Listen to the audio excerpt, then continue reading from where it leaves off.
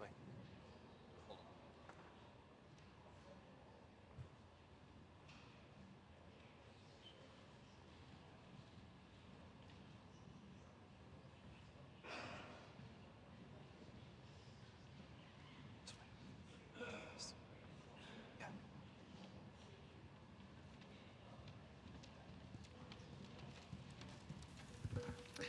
Hello, good evening, everybody. Welcome back to Wigan, qualifying for the Victorian Plumbing UK Snooker Championship. Well, we start round 3 tonight, so there are 4 rounds of qualifying. This is round 3, and some of the real big hitters are coming in this round, including Stephen Maguire, who won this UK Championship in 2004. Has been runner twice since, got a very good record in the tournament, and he's up against China's Chang Bingyu, back on tour and looking dangerous already. He's been in a couple of last 16s this season.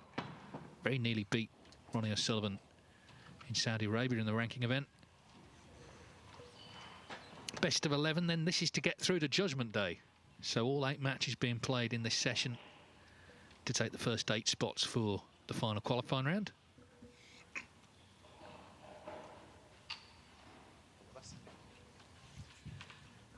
Maguire, of course, the seeded player, so this is his first match in this year's UK Championship. And that always puts a little bit of pressure on. We've seen it already playing, of course, to guarantee ranking points, which he won't get if he loses.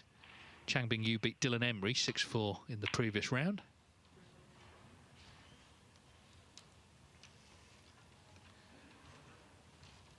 And the winner will play the winner of a very interesting match also being played tonight. Luca Brissell taking on Ian Burns. Phil Yates is here to enjoy it all. As I say, there's some tournaments that seem to suit certain players, Phil, and the UK Championship, Stephen Maguire, is a case in point. Absolutely. But he's got his work cut out to beat Chang Bingyu. Chang doesn't win very many scrappy frames, not as many as he should do, but boy, what a heavy scorer. And the biggest compliment you can pay him, Stephen Hendry is a real big fan. He's played Chang in exhibitions in China and he speaks very highly of the young man's ability. Bookmakers, well, they make Maguire 8-13 favourites, Chang 6-5 against, so they believe it might be close, and so do I.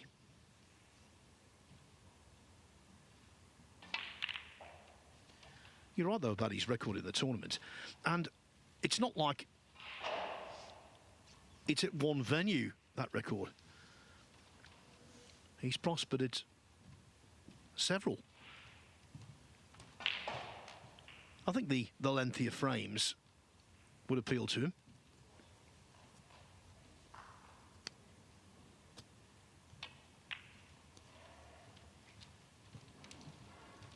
And although his breakthrough in terms of winning a ranking event was the 2004 European Masters, when he really hit the high-profile status was when he won this 21 years ago.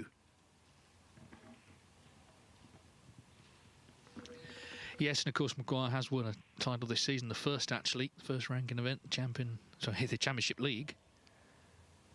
7th ranking event success.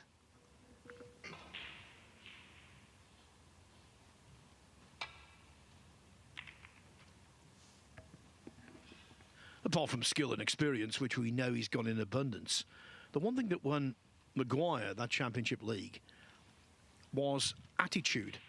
He was involved on day 1 in the very first group, and immediately you could see he was a lot calmer than normal, very determined, and he just refused to allow any setbacks or bad rolls to get under his skin. If he can do that again in this match and going forward, he will be very tough to beat.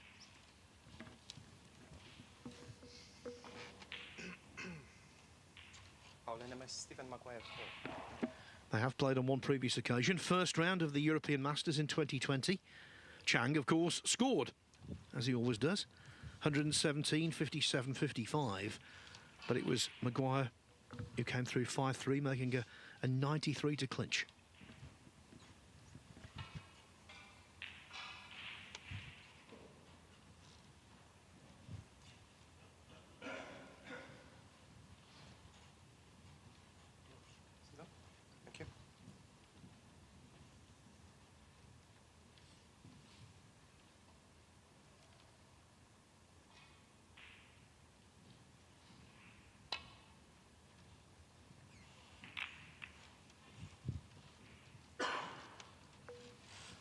Not exactly Selby-esque that, Dave. Off 2 cushions. Didn't flick the Reds enough. Caught them too robustly. There's one other overview to give you about this match. It's a double psychological whammy because these two play each other again next month in the Scottish Open. Yes, on home soil, albeit in Edinburgh, of course, for Maguire, rather than Glasgow. I don't think Stephen Maguire is a great fan of any qualifying setup. It's a means to an end. But if he qualifies for York, he'll be one of the leading qualifiers you want to avoid if you're a seed, because he doesn't care who he plays. He's not scared of anybody. But he's got to get through first. It won't be easy. Could be Brissell in the next round. But I've got to get through this one first. But his record in this event, he's won it. He's twice been runner-up, 4 times a semi-finalist, 4 times a quarter-finalist.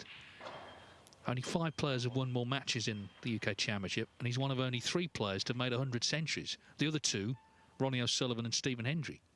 So that is some company to be in.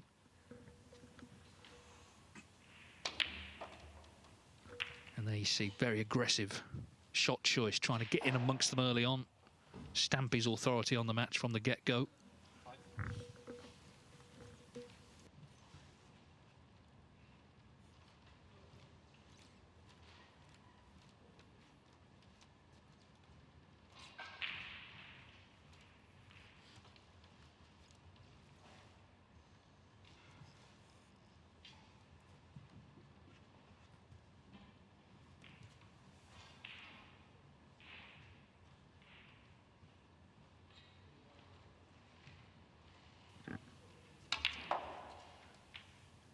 Very good from Maguire. 3 cushions, ideally on the black. You might have noticed there, looking over the partition, the player on the neighbouring table, Dave Gilbert. He's taking on Ukraine's Yulian Boyko this evening.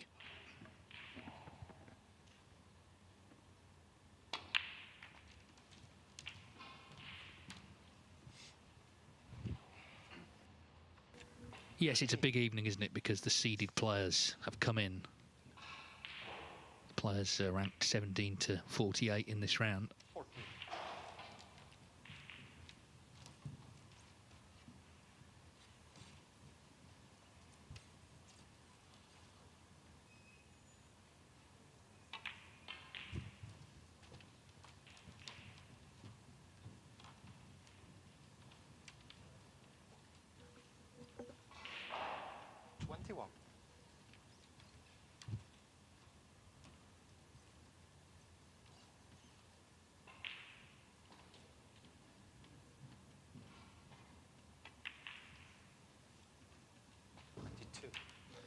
There is the farmer, Dave Gilbert.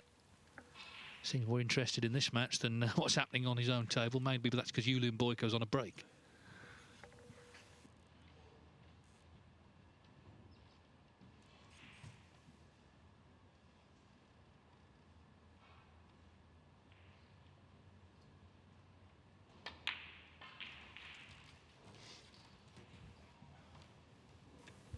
Another former champion in action tonight is Matthew Stevens. Of course, he's already had to come through a match. He plays Lu Hai Chan. We've got Robert Milkins and Daniel Wells.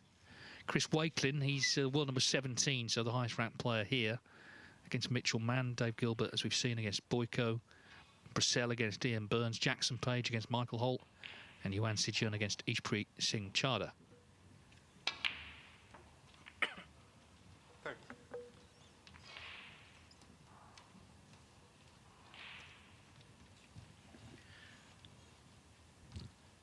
Could have been a slightly better kiss than that, actually. But he still should pop this recovery blue. And if he does so with position attached, really should win the first frame at this visit.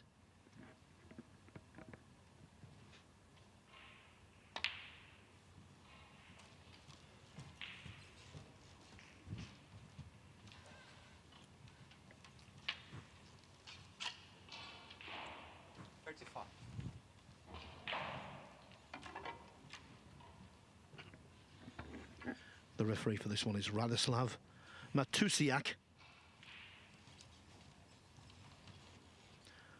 Haven't seen a lot of him. What I have seen, first impressions were favourable.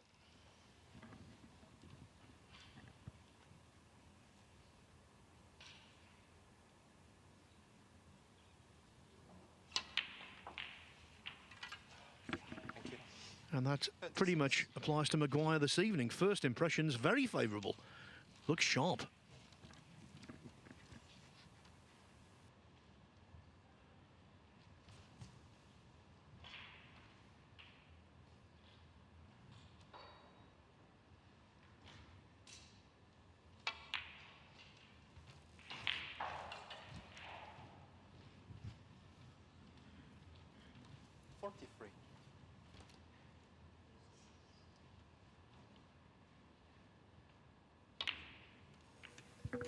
Yeah, of course, a couple of weeks ago, got to the semi-finals of the International Championship, a big ranking event in China. He was outplayed, really, by John Higgins in the semis there, but it was another successful week for him.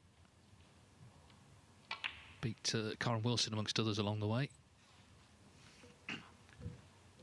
I think he genuinely just doesn't care who he plays, he doesn't fear anybody. He will play his game. He's very wily competitor, Maguire. We know he's always fully committed. 52. And it's starting to look like the perfect start to proceedings. There was an early shot where he got into the reds, which was a statement of intent. We've seen today maybe players starting out a little negatively and then being on their guard the whole match, but not Maguire. He means business. 58.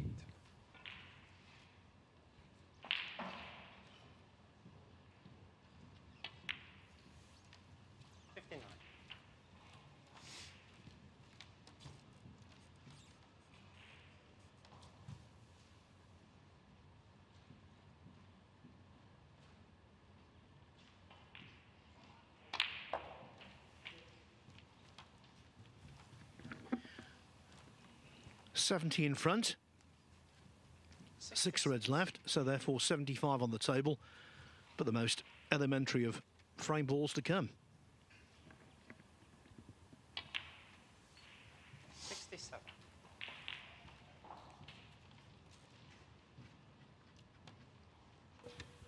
Well, can he add to that tally of 100 UK Championship centuries?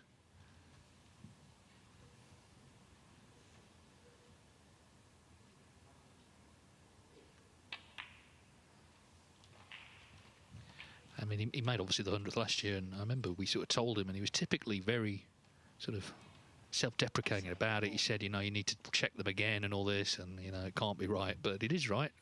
They have been checked again.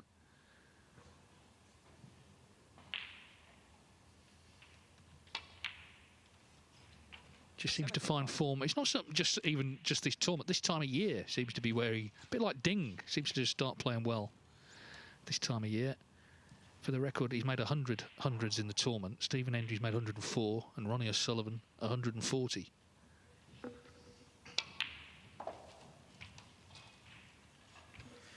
I remember, Dave, when Willie Thorne became the third player to make 100 centuries in all of professional competition, and it was a big story. O'Sullivan's made 140 in just one event. 82.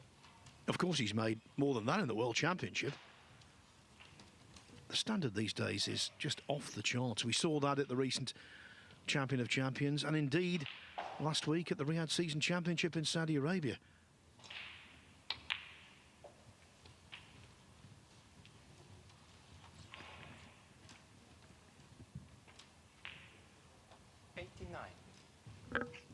So he can make the century without the safe red.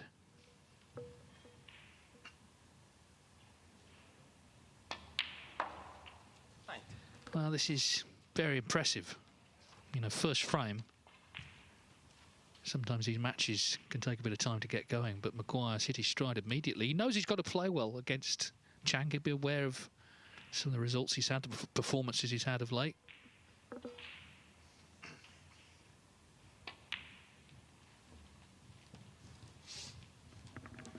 Yeah, up in the players' room, wherever it might be, the players get their heads together, they swap notes, they cross-reference. 97. And they all know just how dangerous Chang is.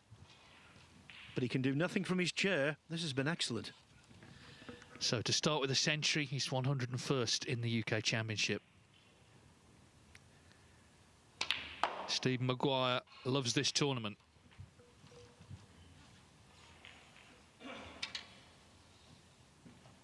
$103.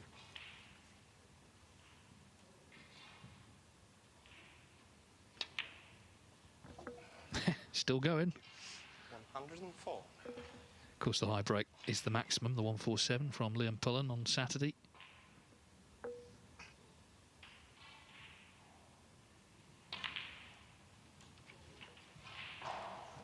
He's made 14 centuries now this season. He only made 7 the whole of last season. 111. So they're already evidence of the improvements in this campaign.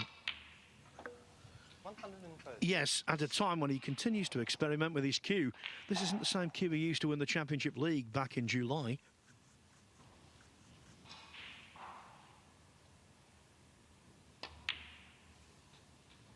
$116. This break is out of the top draw at any juncture of any match, let alone the first frame.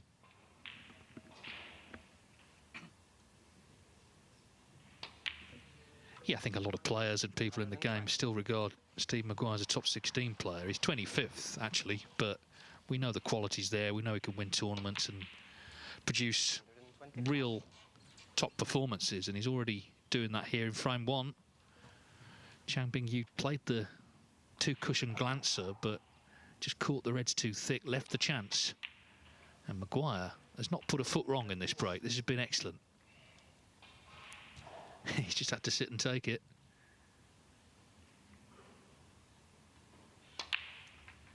Well, what a start to the evening from Stephen Maguire. A total clearance of 138 to launch his bid to reach Judgment Day here at the UK Championship qualifiers. Well, we've seen, I mean, some of the frames earlier on we were watching were very scrappy and disjointed. That was the opposite. That was just a really, really good start to the night, wasn't it? Flawless, really, from Maguire. Indeed, the safety he played to initiate the chance was also excellent. Meanwhile, Ian Burns has won the first frame against Luca Brissell. And Ulian Boyko took the first against Dave Gilbert.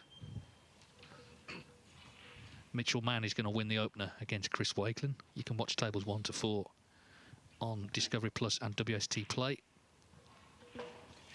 And we must remind you that we have 2 matches that didn't conclude from the 9:30 session this morning. Mihail Shubachik, 5-4 up on Jordan Brown. Igor Figueiredo, 5-4 up on Dwayne Jones. They will resume when tables become available, so it could be a really lengthy day for them. As I made the point earlier on, Dave, their day started around breakfast time and could well finish around supper. Yeah, it's a long day hanging around, isn't it? Because you don't know what time you'll be on. You'll know it's going to be late in the evening, but you're not sure exactly what time. So you're kind of kicking your heels, but that's the problem, of course, if you don't get the match finished in time.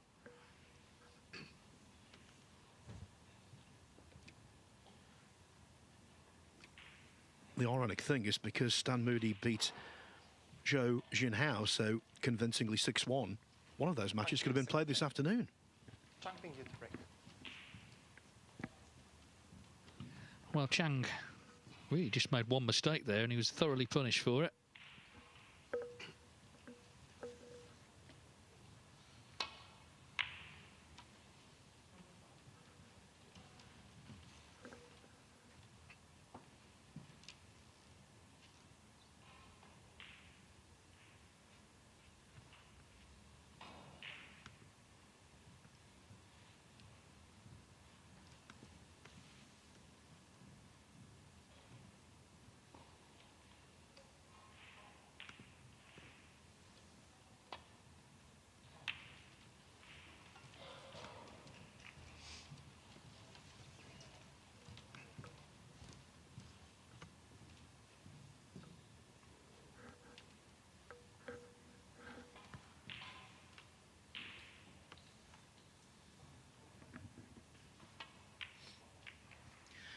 Dave's outlined Maguire's excellent record in this tournament. Overall in ranking events, as Dave said, 7 times a winner, 8 times runner-up, 23 times in addition a semi-finalist. And he's played in a total of 66 quarterfinals, steeped in experience. Yeah, he's one of those players you always hear people say he should have won more, which, OK, is a fine argument, but if he had have done, someone else would have won less. You know, there's only been so many tournaments. 7 ranking events actually is a really good total. It's more than most.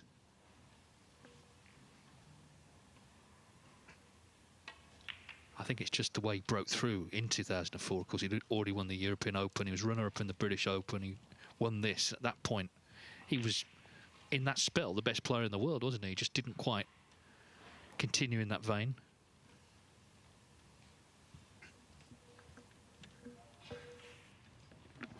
Over the course of a season, you hear lots of outlandish calls. I think it's fair to say that Stephen Maguire, one of the best players never to have won the World Championship, certainly in terms of pure ability.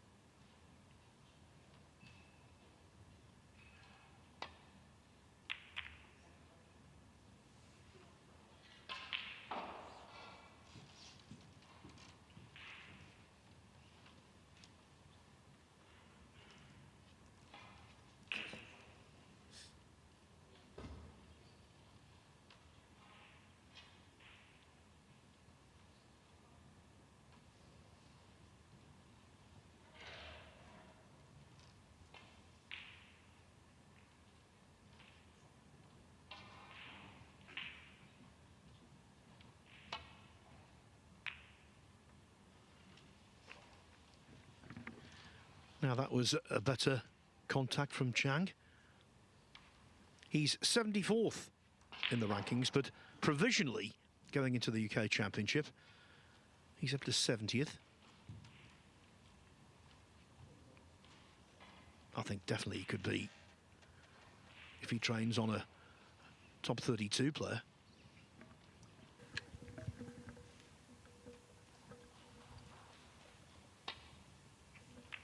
Yeah, Chang on the one-year rankings is 31st as it stands right now, and of course the World Grand Prix cut off top 32 after the Scottish Open actually. So there's the shootout and the Scottish to come. So he's right on the bubble to get in that massive event in Hong Kong with big money, and then of course if you do well in that, you get a chance to get in the Players' Championship as well.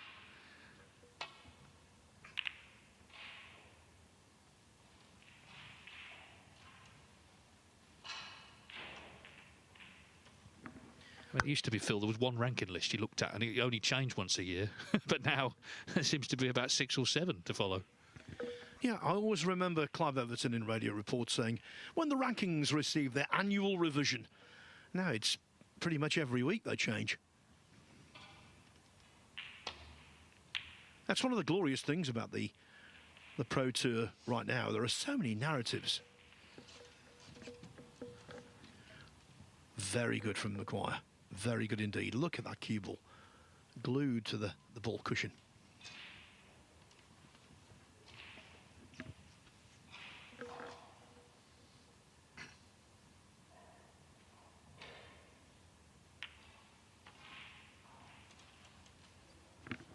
We go all over the world with snooker. We go all over the country, certainly.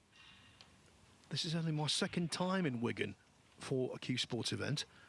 First time for snooker. Originally, I came for a billiards festival. Oh, as Maguire makes his first mistake of the evening. That was quite an error. Yes, and you can see he's not impressed. He'll let you know if he's not, Maguire.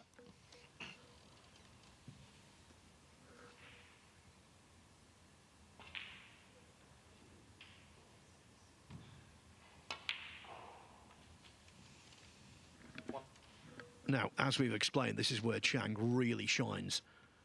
Absolutely terrific scorer.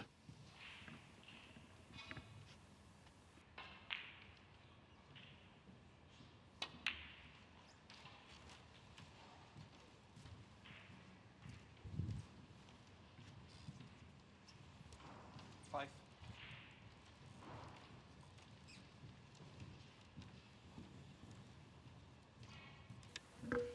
Yes, 15 centuries already this season.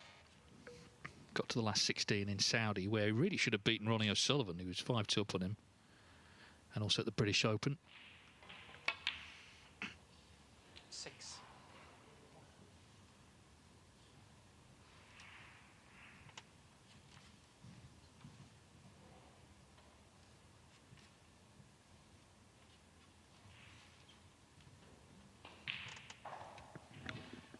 And right now, this is a golden age for left-handers. All 4 semi-finalists in Riyadh last week were snooker southpaws.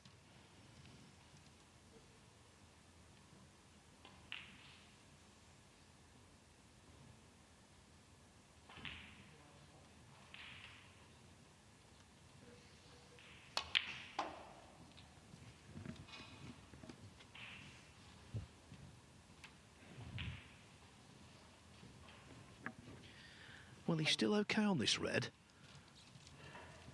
But cutting back into a blind pocket, never easy. We've seen a few of these missed today. Undercut. Not by Chang. 11. Sensibly decided not to try and play too delicately to hole for the blue.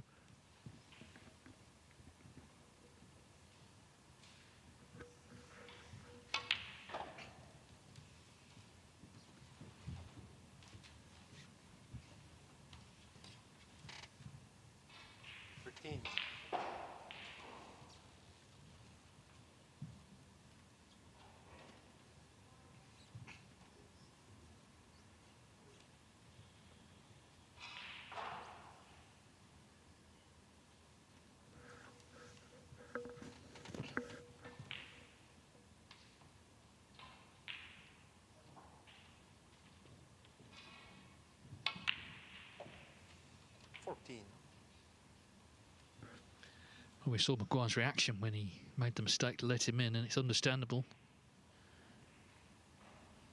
from what we've seen so far.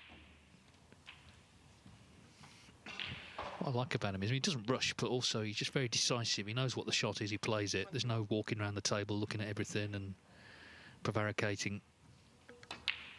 22.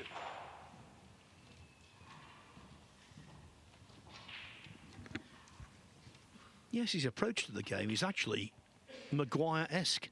They're very similar in their snooker philosophy.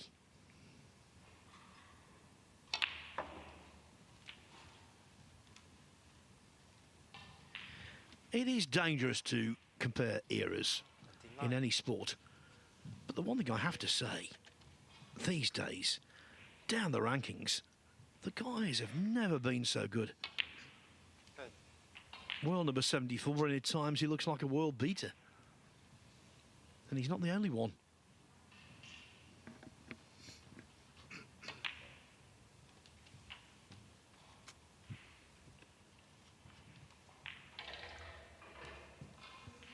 Well, earlier Boyko's made a couple of big breaks to lead 2-0 against Dave Gilbert, who's not potted a ball so far.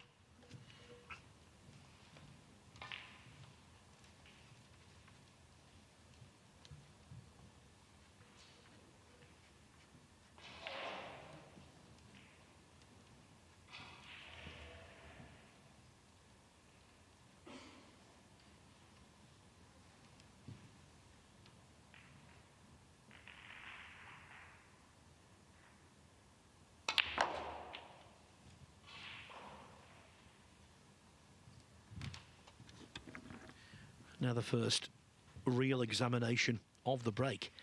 The red just to the southeast of the pink. Does go to middle, but boy, what a pressure pot it is.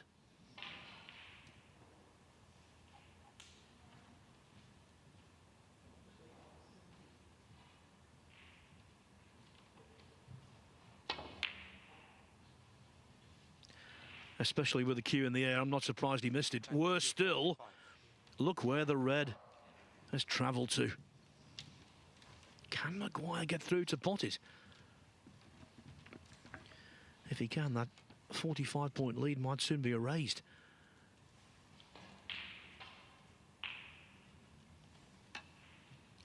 The red didn't quite travel far enough, much to Chang's relief.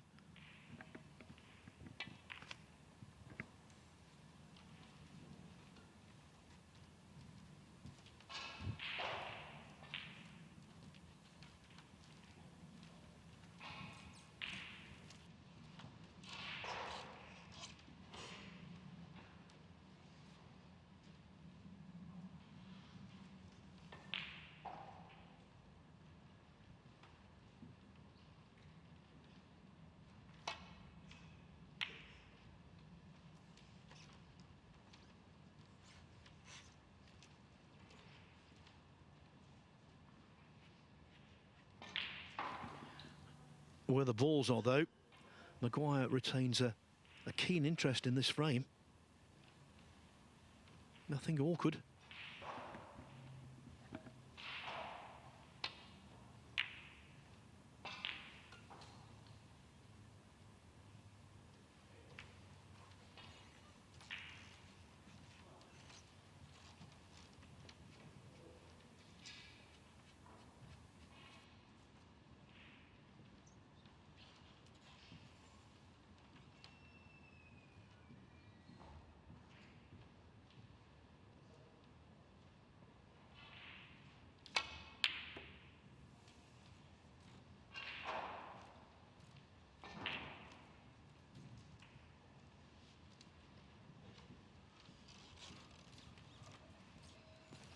Chang very fortunate there. He was so close to the in-off. And where the reds came to rest, as you can see, Maguire would have had a very simple opener, albeit from distance.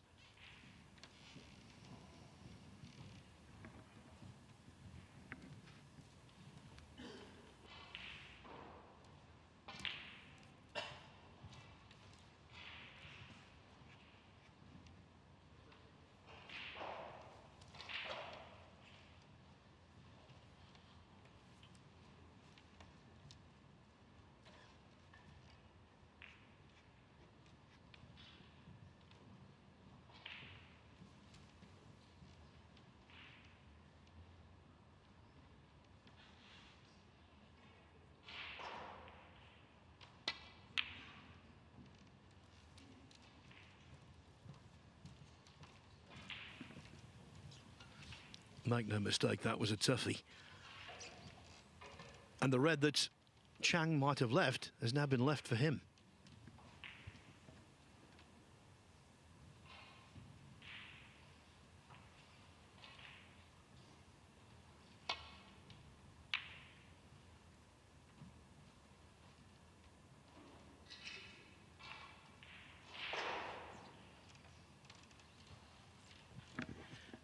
Well, we know for a variety of reasons which red Maguire is going to play off here. The one that's run awkwardly, because it provides an obvious safety. Trying to get in behind the line of the green and the brown.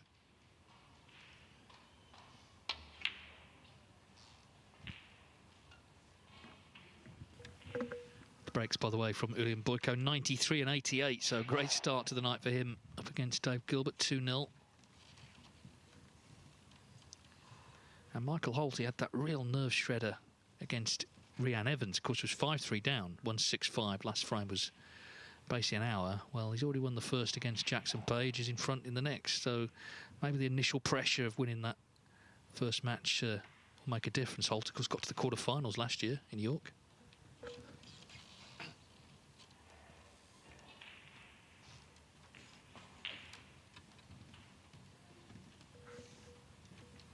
Chang found himself in a spot of bother And he has left this cut back red.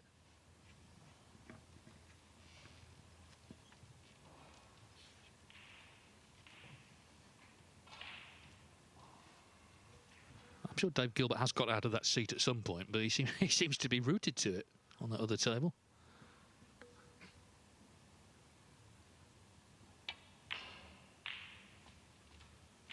One.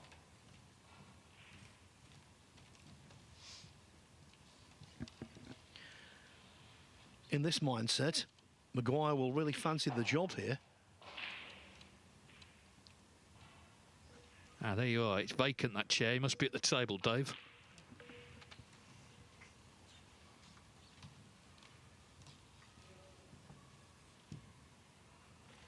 So, of course, there's 4 sections in the draw. This is the first of them. The next 3 play tomorrow, and then Judgment Day, Wednesday and Thursday. We'll have our regular coverage with Rob and Ken, and well, it might maybe Stephen Allworth. Depends whether he's playing. But we'll be jumping around the 4 tables, bringing you all the best action over the 2 days.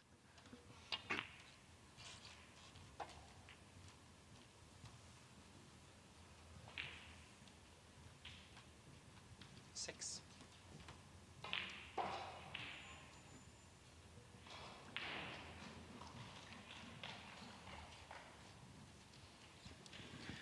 A tiny flick on the 2 reds close together near the top cushion could have been beneficial there.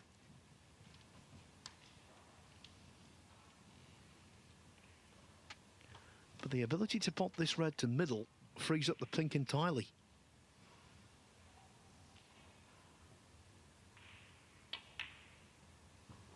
Seven.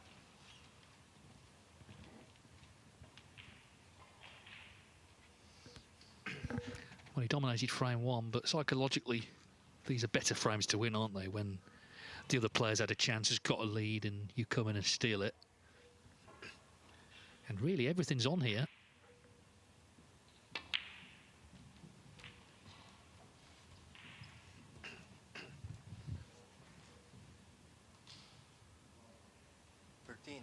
I always think with Maguire, and it's a compliment, I assure you, you always fancy him more at the venue than you do in the qualifier. There's players the opposite of that. You think they might get some good wins in qualifying, struggle at the venue, but I think if he qualified, he really would be one to avoid. 14.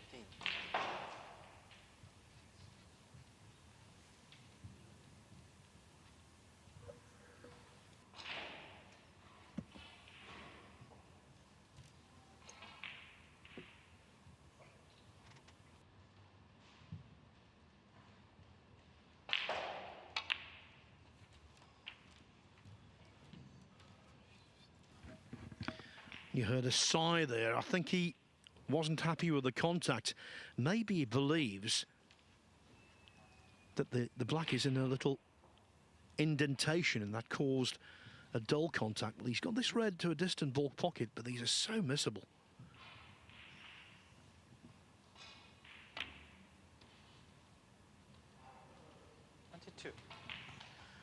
Simply excellent. Simply excellent. Again, a tester on this black. Quite thin. Thinner than it looks on your screens.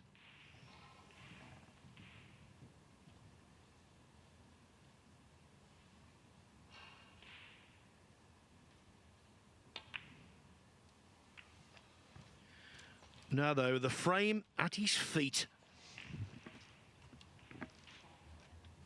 29.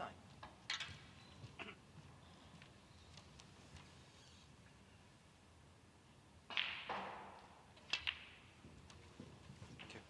30.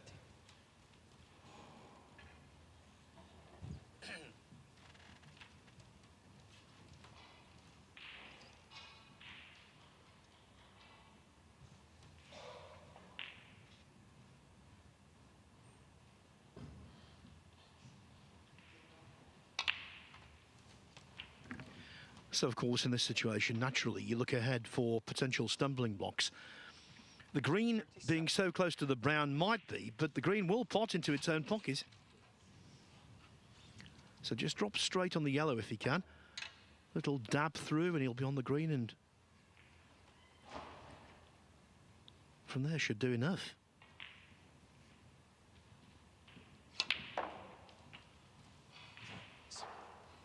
58.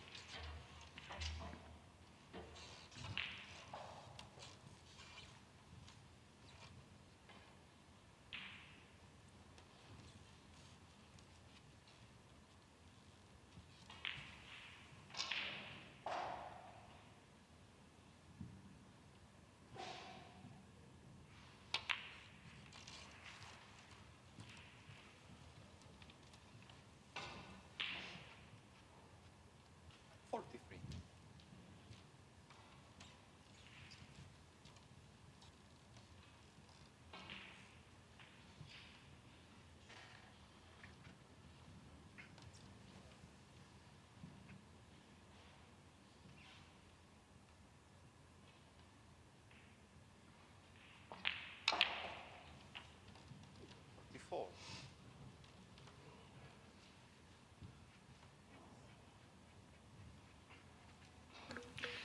Maguire displaying real focus here, isn't he? You know, he senses this is a big chance early in the match to land a blow.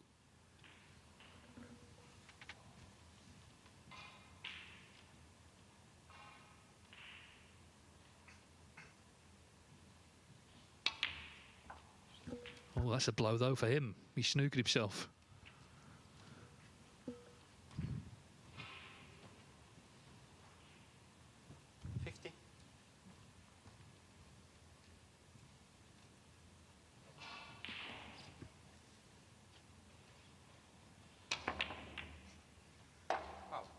Oh no, now he needs this red on the cushion, basically. Chang Bingyu 4. He may have got away with that, but that finished rather suddenly, didn't it, that effort?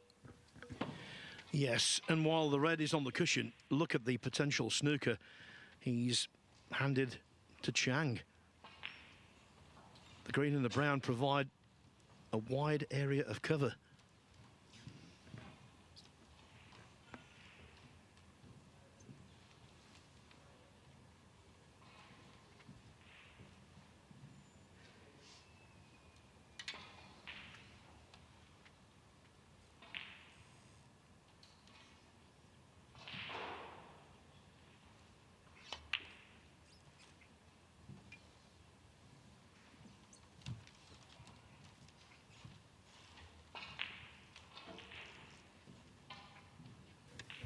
Well, I don't know if he's got the snooker here. Like you say, it was a big area to cover the cue ball with, but it looks like he can get through.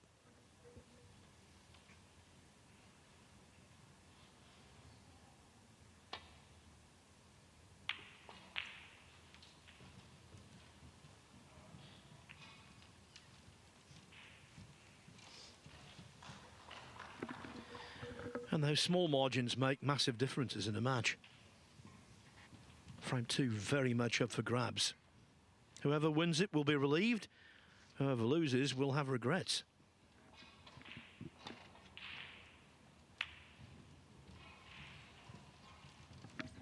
And again, Chang guilty of being grossly clumsy.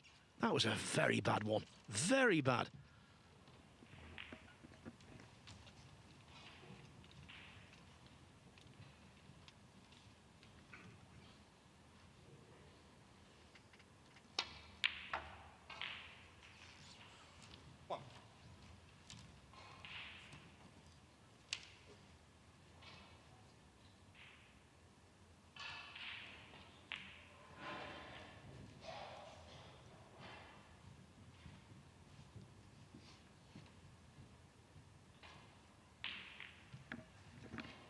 This could be the crunch pot of the entire frame.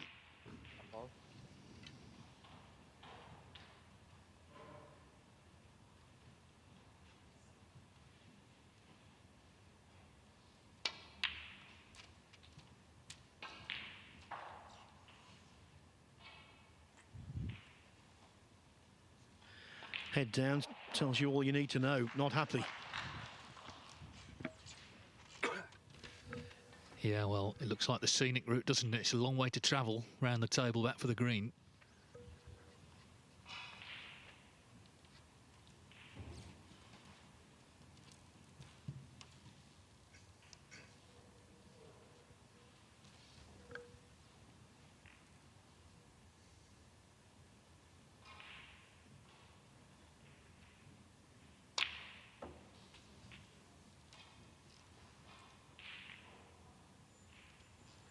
Tell you what. I'll tell you what. That'll do. Well, it's just run on a little bit, hasn't it? So it's not quite ideal. I thought for a moment he was going to be basically perfect on it.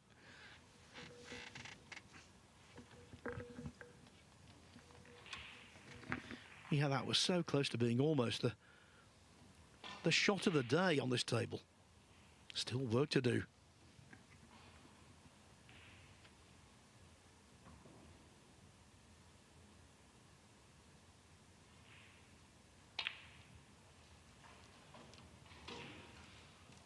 Stephen Maguire, 7.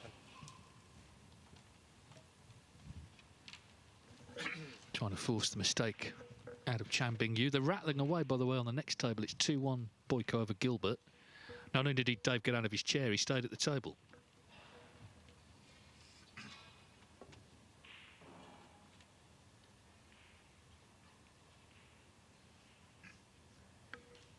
Mentioning no names, but I was talking to one of the referees about, you know, these matches, best of 11's going to be long, and I said, you know, you're lucky if you get a short one at night. And they said, no, you're not, because there'll be a match coming back on, and you have to do it. He said, you want to ideally be third or fourth off.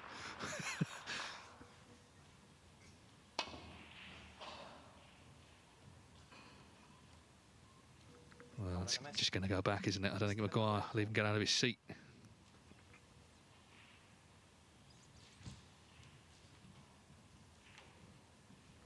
Yeah, I mean, the officials have put some hours in, haven't they? They really have. You know, there's been some very long matches, late finishes.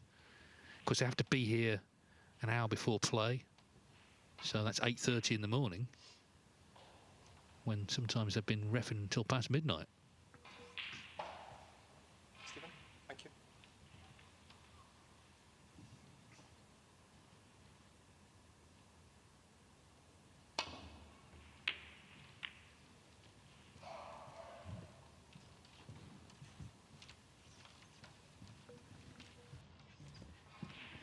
Now, that might elongate the frame somewhat because Maguire, 12 ahead, he still needs the brown. And, of course, Chang needs them all.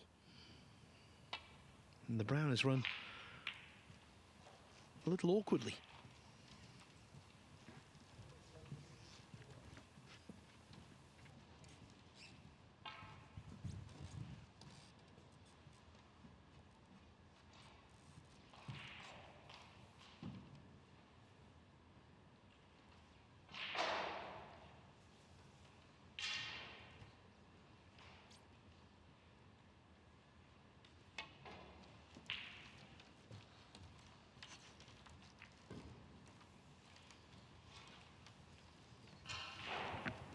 You can see this kind of frame, not Chang Bingyu's forte. I mentioned at the top of the match that he doesn't win a great percentage of scrappy frames.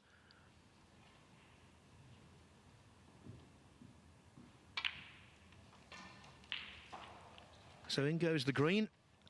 Maguire, 15 ahead, knows that this brown is frame ball. But it's no bargain. Especially with the black slightly hindering.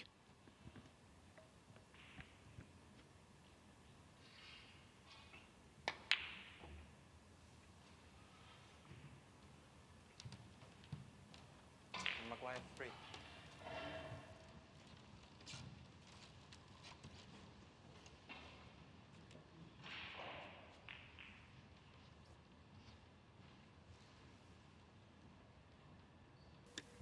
It's 2-1 Michael Holt over Jackson Page, so another quick affair there.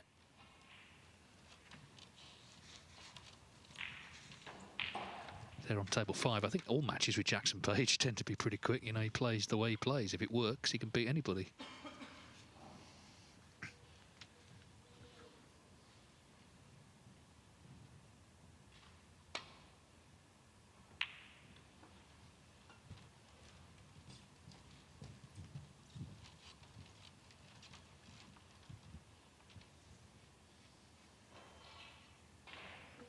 Other end of the scale, it's still the first frame between Yuan Si-jun and Ishpreet Singh Chadha after, what, 50 minutes of play.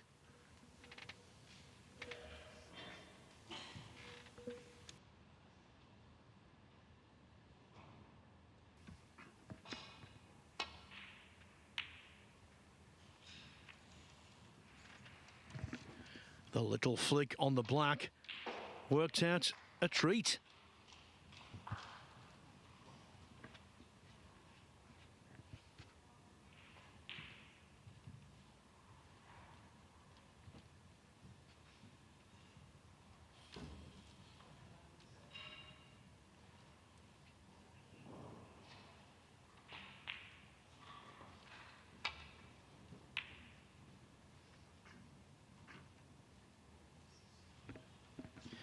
That is pretty good, you know, from Maguire. Good visualisation and execution.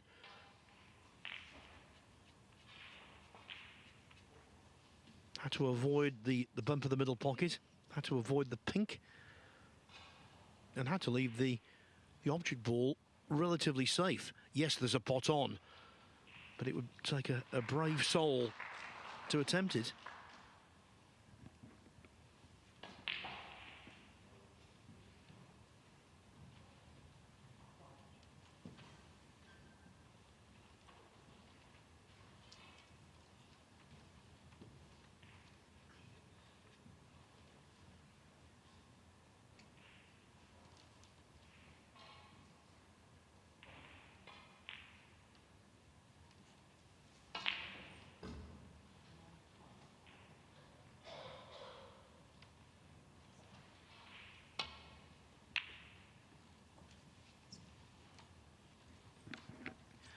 Chang just swerved the double kiss. He has left an edge of the brown out, though. So Maguire can get the safety initiative here. Can't see enough of the brown, I don't think, to pot it.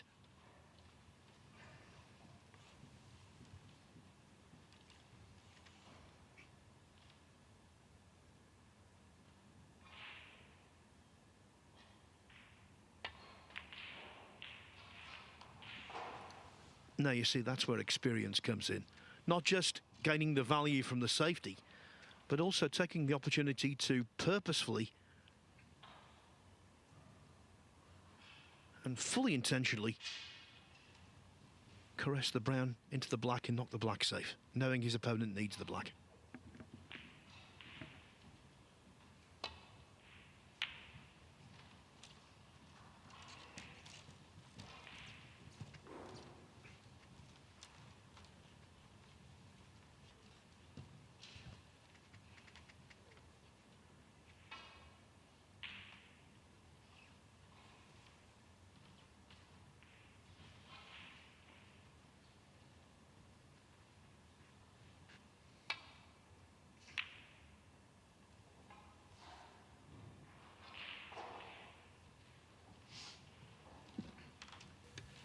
Just for a moment, he was concerned about the cue ball. Of course, that would have been calamitous, really. Leaving the brown on, but he didn't. Going off. Chris Wakelin and Mitchell Mann are on the pink in frame 2 there. Mann just needs the pink. Wakelin both balls. It's 1-0 to Mitchell Mann. Remember, Chris Wakelin 17th, so he's the highest ranked player in the qualifying.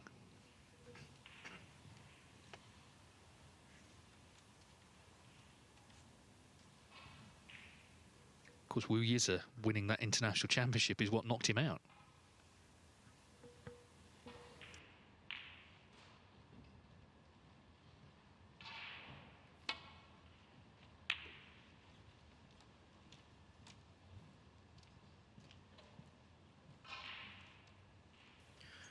Chang was looking anxiously as the brown was going back down table, but it stopped well enough in time.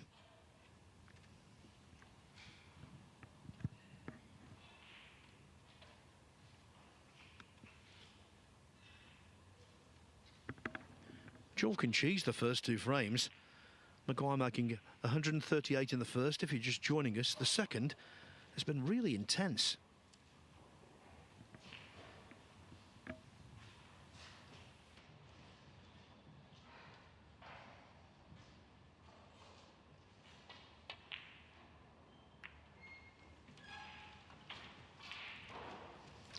But I must say, Dave, I like the patience that Maguire is adopting.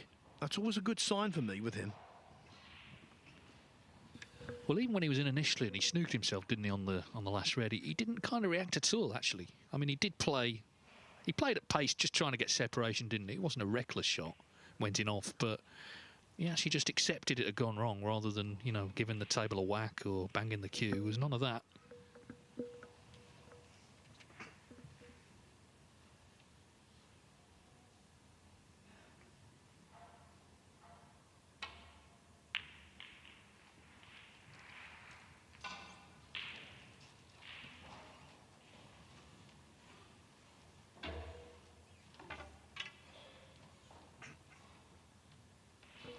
Looks like Chris Wakelin has thrown away that second frame. He took on a long pink. He's left a much easier one for Mitchell Mann, and it's all he needs on table 2, and he's knocked it in. So 2-0 to Mann.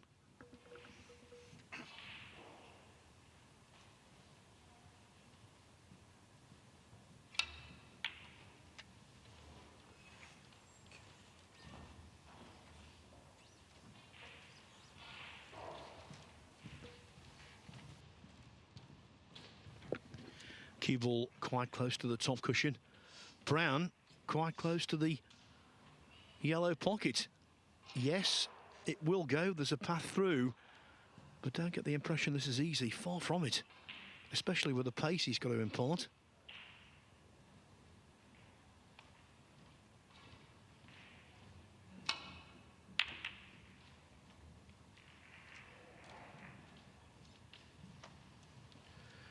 Fortunate there not to leave any form of potting opportunity. Certainly any easy pot.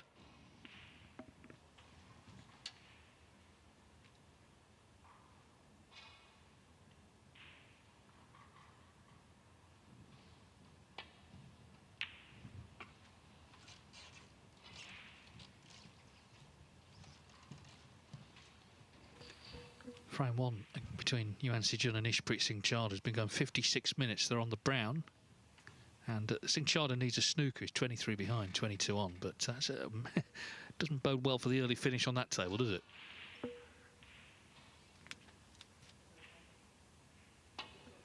John Pellew refereeing that one. Now there, where's the brown? Is it in? Oh, wow. And he's now gutted. The blue's not on its spot. He would have the perfect angle for the pink.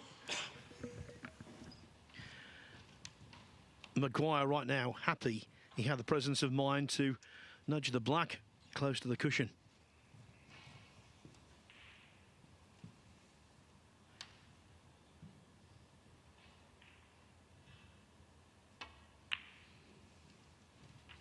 Nine.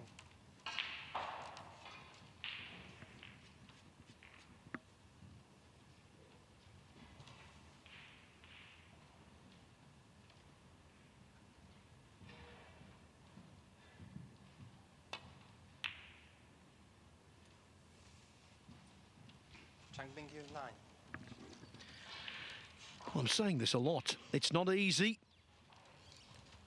but at least Maguire is back at the table.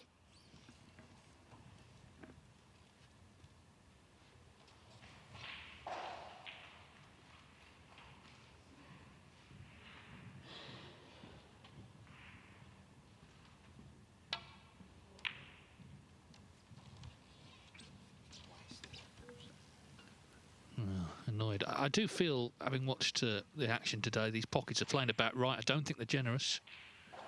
I think they're about how they should be.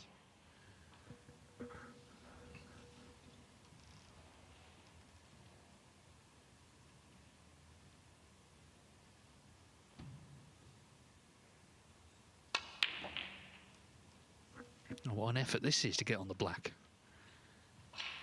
Oh, well, he's just about... can just about see it. If he pots this, then this is some way to win the frame.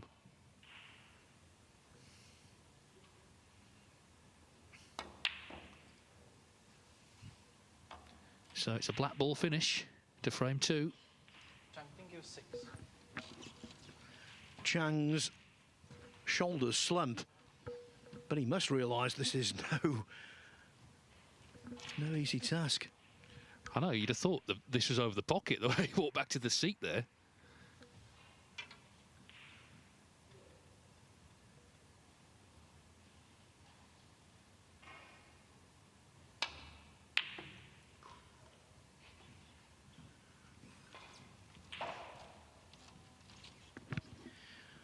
just miles away. When you miss a pot by that distance,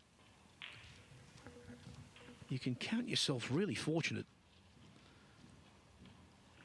that the object ball has run awkwardly.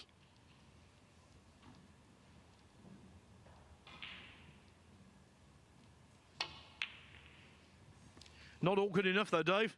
7 in the frame. Chang Bingyu. Well, very dramatic finish to the frame, to say the least. Chang Bingyu knocks in the black. Chances galore there, but it goes to Chang, and we're all square at one apiece. Yeah, Maguire's just got to get over a couple of the misses there and the mistakes that contributed. He was looking good, certainly for 2-0. Looking good to get to the interval first. Jackson Page and Michael Holt. 2-1 to Holt, but Page 71-0 up in the next with only 67 on. So that's, you know, you get all sorts here. That's been going an hour. They're about to go 2 each. And they've got that other match I mentioned to Yuan Sijun and Ishpreet Singh Chadha were in their first frame. And in fact, it's still going, that frame. Oh, it's just finished, literally just finished. So Yuan Sijun, an hour-long frame it was. He just won it. 1 down, 10 to go. Can't escape the impression it's going to be quite a late finish here, especially with those 2 matches from the morning sessions still to go on when tables become available. I think our match, Maguire has to try and erase the memory of the second frame as quickly as possible. If he does, I think everything will be fine. If he doesn't, it could be corrosive. Now, if you're a member of WST Play, you'll be aware of this already, but of course you can attend the qualifiers for free if you're a member of WST Play. It's £12 for a day ticket, but signing up to that, you get in for nothing to the qualifiers, and there's all sorts of archive you can enjoy on WST Play, including most recently the 2013 shootout. Of course, it's going back to Blackpool this year, so they've rolled out the tapes from that event, and all sorts of great action, hours and hours of it, that you can go through at your leisure. Matches well remembered, matches some will have forgotten, but it's all there.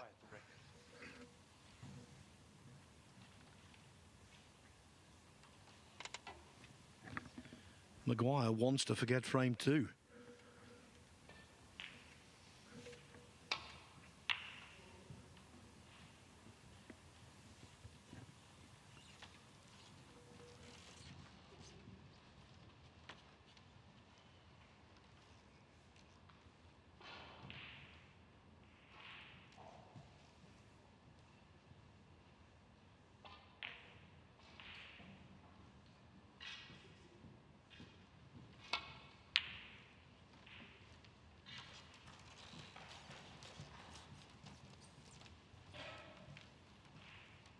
So we'll just run down the scores on the 8 tables so far this evening. Of course, 1-1 here. Robert Milkins 2-1 up on Daniel Wells. Michael Holt 2-1 up on Jackson Page, going 2-2, we think. Mitchell Mann 2-0 up on Chris Wakelin. 1-1 Ian Burns and Luca Brissell. 1-0 to Yuan Sijun over Ishpreet Singh Chadha. 2-1 Julian Boyko over Dave Gilbert. And 1-1 Matthew Stevens and Lu Haiqian. And to confirm, the 8 winners tonight will take their place in the first of the 2 judgment days. That'll be Wednesday and Thursday, where we have the final 16 matches.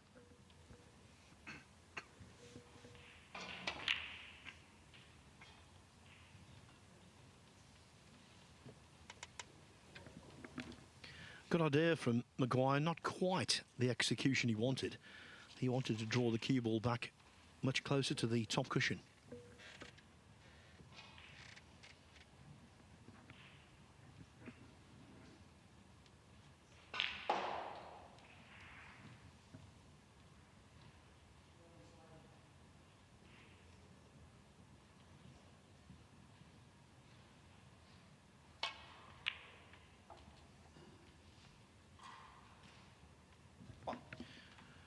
So often players bemoan bumps of the middle pocket. That one, what a boon for Chang.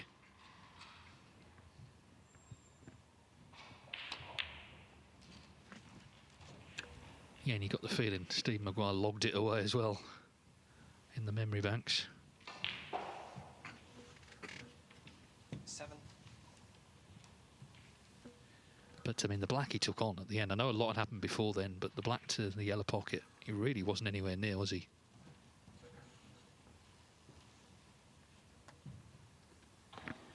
No, the cue arm was full of angst and tension.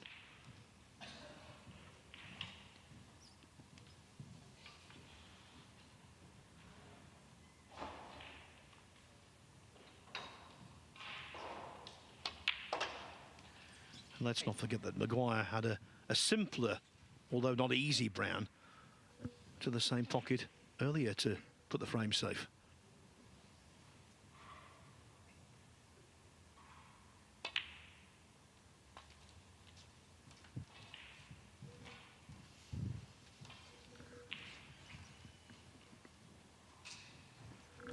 Chang did reach the last 32 of the UK Championship in 2020, but the format was different then because, of course, everyone came in round 1 as a flat 1-8 draw. This is a tiered system, hence the seeding bands. Different players come in ahead of the last 32, which, of course, is the first round for the top 16, but there'll be some players who may have won 4 matches to get that far.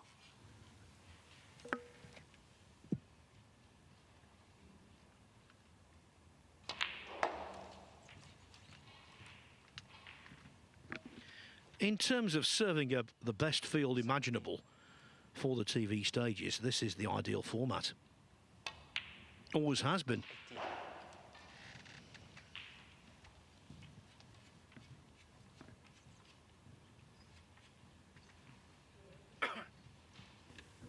Yeah, you speak to low-rank players, they prefer it because they're not playing Ronnie O'Sullivan, Judd Trump, Mark Selby round 1. You know, they're playing players who are around their ranking, around their standard. They get a chance to get a bit of momentum going.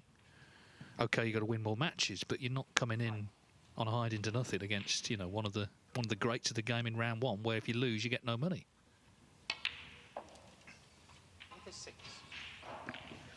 Yeah, before the open 1-8 draws were brought in,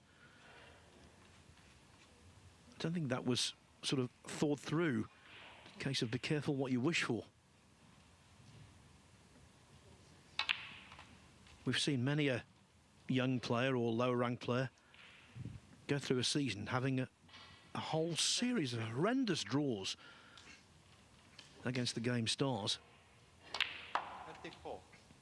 And of course, it's a drip effect. The more you lose, the more the confidence goes.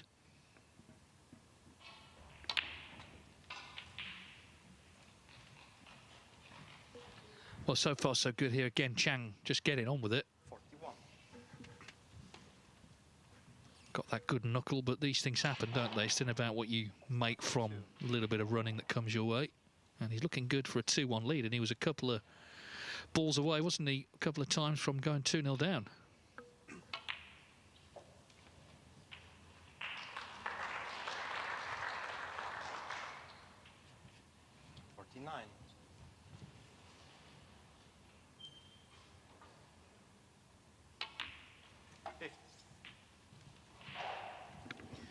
Yeah, just underlining the fact he's a silky scorer.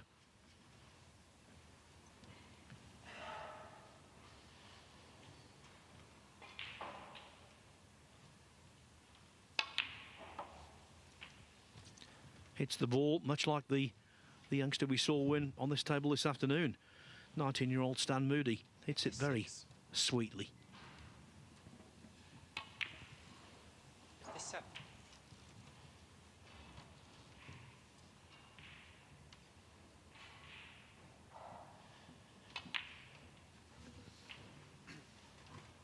So this red and a colour, and it should be 2-1 to Chang, and this frame has been a very swift affair. 65. Just make sure this black.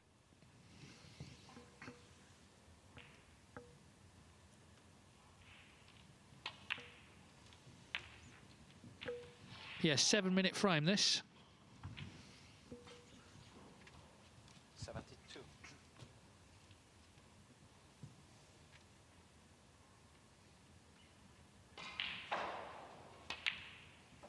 3.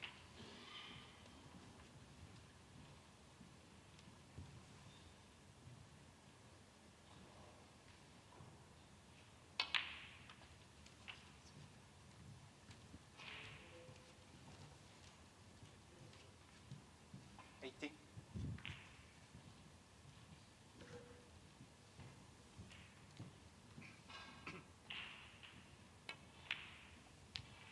81.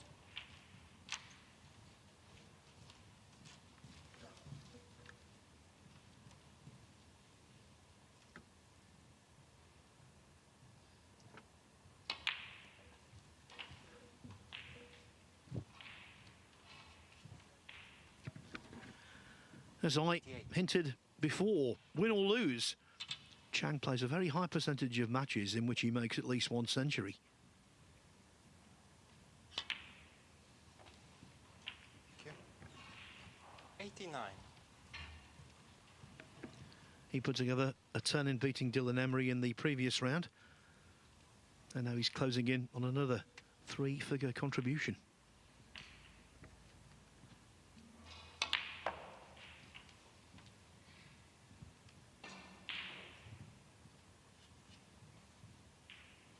$96.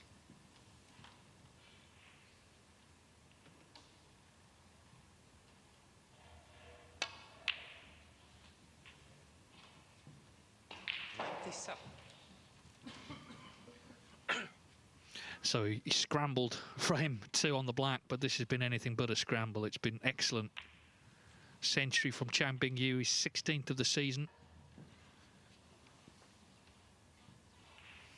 102. Really made in the blink of an eye, and Maguire has just sort of sat and, well, had to take it. Simple as that. And, oh, wow, they're still going in. Wow.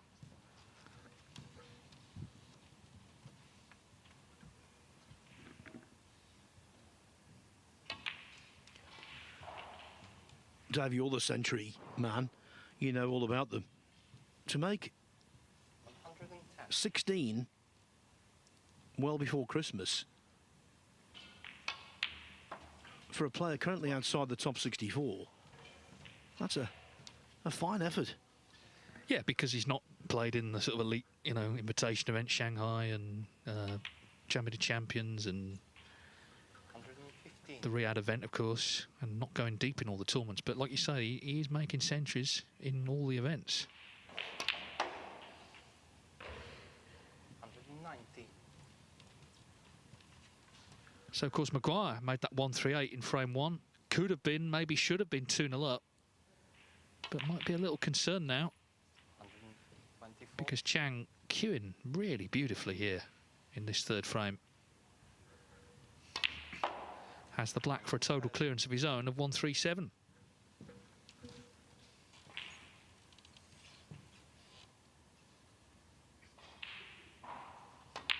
Yeah, very special break that. He really did look good throughout, was never really out of position. And Chang Bingyu emphatically takes the lead here at 2-1. Well, that was pretty breathtaking stuff, you got to say. Luca Brissell, meanwhile, he's made a break of 61 in the third frame to lead Ian Burns 2-1. And as Phil said earlier, we have got those two matches that have to come back later. The first two tables available. Igor Figueiredo 5-4 up on Dwayne Jones. Michal Shubacek 5-4 up on Jordan Brown.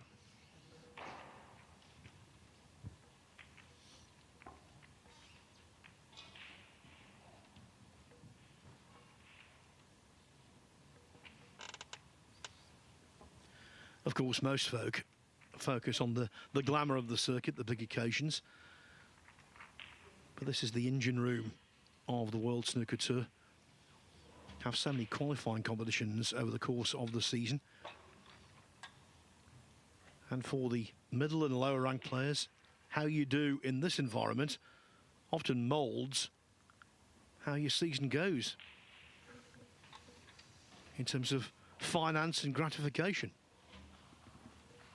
Yeah, and I think leaving aside the money and the points and all that, just to walk out of York to get that big introduction from Rob Walker, the packed house, you know, that's why you play snooker. It's not to with the best will in the world grub about in qualifying. It's to get through to where everyone can see you Chang Bingyu. in the final stages. That's what these two are trying to do. And it's Chang Bingyu with that 137 who has the lead 2-1 as we have this fourth frame, of course, before the interval. In terms of who the winner will play, Luca Brissell has, say, 2-1 up on Ian Burns. So, you know, Maguire, Brissell kind of stuck out as a potential matchup in Judgment Day, but you can take nothing for granted these days.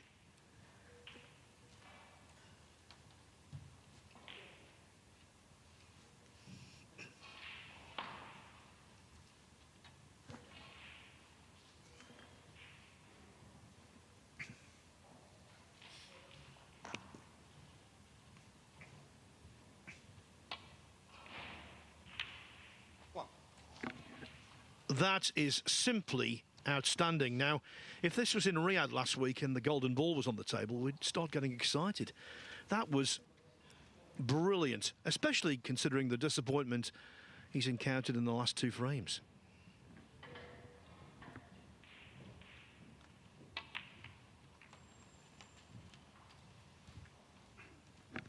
Thought you made a really good observation, Dave, about the pockets. Over the course of the last month or so on the tour, there have been a few variations. The Northern Ireland Open, I thought they played quite tight. International Championship, just the reverse.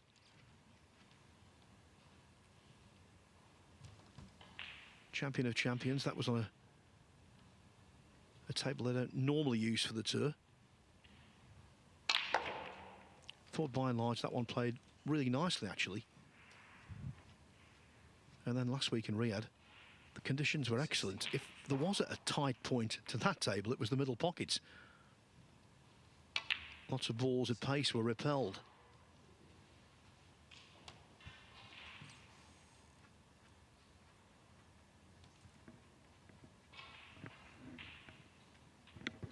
Yeah, star tables are being used for this event, and indeed they're used for the vast majority of events on the World Snooker Tour. They are simply wonderful pieces of equipment. Rasson tables, they're used for the two championship leagues, Invitation and Ranking, and also for the Champion of Champions.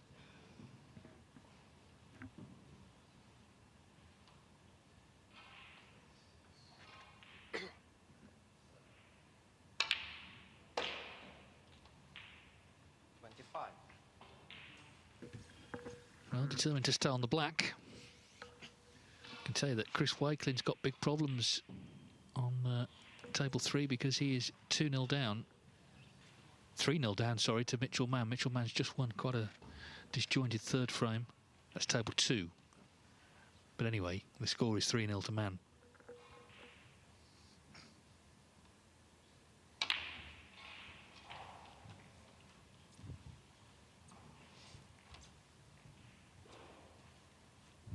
Two.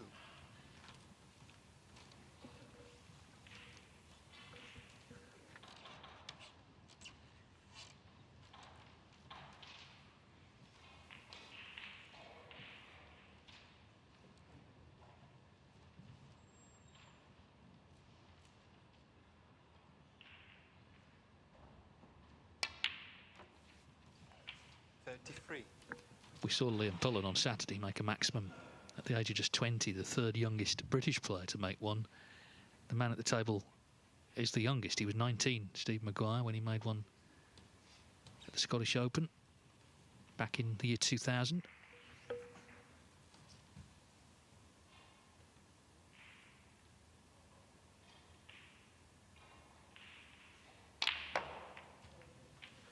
There's Mitchell Mann in the background having a look. Yeah, the youngest ever, just 16, from Thailand, the rather exotically named Thanawat Tirapong Paiboon. Don't get to say that every day. Thanawat Tirapong Paiboon. 16 he was.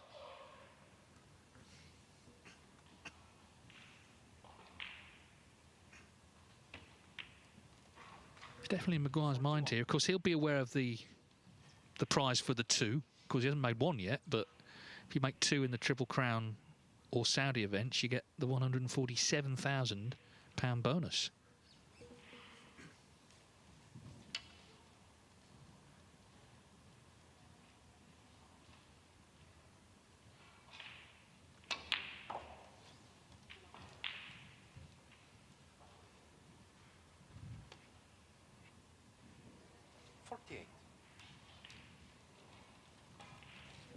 Well, let's see here, because it's far easier to play on the blue here. Well, it looks like he's playing for the black. Or trying to. 49. But the frame's not won yet, is it? This is a thin one.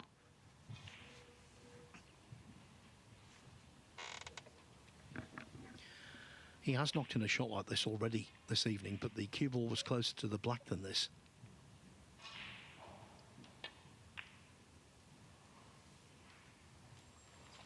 Well done. If my memory serves me correct, when he made 56. his first 147 all those years ago, I think it was on the same day that Dennis Taylor played his last match on tour. And so it was a little overshadowed. This one wouldn't be, because it would be the record-breaking 16th 147 this season.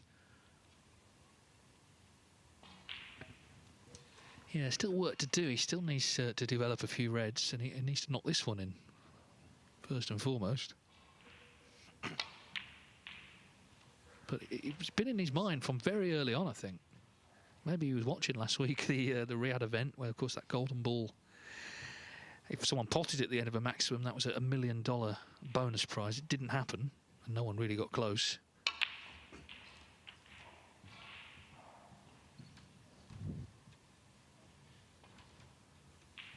Yeah, we kept saying $1 million, which was correct.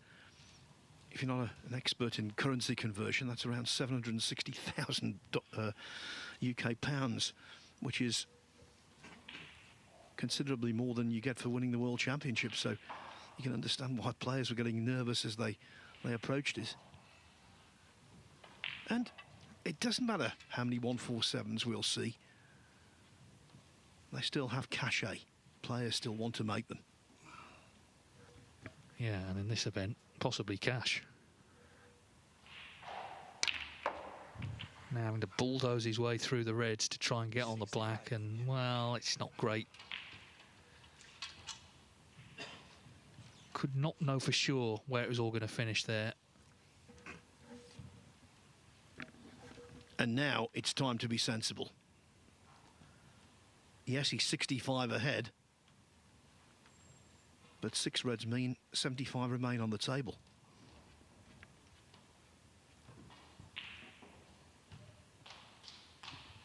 We saw last week in Saudi Arabia, Mark Allen make 72, went for a hero red, quite understandably with that prize on offer, ended up losing the frame. He's trying to cut this in. And he has done. Well, this is adventurous, but he's still going. There'll be some next red, but this is still potentially on. Like you say, the frame's not over yet. This was the exact position Mark Allen was in, isn't it? Against Neil Robertson. Yeah, missed this red, or this corresponding number red in the break, and Robertson cleared up with 73. Well, if it's any omen, it's the same ref as, as for Liam Pullens on Saturday.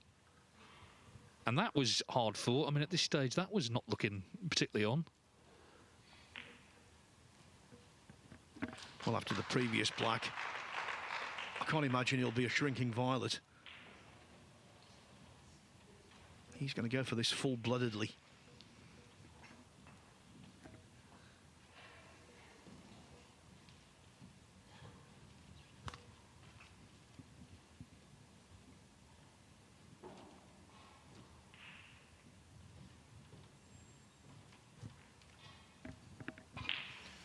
It's not the pot he's thinking about, it's how on earth to get on the black. Because, of course, the black won't go into one of its 2 natural pockets.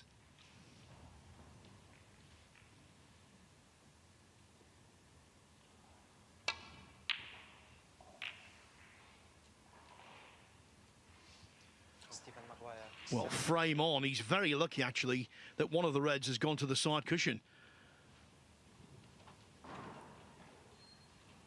Can Chang complete what would be a great escape?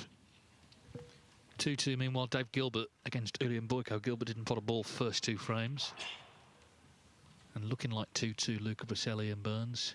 Chris Waithin 3-0 down and behind in the next against Mitchell Mann. Yeah, that red on the cushion is what Maguire was pinning his hopes on. He'd be happy he's not playing John Higgins as well, because he will find a way probably to double it or something. The other negative for Maguire, as we've just seen from that shot, Chang not obliged to pot blacks all the way. He does have a couple of points to play with. So now from here to win the frame. 7. He needs to pot a black with 4 reds and a pink with the other. 8.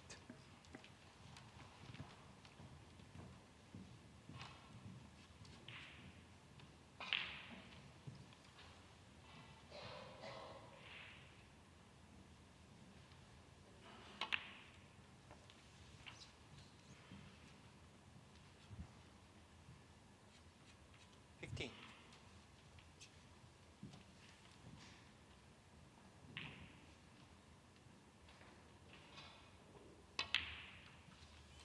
60. A break of 72 will not get the job done sometimes.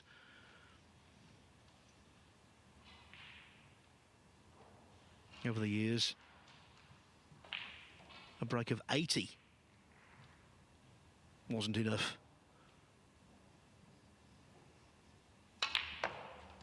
More recently, at the ranking event in Saudi Arabia, Tipchara Nu made a break of 78 and lost the frame. 23. Tough school.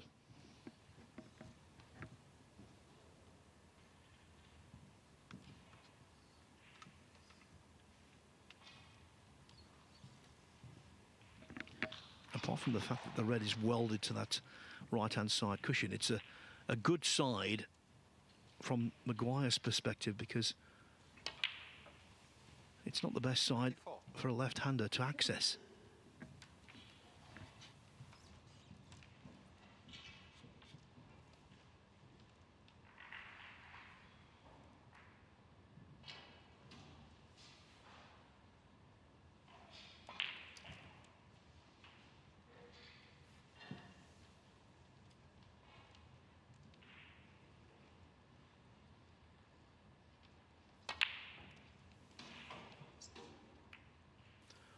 All a moot point now, Dave.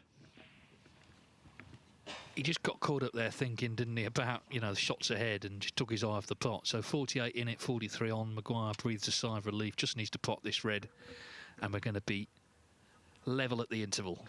It's been good stuff, this, dramatic. We've had the 138 from Maguire, the 137 from Chang in between the black ball frame. This one in the balance, Maguire chasing the maximum, Chang chasing the clearance, but it falls in the end to the Glaswegian. So still a possible 7 frames to play.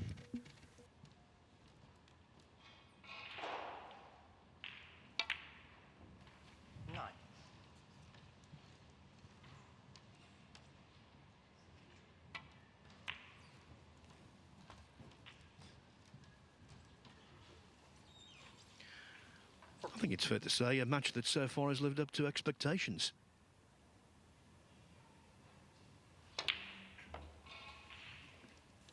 Yeah, it always looked like one of the standout matches of the round, didn't it? And yeah, it's been great viewing, actually. And of course, we'll have a 15-minute break, and we'll see it through to conclusion as the blue threatens to take the set down there. Thankfully, no damage done. But anyway, Maguire will be relieved that Chang didn't make the clearance. And they'll be back in 15 minutes' time, all square at 2-2, playing for a place in Judgment Day here at the UK Championship. And we'll take a break and return in 15 minutes.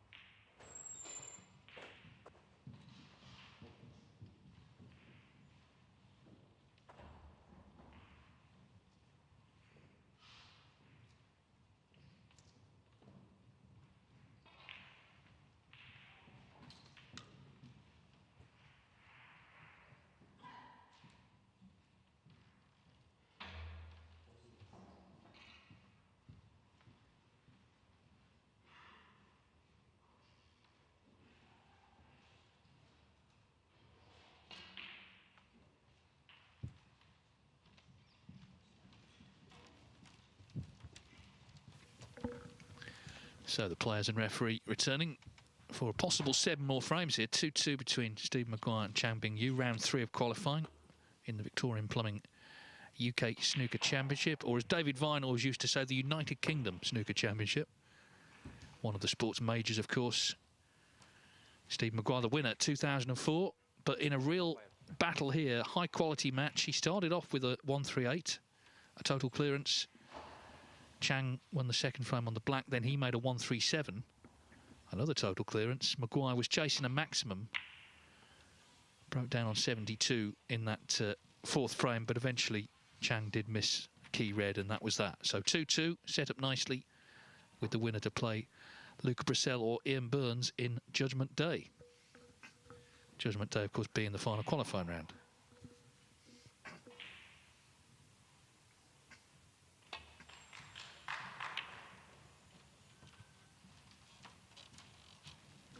Well, not a good start to proceedings for Chang, leaving him straight in here. Well, Maguire was chasing a maximum in frame 4, and he might well do the same in the 5th.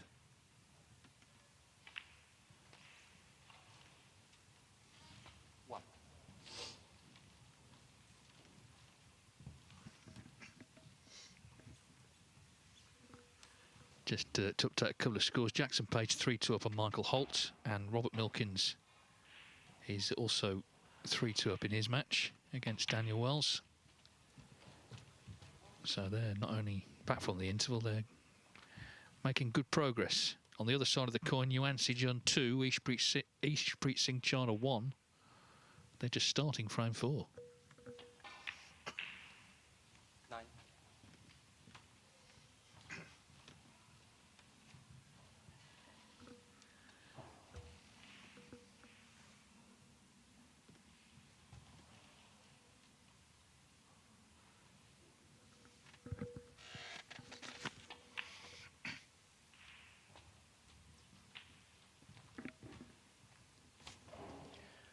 16.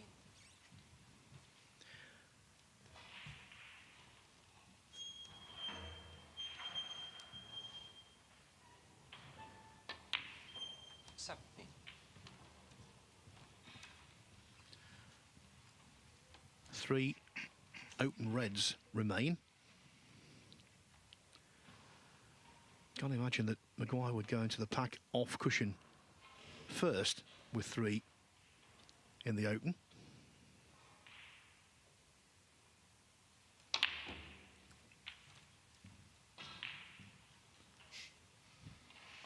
He just caught that a little bit on the thick side though, and that's why the cue ball hasn't travelled as far as he wanted it to.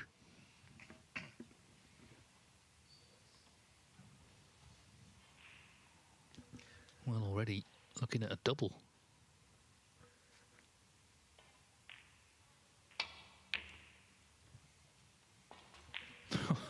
Which he's nailed. Okay, he's not great on the black, but shows you his intent here.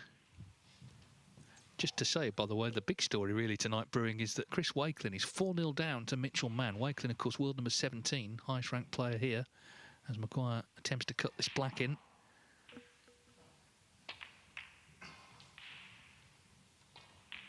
Which he's done. Things not conspiring for him, though. The red won't go past the blue into the yellow pocket, so more hard work to be done.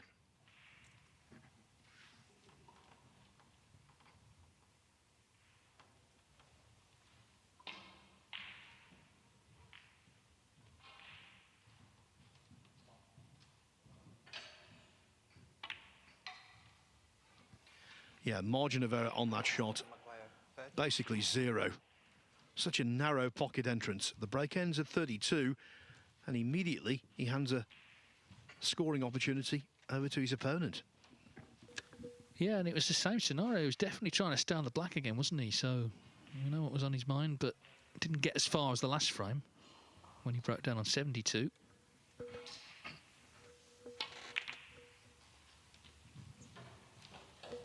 Dave Gilbert's gone 3-2 up on Ulian Boyko, of course, representing Ukraine. He was 2-0 down. In fact, he didn't pot a ball those first 2 frames, Dave. We kept seeing him sat in his seat, didn't we? But he finally made it to the table and has started to play his best stuff, it would seem.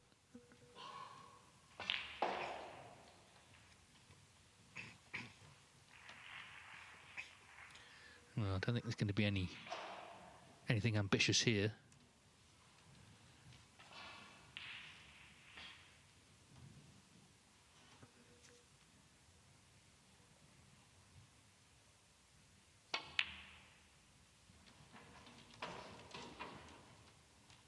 Chang Bingyu 1.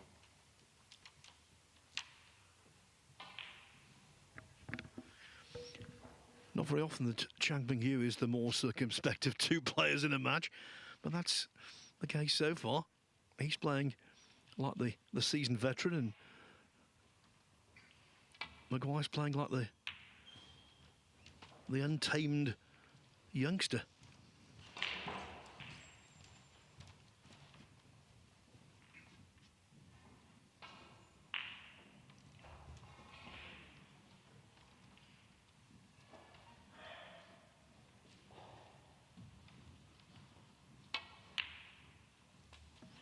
Lovely pot.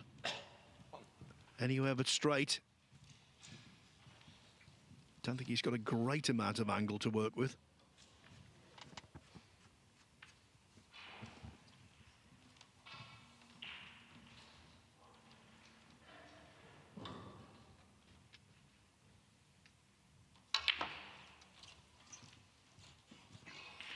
Had to play that with deep screw and reverse side to just get the cue ball tiptoeing out of bulk. 3.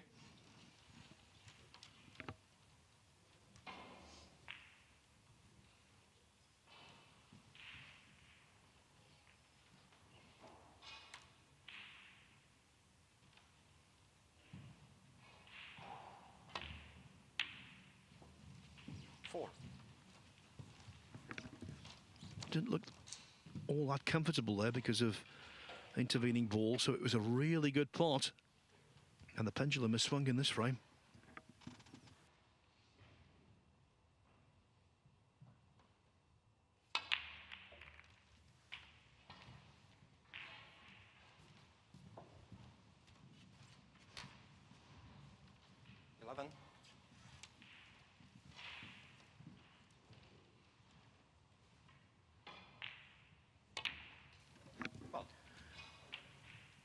When I first started covering snooker, there were a handful of players who could play in an ambidextrous way. Now you don't talk about the players who can switch hands. The smaller number are the players who can't. 19.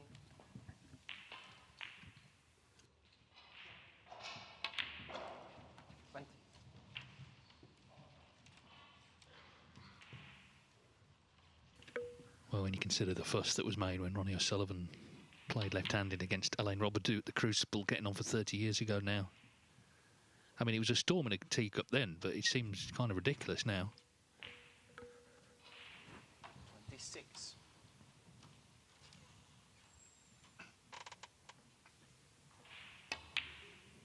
Yeah, it comes no surprise to me because, of course, I'd seen firsthand. I was there when O'Sullivan beat Peter Ebdon in the semi-final of the Matchroom League, playing pretty much exclusively left-handed. And then in the final against Stephen Hendry, he played a high percentage of shots left-handed. So we knew he was capable of doing it.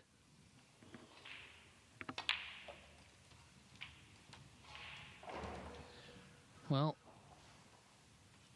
still needs attention, this next red. Far corner.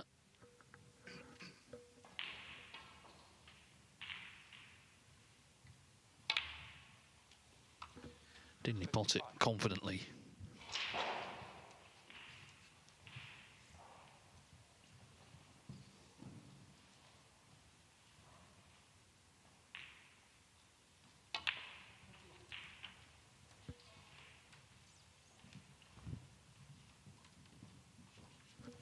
So Maguire again started the frame, seemed to be chasing the maximum, but he may well get the minimum out of this one.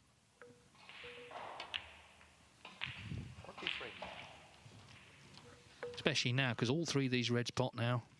So it's a question of just staying in and doing the necessary.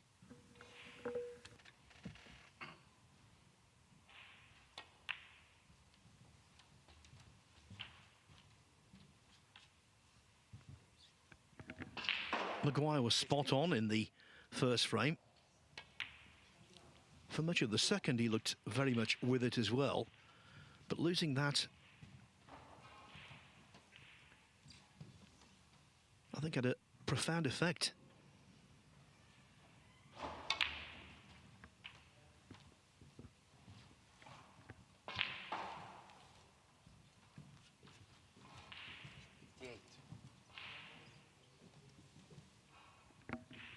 Here's the right-handed shot again from Chang.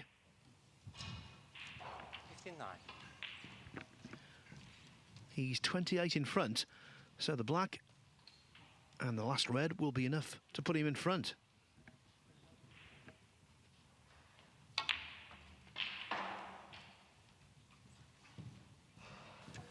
Yeah, he's a very, very impressive player, isn't he? And you feel will only improve in seasons to come. Of course, this is his first year of a 2-year card, so he can do a lot of damage in terms of the rankings in this year alone, and not sort of have to sweat about staying on after next year. If he plays like this, there'll be no worry about that. This is seriously good stuff. 74.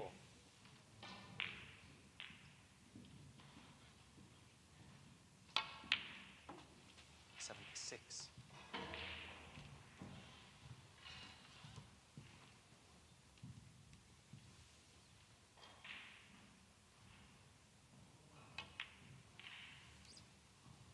79.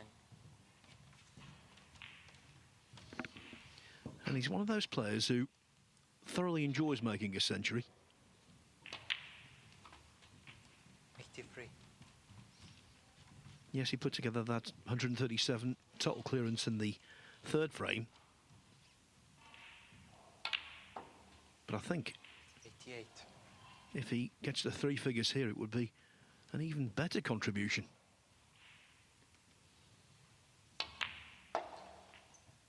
Maguire's got plenty to think about. Yeah, this is good stuff, isn't it? So this for a break of 101. Superb. It really was great stuff from Chang Bingyu, who with his second century and the third tonight takes a 3-2 leader. This is now a belting match, isn't it? It really is good stuff. Of course, you can follow news and video and reaction to all the matches on the World Snooker Tour's various social media channels. And tomorrow, the latest edition of the World Snooker Tour podcast, Snooker Club, will be out, featuring Rob Walker. I bet they struggled to get Rob to say anything, Phil. Shrinking violet, that man. So how long is the podcast going to last? 5 hours? Well, this is true. He did, Nick and Phil, who do the Talking Snooker podcast, he did theirs a few years ago, and they record it on Zoom. And while they were doing it, there was someone that came to his door, basically, and it turned out it was some financial advisor or something, so I had to go and talk to them for about half an hour. They kept recording, and it was a little bit concerning, you know, what's happened to Rob? Is he okay? Should we, you know, send the authorities round? But he duly came back, and all was well. He is a absolute tour de force, Rob Walker. Great company and great at his job as well. What a terrific announcer. Yeah, he's the number one choice for any event. And he'll be here tomorrow to talk about Judgment Day. So we'll have him in tomorrow afternoon. You can look ahead to the coverage there, of course, Wednesday and Thursday. And, well, is Chris Wakeling going to be there? It's not looking good for him. He's 4-0 down. He is in front in that 5th frame. But there's still 3 reds on. There's only 18 in it. So it's a must-win frame, isn't it, just to try and claw it back against Mitchell Mann. 2-2 still Luca Bassell and Ian Burns. 3-2 Dave Gilbert over Ulian Boyko. Robert Milkins 3-2 up on Daniel Wells. Jackson Page 3-2, going 3-3 with Michael Holtz. Yuan Sijun 3-1 over Ishpreet Singh Chadha. Matthew Stevens, champion in 2000, It's 2003 in York. 22 years ago now, beat Stephen Hendon in the final. He's 3-1 up on Liu Haitian. Thanks for everyone watching today. I was talking to Sam Fletcher from World Snooker Tour, the man who's running the whole show, and he's very happy with the numbers. And of course we do it all again tomorrow and then Wednesday and Thursday as well. He also got us pizza, Phil, so you know he's in our good books. Yeah, pizza mafiosa I had from a local Italian restaurant. It was very, very spicy, very nice. Frame 6, Chang Bingyu to I suppose it was an offer I couldn't refuse, Dave. Yeah, and you weren't going to either. Anyway, back to the serious stuff. Frame 6, and Chang Bingyu leads 3-2, and this is high quality stuff.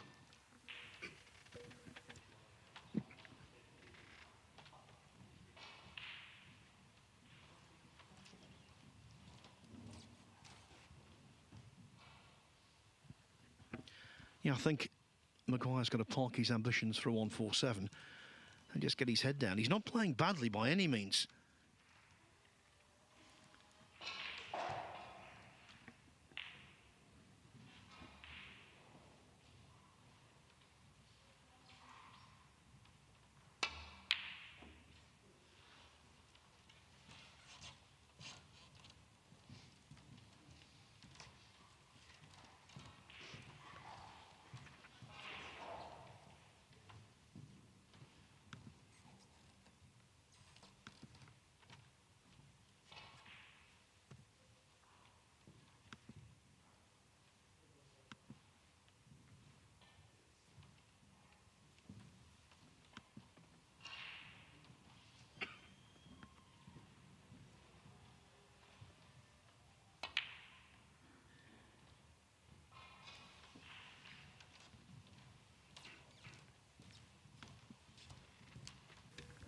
There's definite value in attempting the red, being on the black.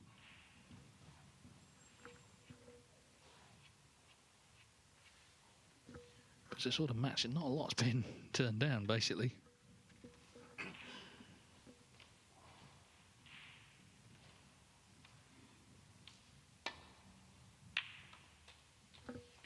And there's further evidence of that now. Then how about the cue ball here? Is it going to bounce? Is it going to bounce? Not quite. I will say this in defence of Maguire. When he's needed a little positional luck, he's rarely had it.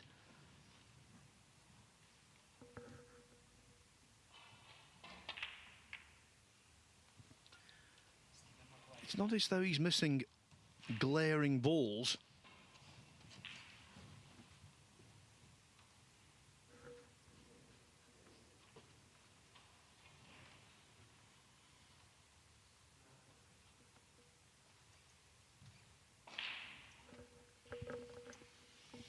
Chang is 23 years of age. First took up the game when he was 6.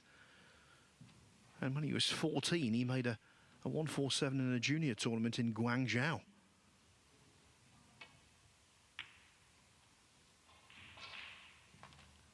He is some player, I'll tell you.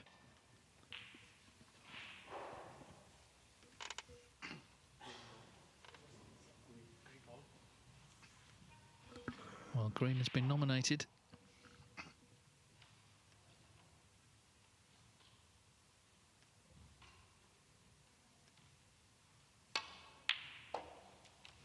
And green has been very nicely dispatched.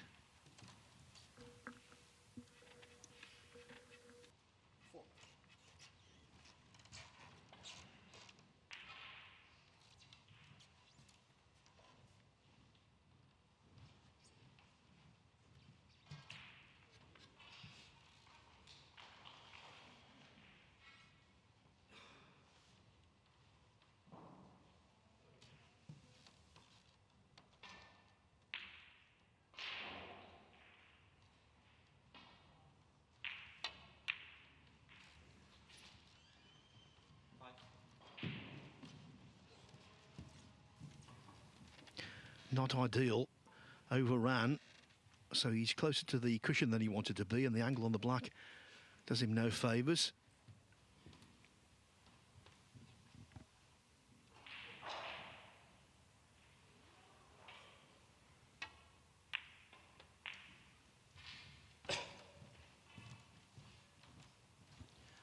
But 7 points is 7 points. It might come in very handy later in the frame.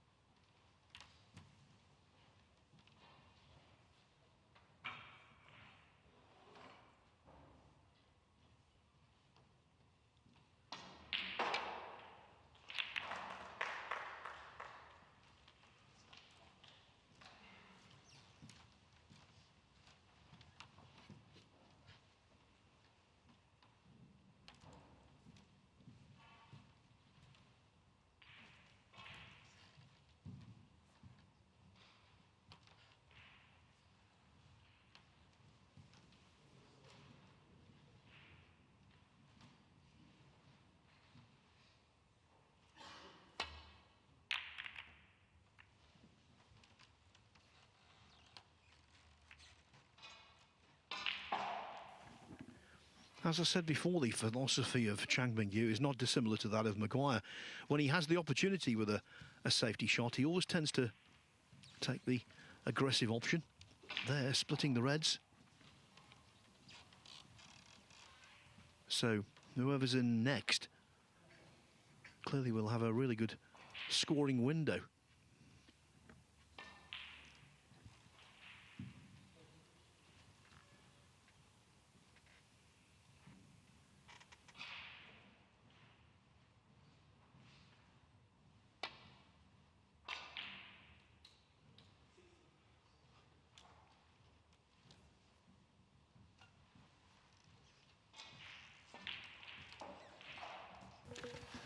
Well, it seems likely to be Chang. If he can knock this red in and land on a colour, then what a chance, as you say.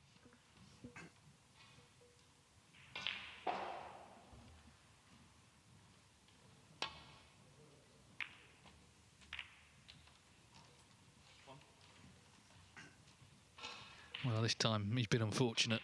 Pink blocking the path of the blue. So still has the yellow.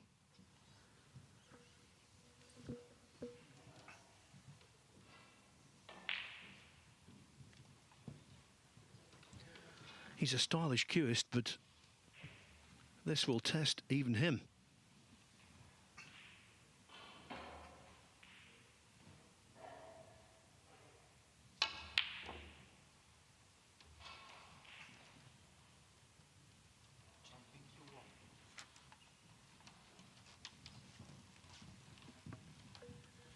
Well, he's not left Maguire banging, but I guess Maguire's just got to be happy he missed the yellow.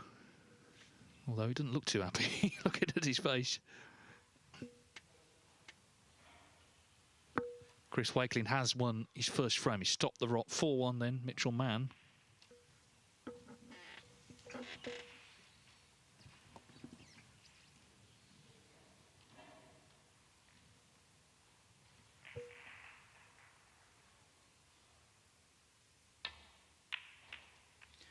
Maguire did have a tough red to pot there, but there was no great positional future.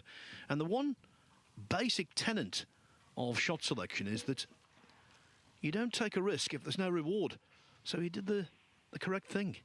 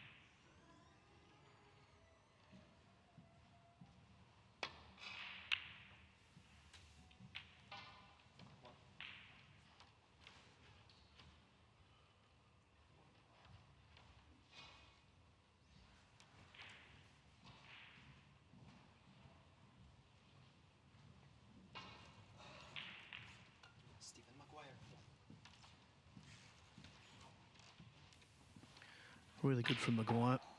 You might think, well, for a pro to just nestle in behind a ball colour with the cue ball is the easiest assignment in the world. It isn't, because these cloths are fast. It's so easy to look a little clumsy and not get the snooker, or conversely, to be a little too cautious and not reach the colour at all.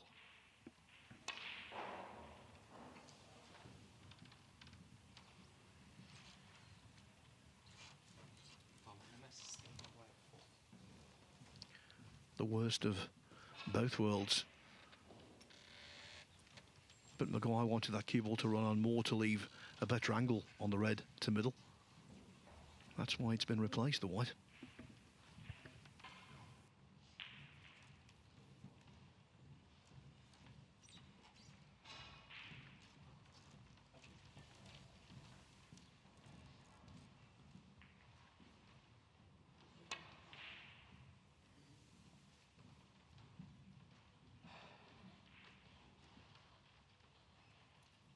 Stephen Maguire.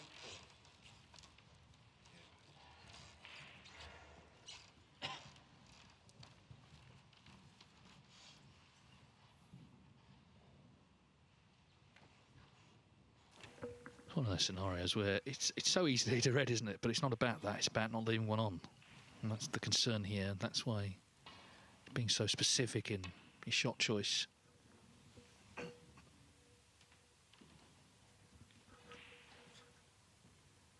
But he still hasn't hit one.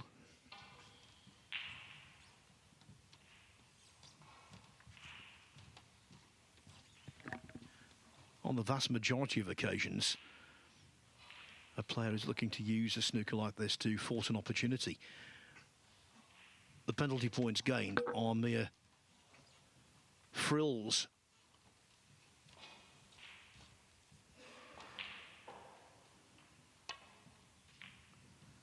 But this is another 4 to the Maguire kitty. That's 16 in total, and maybe 16 in counting. Yeah, and it could be 16 points that make a difference later between Maguire needing a ball on a cushion or not. That's always in the back of your mind here.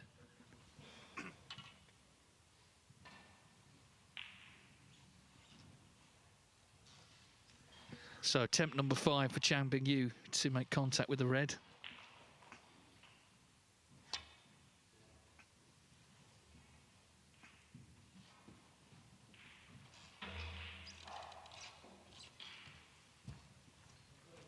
But at least now with the miss rule, as opposed to, 40 years ago, you are actually punished. OK, it's only 16 points, but, time was you just played the shot and that was it. I think you agree with this, Dave. We all know the miss rule isn't perfect, but it's infinitely better than the alternative what went before. Oh, yeah, 100%. As I say, people just got away with murder in the old days because they could do. Anyway, he has left a chance. He hit one, but he's left a chance.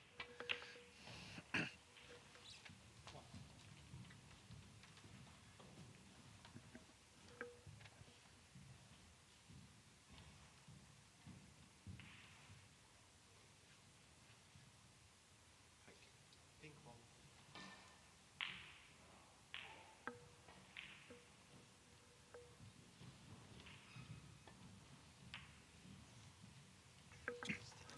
Maguire just turning the screw. In terms of who the winner will play, Luca Purcell or Ian Burns. Well, Ian Burns has gone 3-2 up, so Purcell world champion 2023. Of course, we know his form is quite dramatically tailed off. It's not just that, he hasn't played as much as he has the other top players, and now he's having to come to these qualifiers and finds himself in a spot of bother there.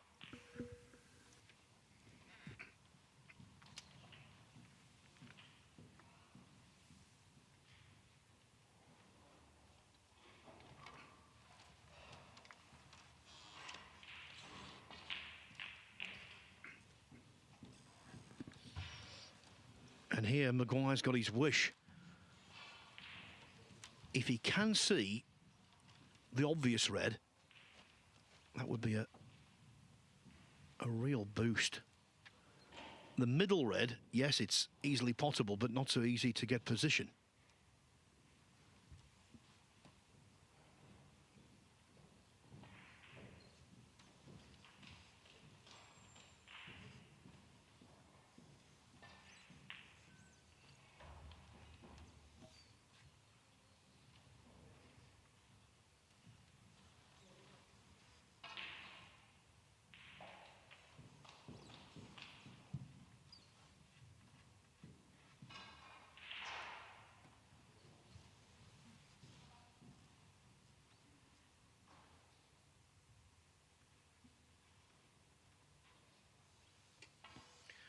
wants to apply maximum pace, revving up there.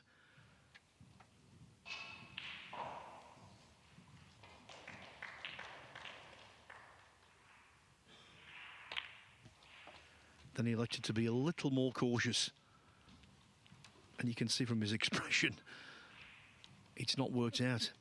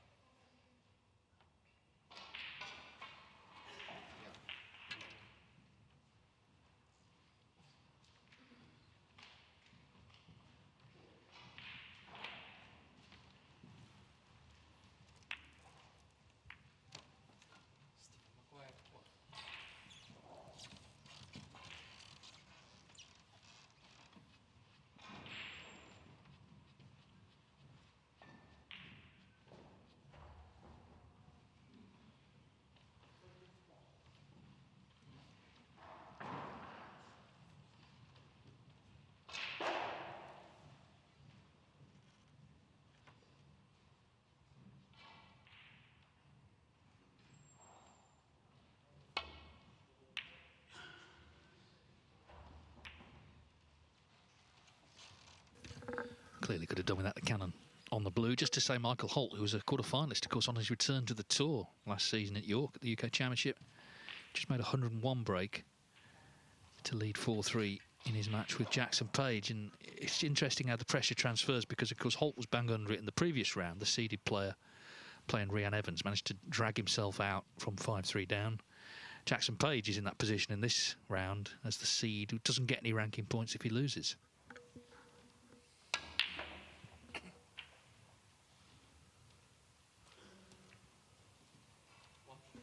Well, at the very least, he's going to be on the blue here.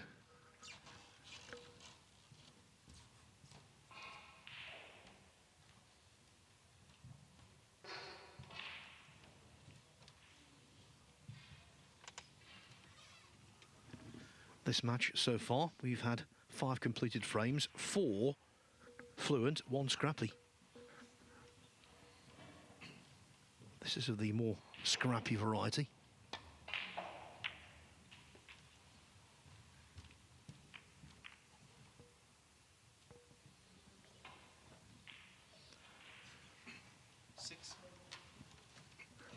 This is okay. He's on this red.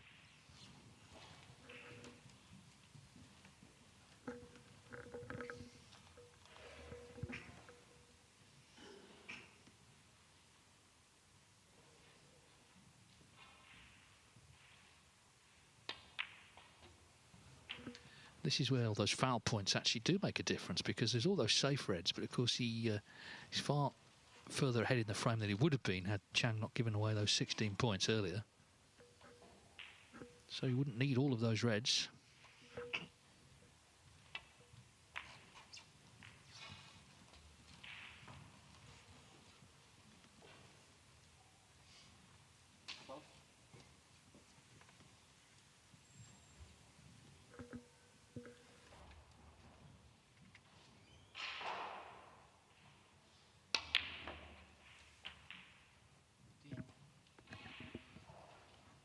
Now, people might say overhit that. He didn't. He hit the red too thin. That's why the cue ball travelled.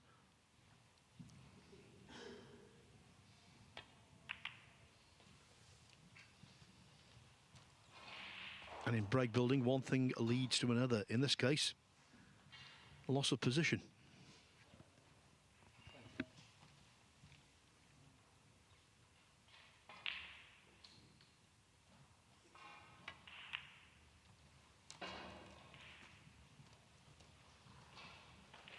Stephen Maguire twice.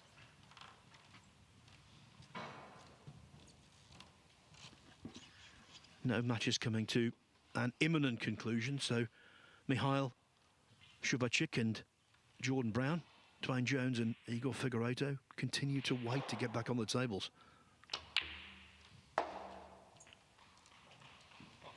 As for Chang, he just keeps knocking in really good balls.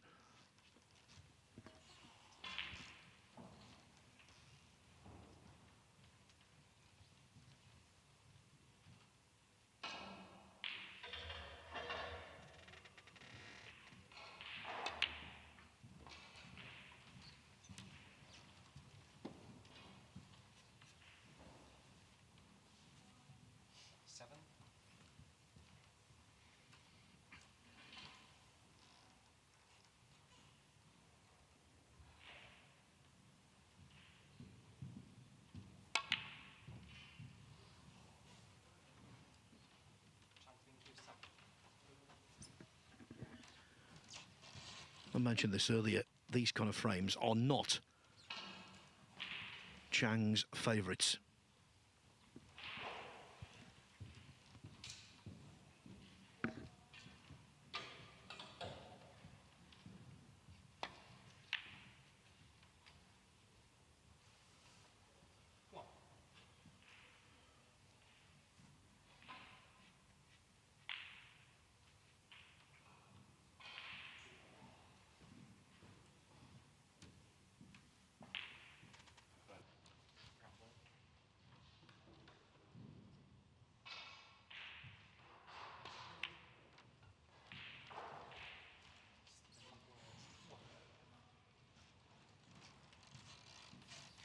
Again, lateral thinking from Maguire. Tap on the table from Chang.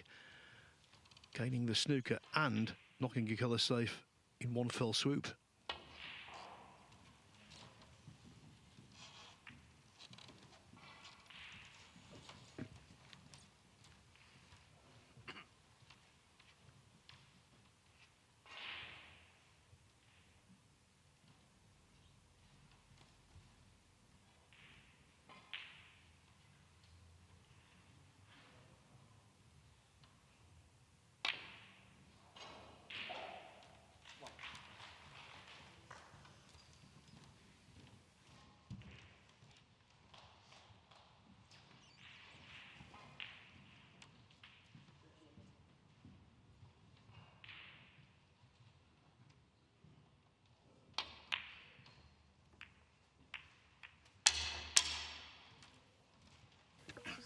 Well, there's the frustration. But at least he didn't bring those reds out. That's the only good news there. He clearly not happy. Wraps the cue on the table. It's the sort of noise that, of course, in the multi-table setup just reverberates around the arena.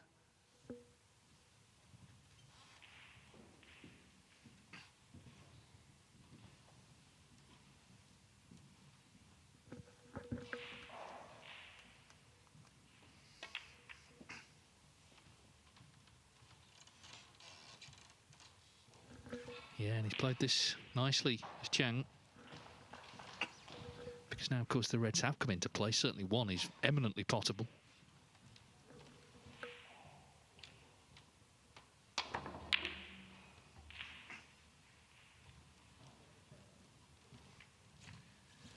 There's no great plan there other than just go with pace and hope for the best. He'll be delighted, I think.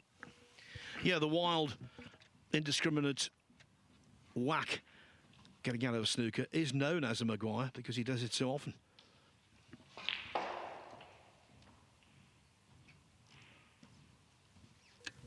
Dave Gilbert from 2-0 down to Julian Boyko leads 4-2. Mitchell Mann pressing on ahead in that sixth frame, 4-1 up, 50 points to 6 up against Chris Wakelin.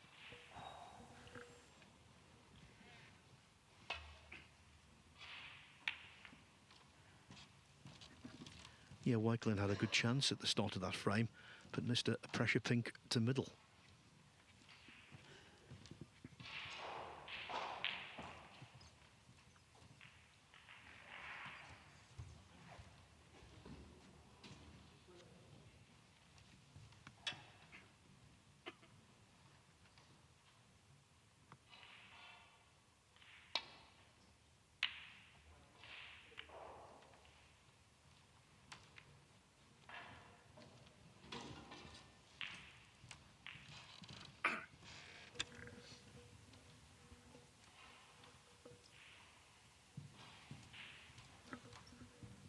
Well, one last kiss there maybe just prevented the first of the two reds being possible, and certainly would have been an easier pot had the green not been in the way.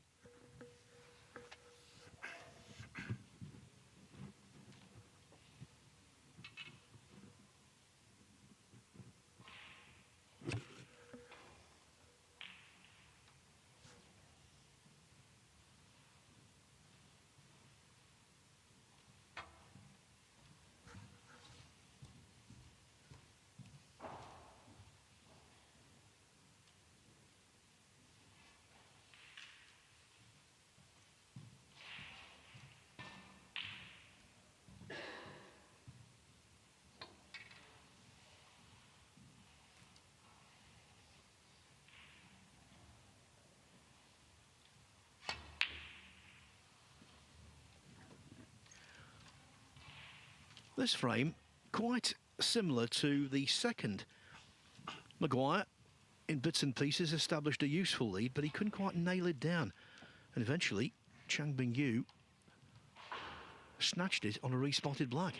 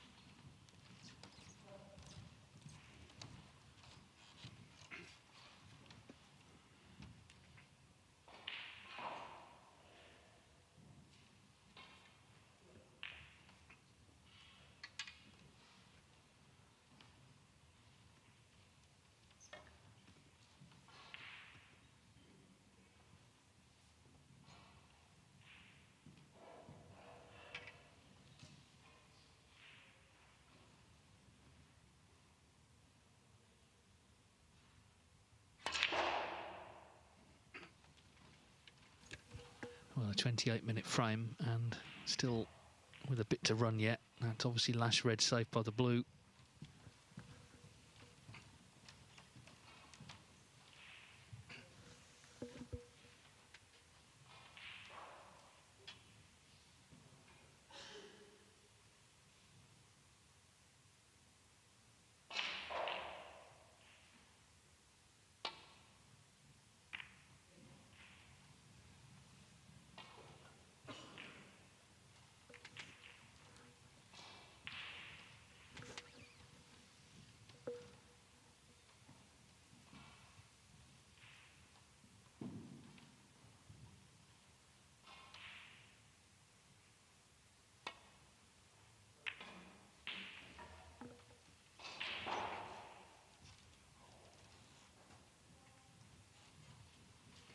Yeah, for a moment, Maguire thought he would be really badly hampered on this, but it's not quite the case.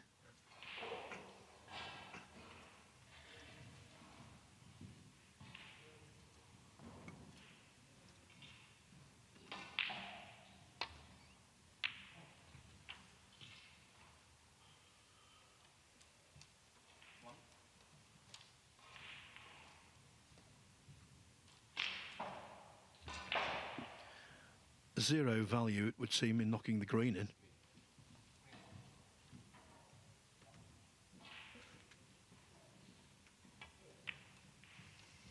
Plenty of value in laying what was a guaranteed snooker.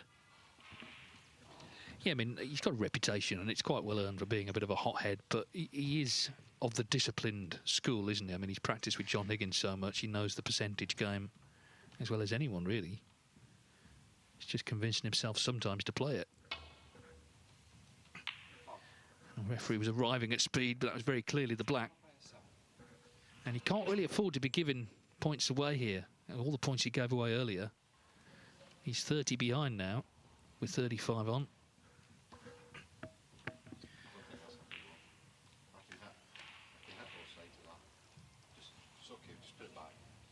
Maguire being very sporting here, saying he doesn't think this is a free ball.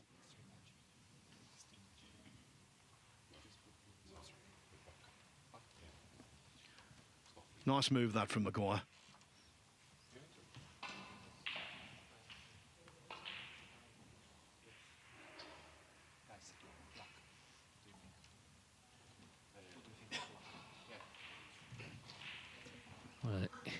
It's nasty either way, isn't it? So, you know, put it back. And as I say, if he were to hit the black again, he'd need a snooker.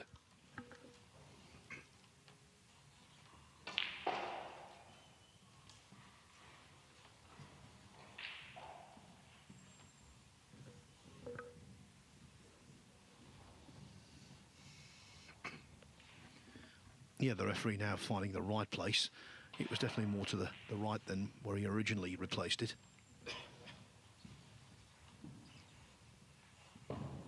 And now Chang talking against himself. Very good sportsmanship on both sides.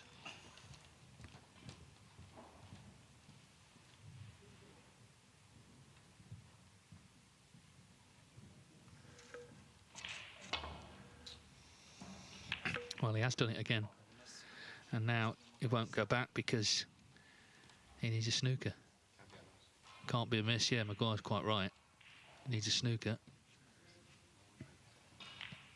Seems Maguire sort of taking on the role of referee as well as all his other duties.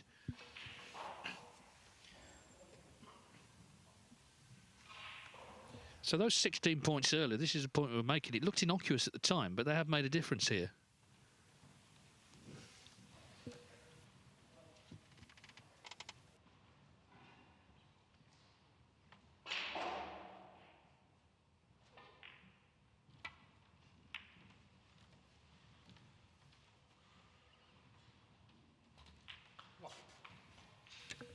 You feel that should be that because he's going to tickle to the blue, and 38 front three snookers needed. He's in one. I don't think Chang Bingyu sees a lot of future in coming back. It was hard fought, that frame, half an hour of battle, but it's gone to Stephen Maguire.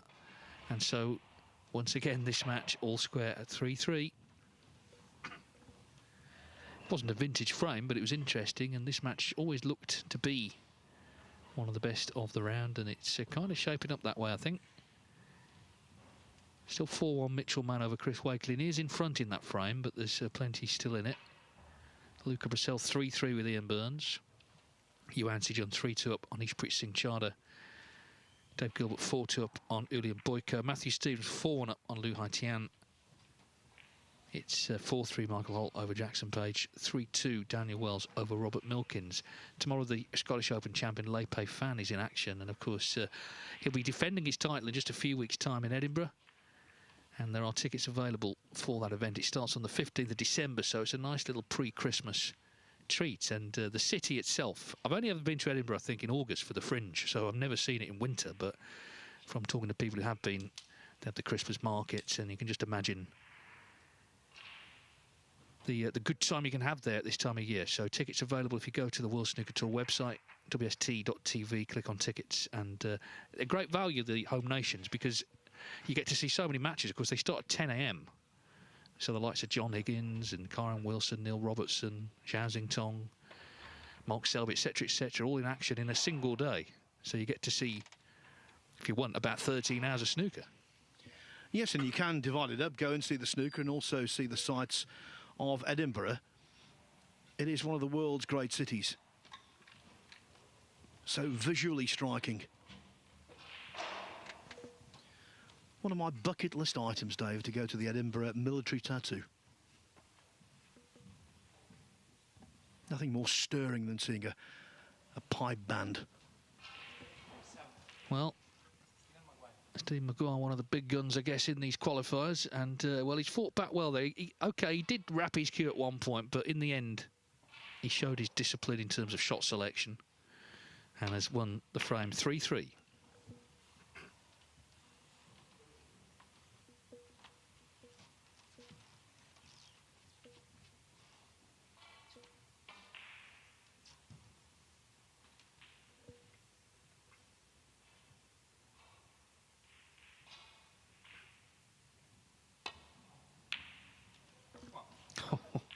Beautiful. What a great shot.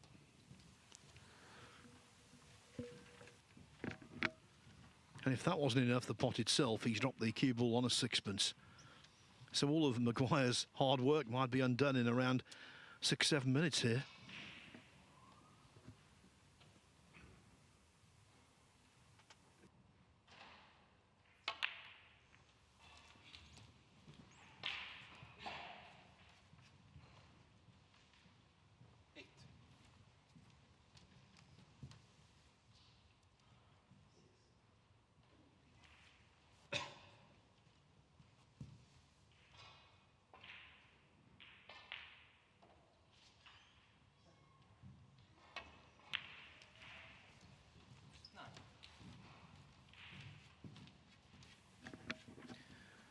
One of the reasons that Chang is such a good potter.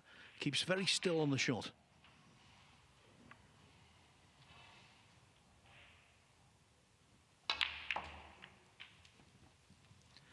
Just watching his head there, actually that one was an instance where his head moved a little because he was playing with power, but it's worked out delightfully.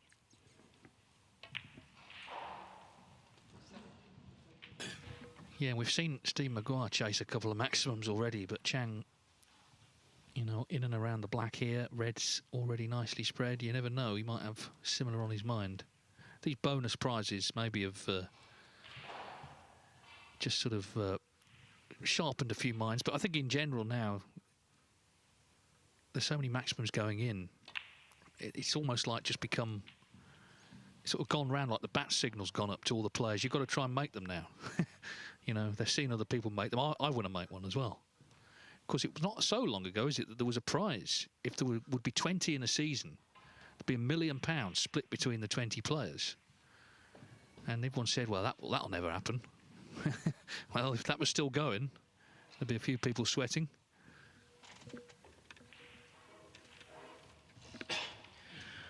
Well, I was one of those who met that announcement with derision. But I think 20 for this season is now pretty much guaranteed. Maybe 25 or even 30 at this pace.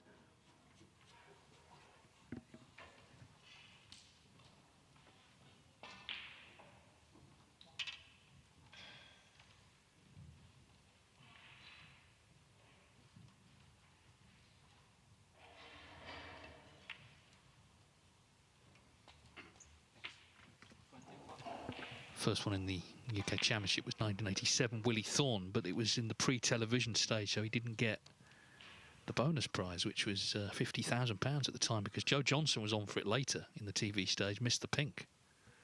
As Joe later put it, I was in Barbados on the brown.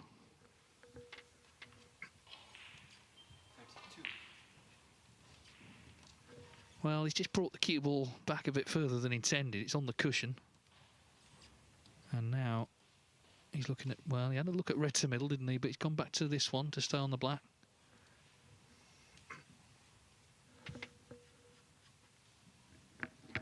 Is this wise, you know?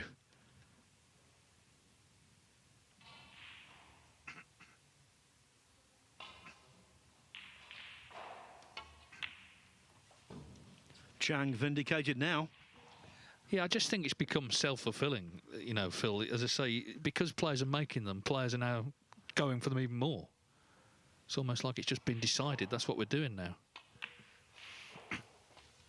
But we saw, if you saw the footage, what it meant to Liam Pullen to make one. He was absolutely delighted, quite rightly, because there was so many tough shots he had to pull off, not least doubling the last red, the black.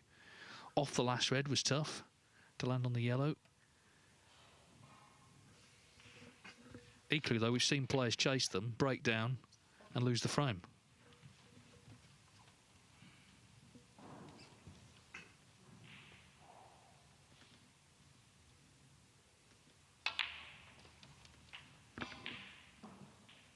The other thing about 147s, you might see one in isolation years ago, but rarely would you see two in the same tournament, hardly ever.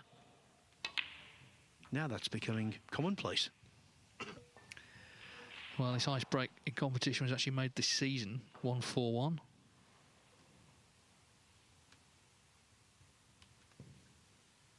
That was in the Wuhan Open.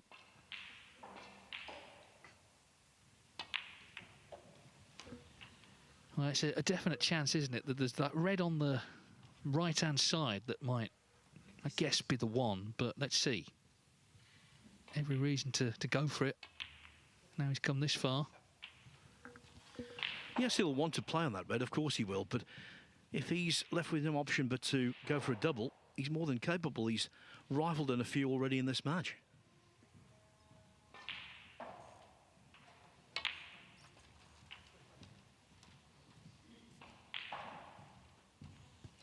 And while the 147 is the ultimate goal, what about a third century of the match?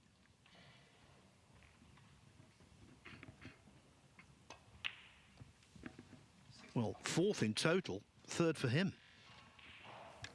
I know one thing, if he does make the maximum, he'll definitely, next chance he gets, be going for another one, because of course here in these Triple Crown events in Saudi, there's the bonus prize of £147,000 for 2. That can be awarded 3 times. It's been awarded once already for Ronnie O'Sullivan in Jeddah, the 2 in the same match, the semi-final. Of course, Chris Wakeman.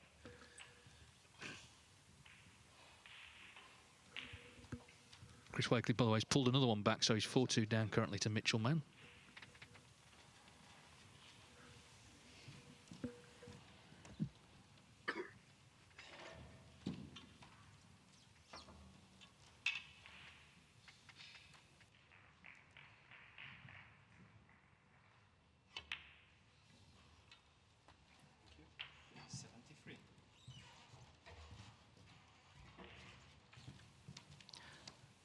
That was the 10th red. This is the 10th black.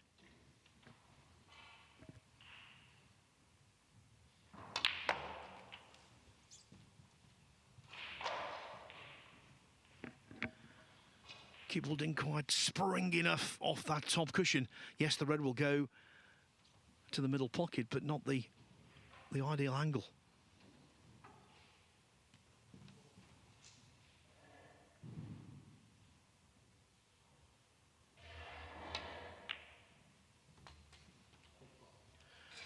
Talk about 2 birds with 1 stone. On the black. And a red that's taken a little closer to the pocket.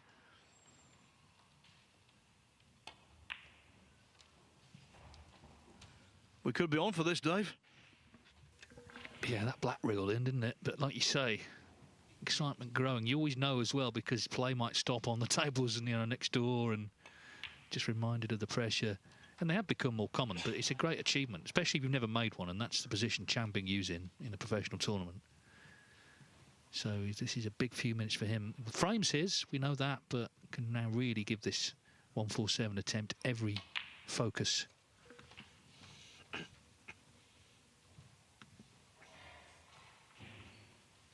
And of course he would be a record breaker. This would be the 16th of the season, the most in any snooker season.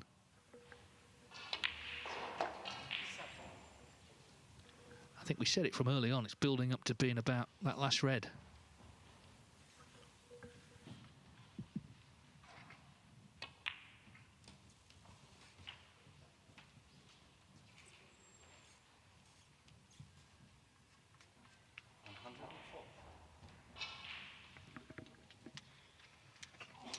Well, he's got the century.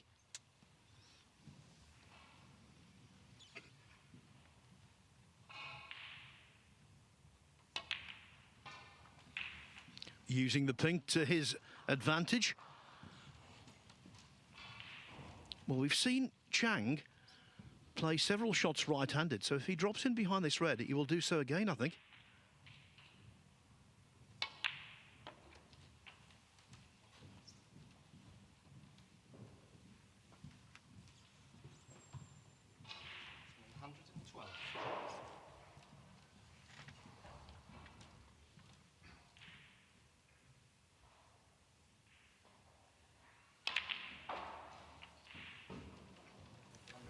Well, the red's in, he's still on this black, just needs now, of course, to pot it, but also control position for yellow, and then you've got to feel it is there for the taking.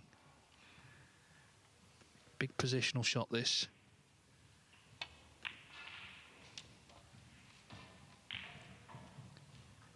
Well, hasn't he played it well? I mean, if you'd have picked that up and put it down with your hand, you couldn't have played it better. Maguire smiling. Chang Bingyu then the 6 colours for his first maximum on tour, for the 2nd in the tournament, and for, of course, the 16th of the season, a new record. All about nerve now.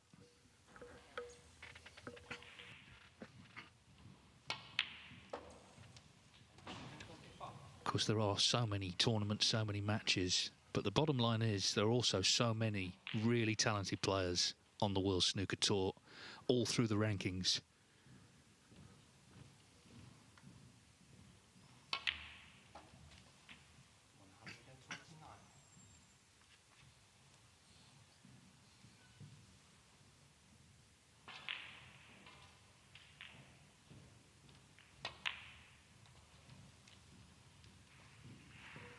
He looks cool, doesn't he? Just willing this white to run a bit. Oh, he doesn't want to be straight on it. That is the one place you don't want to be. Well, he's just slightly off straight, but that is not where he wanted to be at all.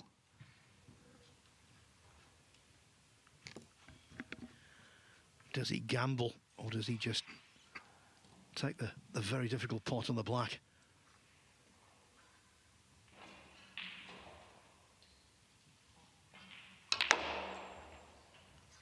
Gave that everything, but not enough roll on the white. If he knocks this in, every credit. Well, Phil, what do you think? What a black. It's a shot he's going to remember one way or the other forever. He's getting the rest out. What a black this is for the maximum. Can you believe he's been left with this?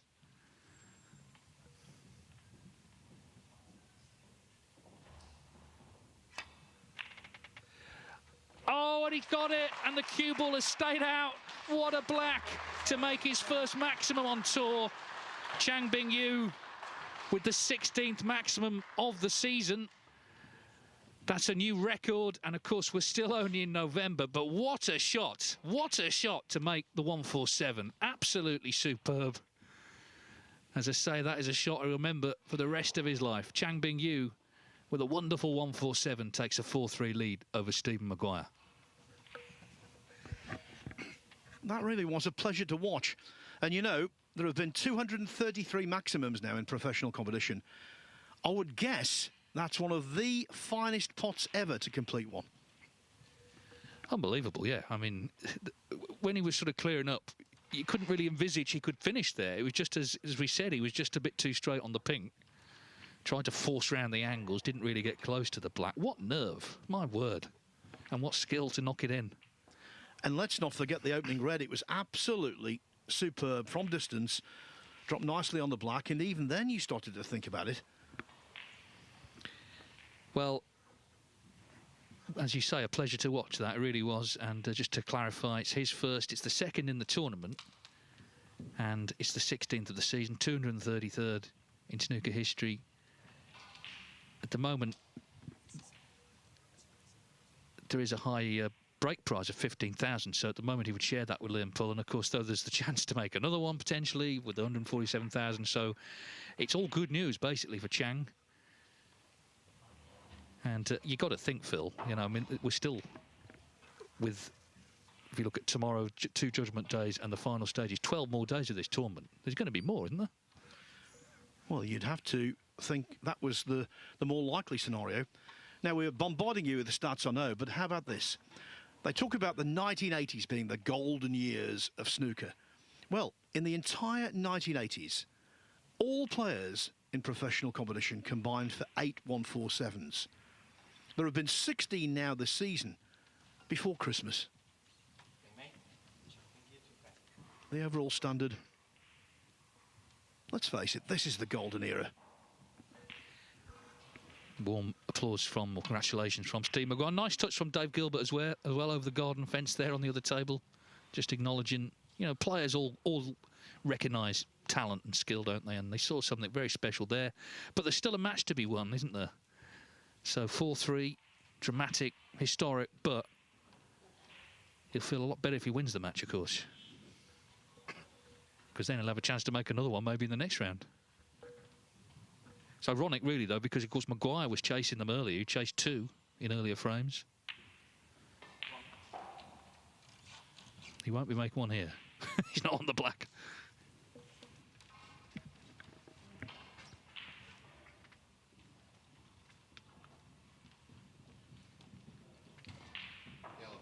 Yellow point. Those 147 prizes, which, as Dave has explained, count for the Saudi Arabia Masters, the UK Championship, the Masters and the World Championship. I think they were designed to keep the pot boiling until the Crucible. They might already be taken before we go to Sheffield. Yeah, I mean, of course, they have to count the qualifiers, but I suppose that the idea was, you know, it'd be the final stages with all the razzmatazz, but the point is the players that in the qualifiers are super talented as well, as we've seen. Liam Pullen, of course, is on in the morning. If you're going to make a second one, he might have to do it tomorrow just to get one of those bonuses. Playing Stuart Bingham, who's made 9 himself in pro competition. While all that was going on, we've had our first result. Michael Holt has beaten Jackson Pace 6-3. So, you know, he was down and out last night, wasn't he, with Ryan Evans, or so it seemed, but he got out of that one from 5-3 down and he's into Judgment Day.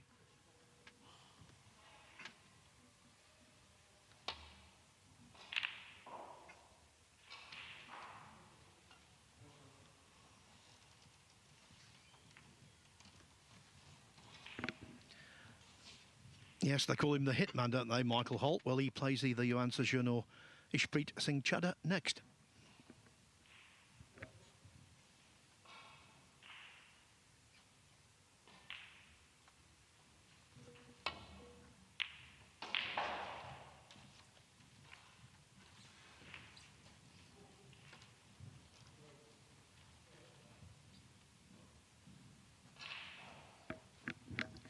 Well, I don't know whose idea it was to put this match centre stage, Dave, but whoever it was an inspired choice. Yeah, let's hope they're in charge of tomorrow's choices.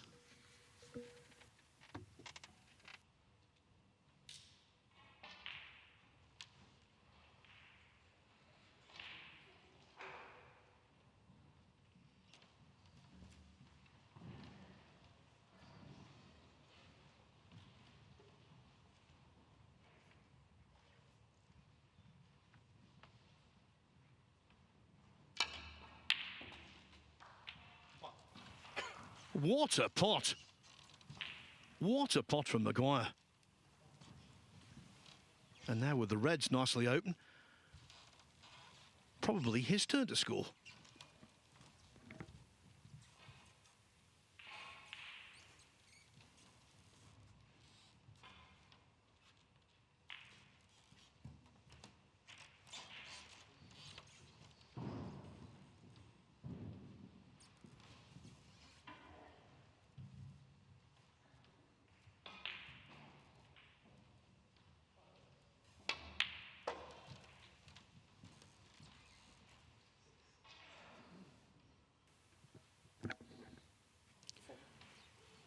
Yes.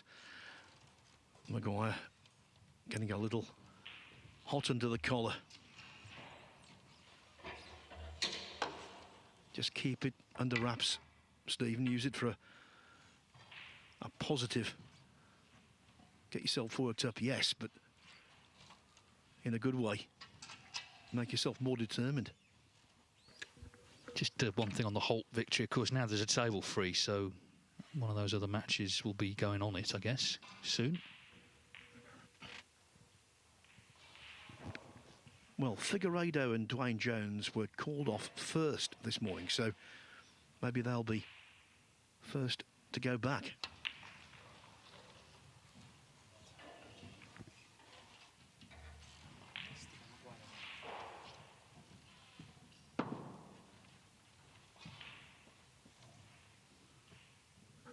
Maguire just having to sort of talk himself down there a little bit.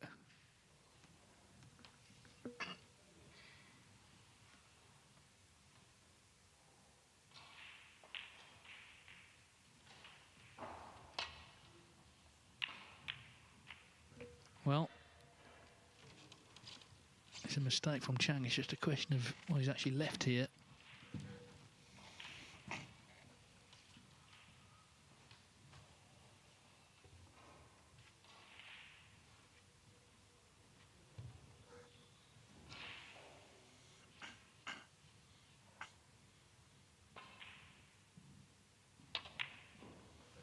And the answer was nothing.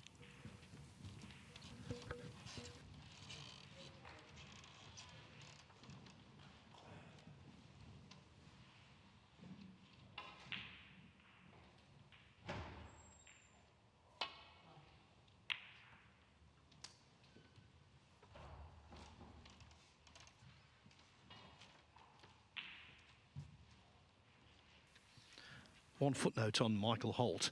He's now guaranteed at least £7,500 and therefore the same amount of points for getting to the final qualifying round. And where he is in the rankings, that's a big step up in terms of trying to keep his card for next year? I know it seems a little premature to start talking about that in November when the season doesn't finish until early May.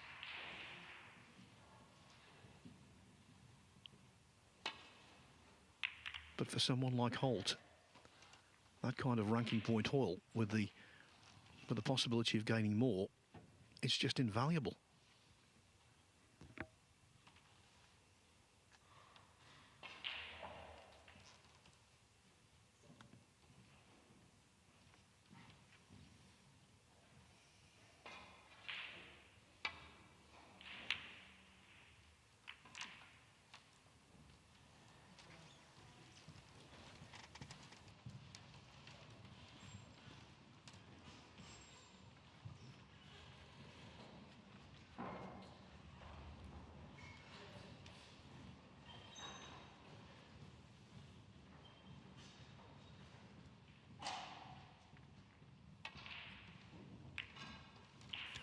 Bit of a humdinger on table 3. Dave Gilbert 4, Julian Boyko 3. Boyko winning the 7th frame. And it's 4-3 now, Ian Burns over Luca Brissell on table 4. Of course, the winner of that match plays either Maguire or Chang.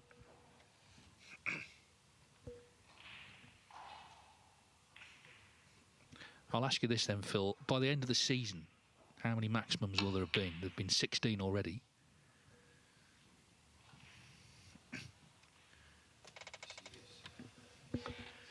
Well, bear in mind the Championship League, which is a 16-day event, always produces a maximum or 2. I reckon if you're looking at the under or over, I would say the mark would be somewhere around 24 or 25.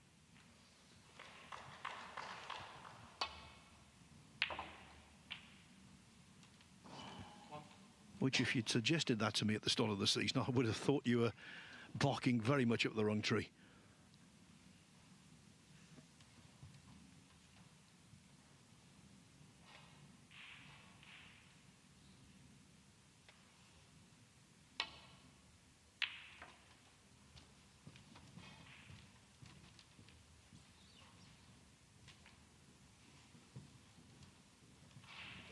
One thing we must say about maximums, though, and Dave alluded to this a little earlier, all very well to make one, but it really is surprising, historically, how many players have made a maximum and gone on to lose the match in question. Yeah, just trying to get your concentration back. And also, I mean, let's be honest, the Blackie Potted was one of the most sensational we've seen to complete a maximum. It's going to be hard just to sort of come down from that. But he needs to try and set it aside for now and focus on the match, because, of course, if he were to lose, having made so far 3 centuries, that would be very disappointing. He's playing so well. He's playing well enough, certainly, to qualify and do damage indeed in the final stages at York.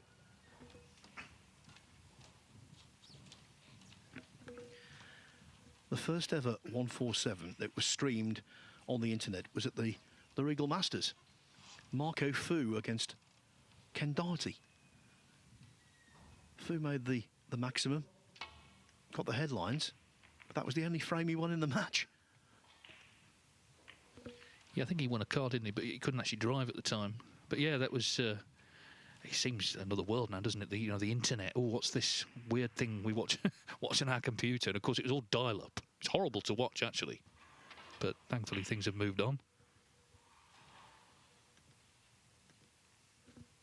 No doubt people said it would never catch on at the time.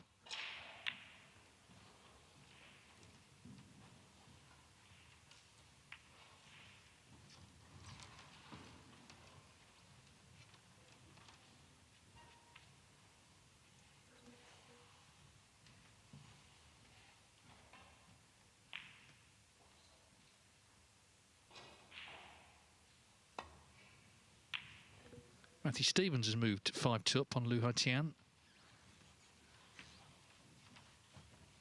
fact, he's just lost frame 7, so he was 5-1.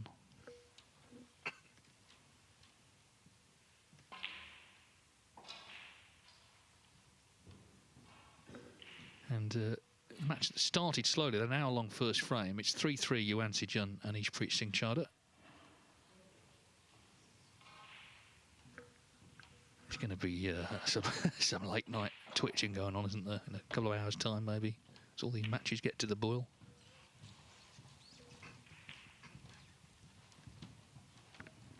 It's a lot of snooker to fit into one day. 3 best-of-11 frame matches. That's why we start at 9:30, which is half an hour earlier than they started the Crucible.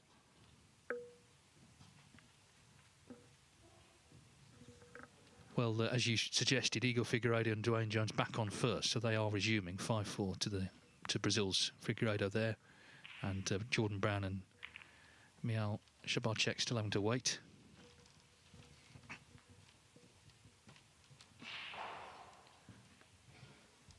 Now, this recollection might not be absolutely correct, but certainly at tournaments I can recall, the earliest ever scheduled start time for a match, 9 o'clock. It was a final in the Asian Open between Dennis Taylor and Stephen Hendry. Hendry won the match convincingly. Taylor wasn't helped by the fact that his semi-final against Tony Chappell had finished in the early hours of the previous morning, so didn't have a great amount of rest and recuperation.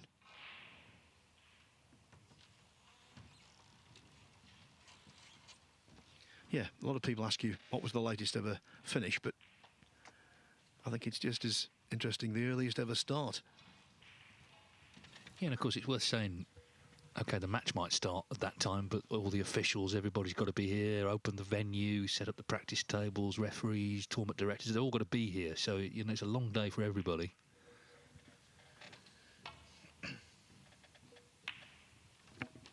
I think the earliest ever start in terms of preparation had to be Big Bill Werbenick.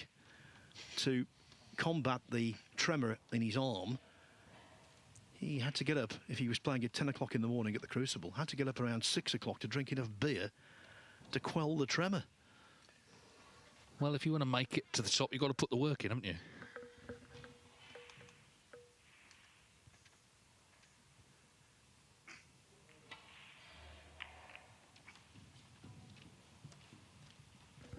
Oh, he's found a nice gap here for this shot. Not friendly, wasn't meant to be.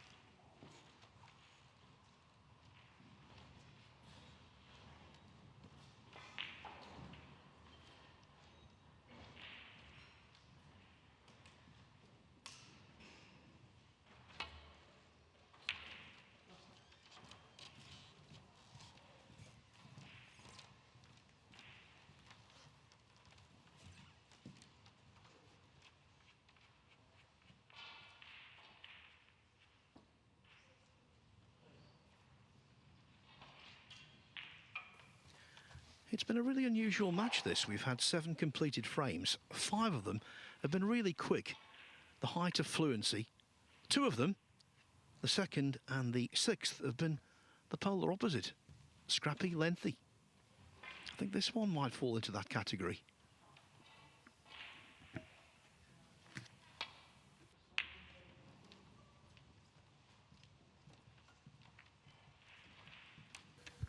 Maguire is determined to lay down some misery here, take away all the all the festivities from that maximum. This is now grinding him into the dirt territory. Well, that's the intention anyway.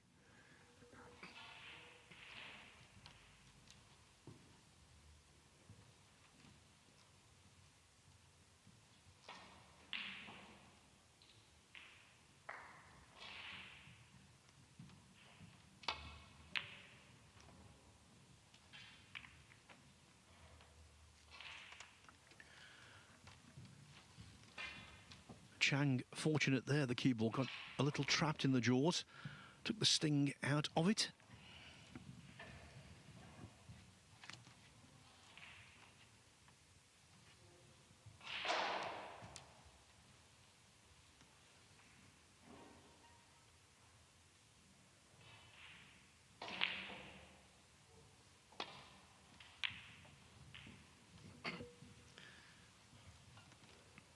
Well, again, he's just trying to put him in all sorts here.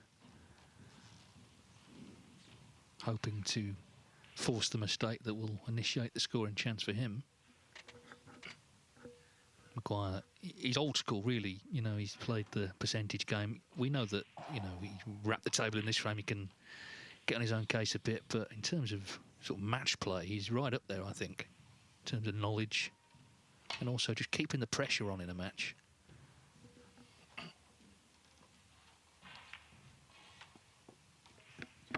Yeah, I couldn't agree more. I think he's got all the moves. Sometimes he doesn't use the knowledge enough. Yeah, you've got to have the patience for it and the discipline. But, I mean, this is a big, big match. It's his first match in the tournament. We know he often does well in this event. So it's all about making it to York. Again, that same area here. Determined to nail him behind this green eventually. Come very close several times. Yeah, he's annoyed because he nearly got him. Still not that appetising, to be honest, for Chang Bingyu, but you see that determination on his face. It's not been a match so far overly influenced by good fortune, but I think, look, the balance of it has gone to Chang. Just little subtle rubs here and there. Not so much good luck for him, but bad luck for Maguire.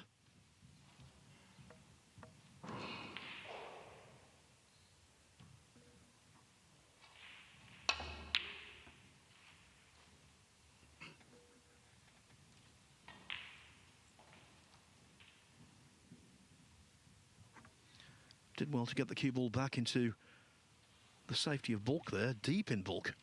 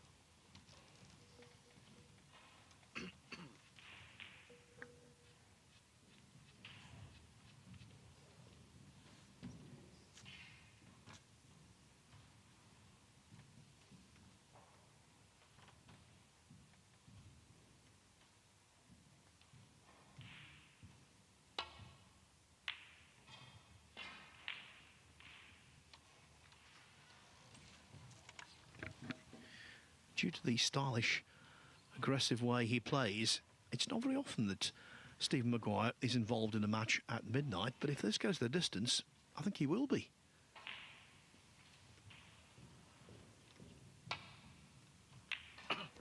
Yeah, I mean, older viewers will remember the UK Championship used to be best of 17, and it, you know, there was a lot of controversy when the matches were cut, but actually, in a best of 11, you see more snooker in a session.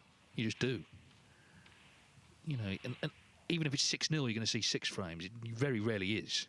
So let's say it's 6-3, 6-4 average. That's 9 or 10 frames. Best of 17, of course, 2 sessions. First session, 8 frames maximum. And second session, the most you can see is 9. And sometimes, of course, when it's a runaway, you see 3 or 4. Now, I'm not against best of 17s. They were great. But I'm saying in terms of actually value for money for the viewer, best of 11s feels like the kind of longest distance in many ways.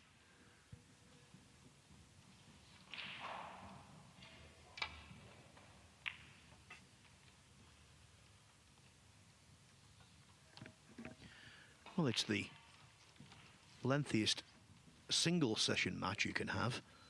If he went to best of 13, that would be far too much to fit in.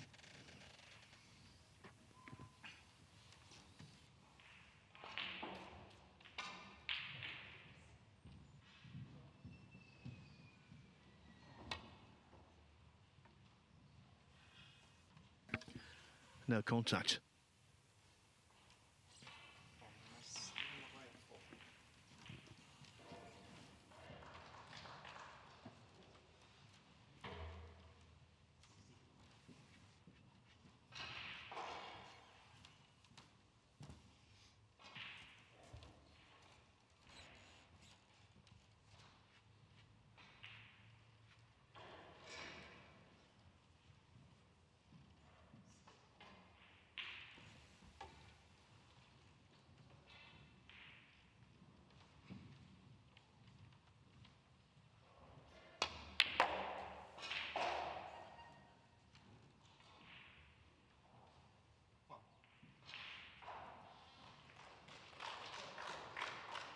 Don't think that's going to cheer Stephen Maguire up where that's finished somehow. Not exactly got a spring in his step after that. Feel, you know, there's a chance to be on one of 4 different colours, actually. He didn't land on any of them, so back to the safety.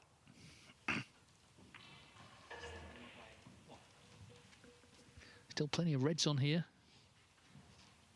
11 reds still on the table.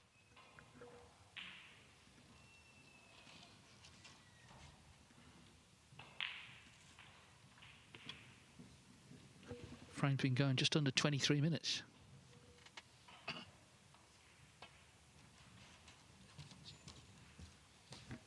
Trusting the table when it's not worked out. So Maguire desperate to get back to 4-4. A player who's just got there. Rob Milkins equalising against Daniel Wells.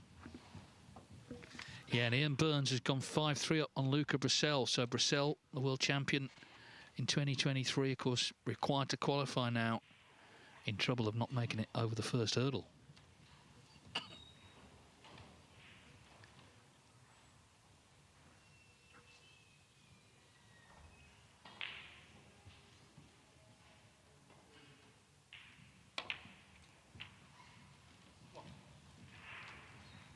So after all the safety, how many can Maguire make here? He's going to have to start opening things up very quickly.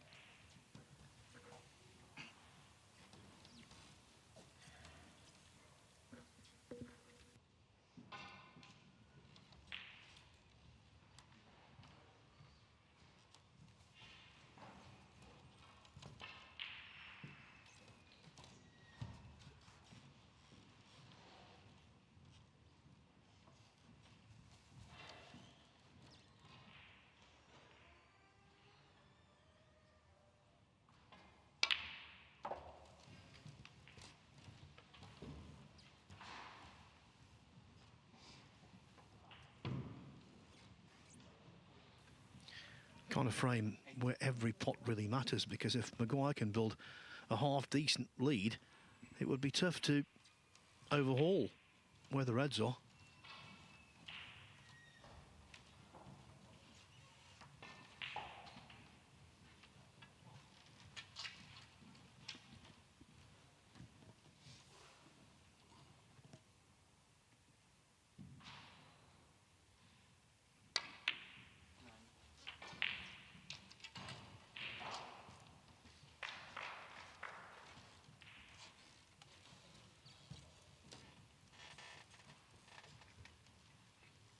Chris Wakeman looking like pulling another one back. Of course, he was 4-0 down. It's 4-2.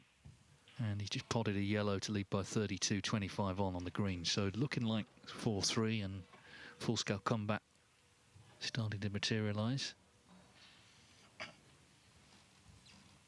Some very nervy matches though, aren't there, at the moment? All seem pretty close. Now Maguire trying to get things moving here. He's brought a couple out. 15.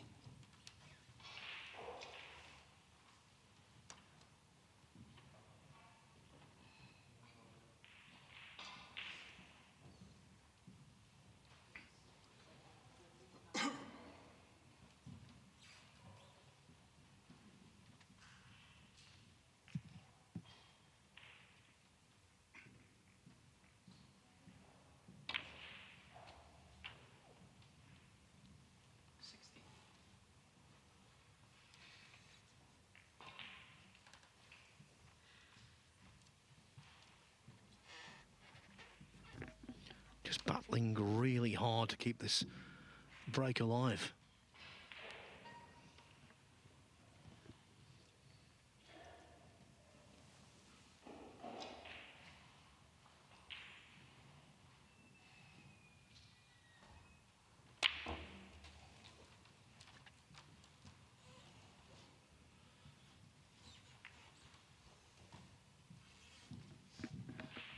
The snooker gods have turned their back on Maguire this evening, positionally. Most often when he's needed a little bit of luck, it's not been forthcoming.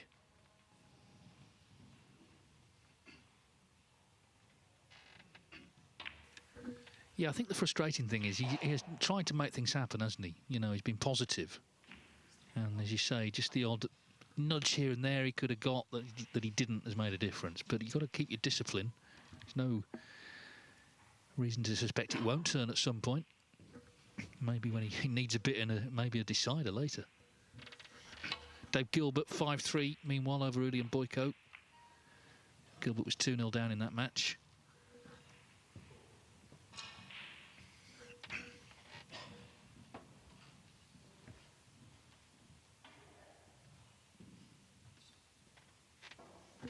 There is Dave Gilbert. He's in that chair because they're setting the balls up.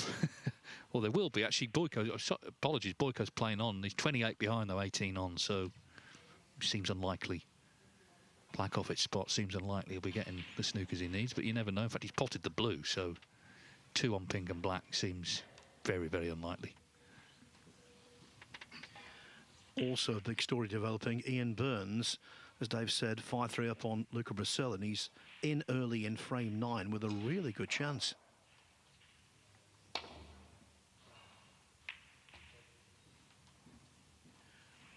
From a position of trouble, Maguire's turned the tables.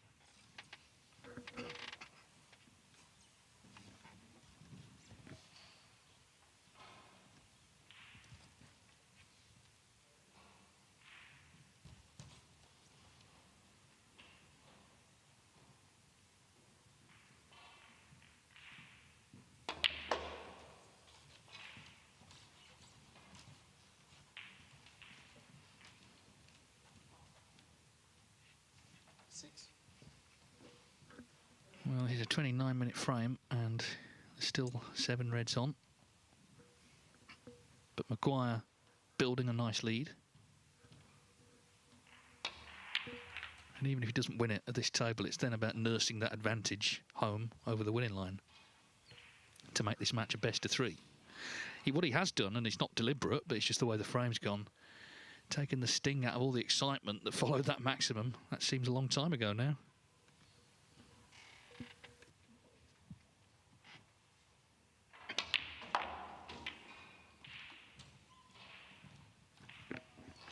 Again, the Reds refuse to play ball. He's trying so hard.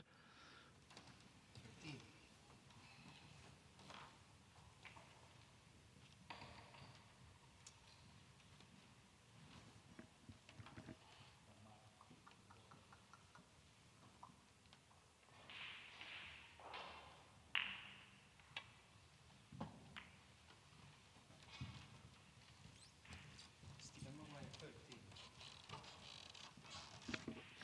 As Clive Overton used to say, bits and pieces.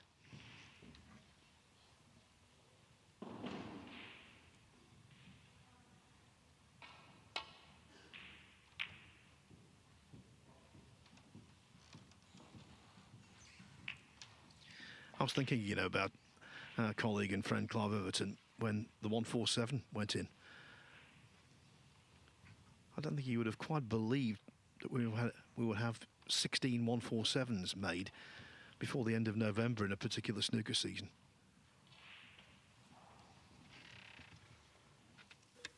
And also he commentated on another great last black, didn't he? Stephen Hendry at the World Championship against Jimmy White in that semi-final, the cutback, with the big, big money on the line. Maguire just brushes that black, but the cue ball escapes. Well, he got a little bit fortunate there, actually, not to get a fuller kiss. Yeah, another great last black. Mark Selby for the 100th maximum in this tournament, actually, in York, to the middle, the left middle. Unusually to be taking it to the middle. So there's been a few candidates, but I think Chang's is right up there.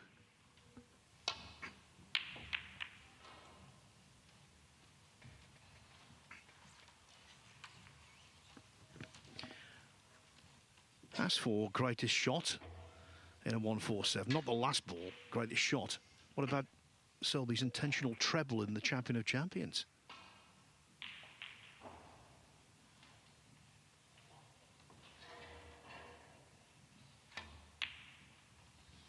Nicely done with the rest from Maguire. Not a great shot, that, but a pretty good one. And now from here, he should go on to draw level. Yes, a very different frame, of course, to the previous one, the maximum from Chang, but it's about getting to 6 ultimately. Of course, Maguire opened the match with a total clearance of his own. There have been 4 centuries in this match, but there's also been some hard-fought snooker. What you associate with, what you expect at the qualifiers. But overall, a fascinating match, an engrossing match, and we're coming up to an exciting finish.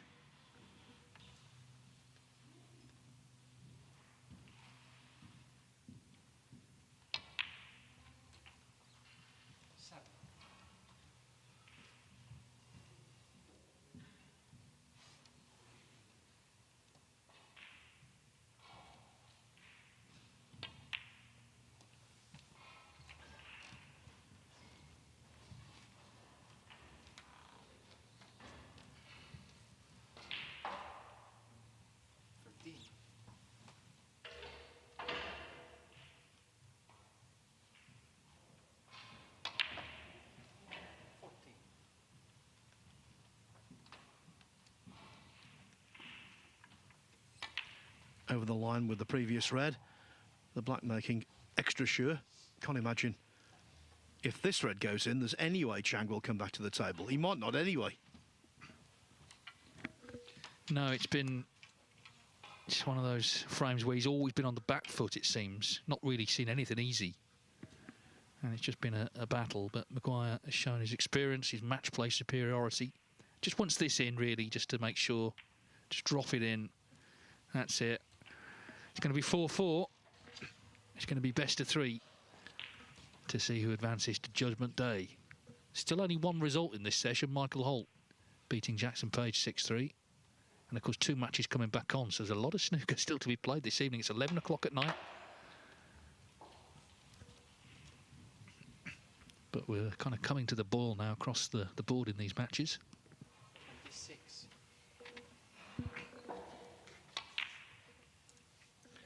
Hard-fought stuff, that frame.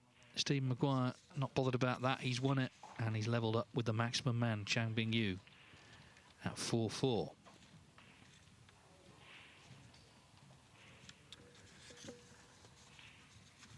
Yeah, those sort of frames, you feel I've got to favour Maguire. That one certainly did, as I say. He always seemed to be in control of it. 4-4 Wells and Milkins. Still 4-3 Man over Wakelin. 5-3 Burns over Brissell.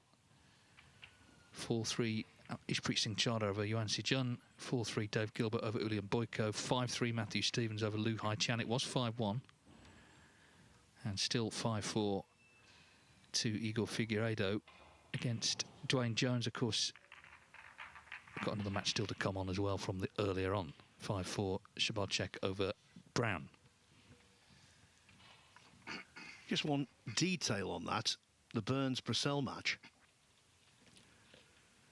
Burns missed quite a simple red from short range when he got the chance to close the door. That frame's still very much up for grabs. But if he does lose this match, that's a ball he will definitely remember.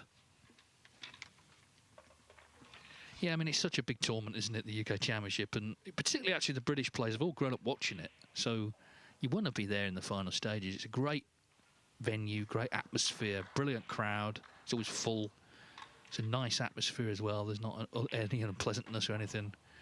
It's just great to walk out there, be part of it. But, of course, only 16 players from the qualifiers can join that top 16 in the draw, which will be made on Thursday. So most are going to miss out. That's just a fact. The first UK Championship I covered was in 1988 at Preston Guildhall. And it produced an absolutely spellbinding story. Doug Mountjoy, who maybe a year earlier thought his career was effectively over, captured the title at the age of 46. Very surprisingly, but deservedly beating Stephen Hendry in the final. Made 3 consecutive centuries in that match. And back then, you thought a 46-year-old winning a ranking event. Wow. Now it's commonplace. 50-year-olds are winning them. Yeah, I mean, he was regarded as an old man, wasn't he? Because he was an outlier at the time. And as you say, in decline. But as you say, this year, you know, we've got Mark Williams, John Higgins. Ronnie O'Sullivan turns 50 on the day of the quarterfinals. Anyway, Long way to go before all of that. Stephen Maguire here has got back to 4-4 with Chang Bingyu, and now it's about who can, I guess, handle the pressure as we get towards the real business end of this match. But certainly, Maguire's got to keep Chang out early on. We've seen what happens when he gets in early on. He just clears the table. But when it goes a bit scrappier and it becomes more about match play, Maguire certainly has the upper hand there. And maybe that's why Maguire amended his break-off. Kept it really simple.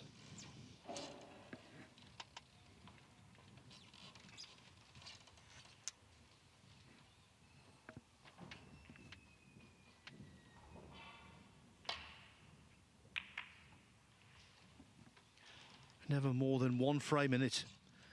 Maguire won the first. Fell 2-1, 3-2 and 4-3 behind. Now, though, everything to play for.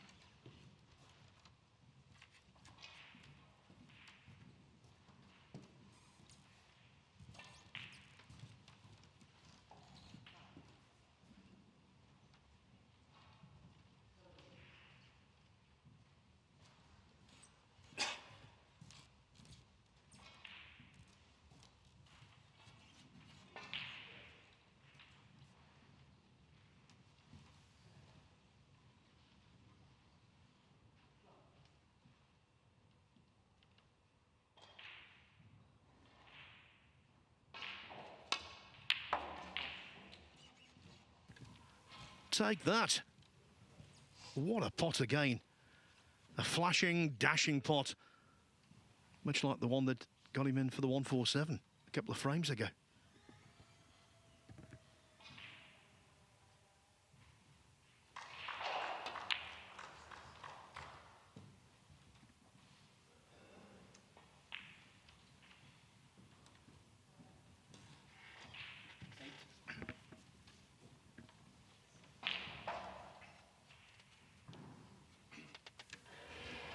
Well, it looks like the end of the road for Luca Brissell because he's 36 behind on the colours. Ian Burns at the table. Hasn't potted the yellow, so 3 snookers needed, otherwise Brissell is out. Remember, he's the seed, of course, in this round.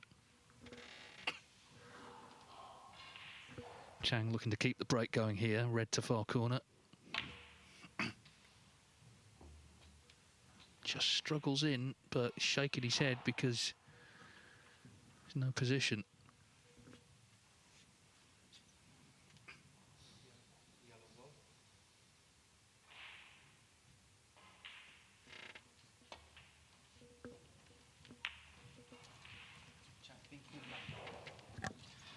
Now, this is meant more as a compliment than as a veiled criticism, but if you look at Chang's career, he has lost several matches where he's made more than 1 century. Tonight he's made 3, including a maximum, and there's still no certainty about the outcome.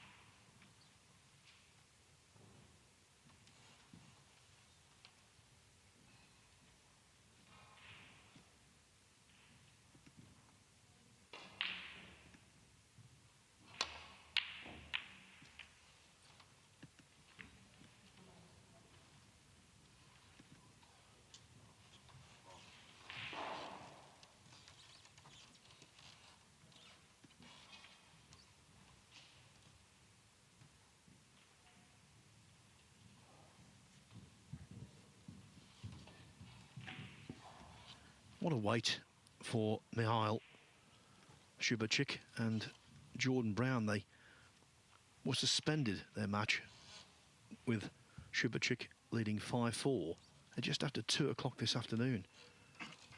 So it's been a 9-hour wait, 9-hour hiatus.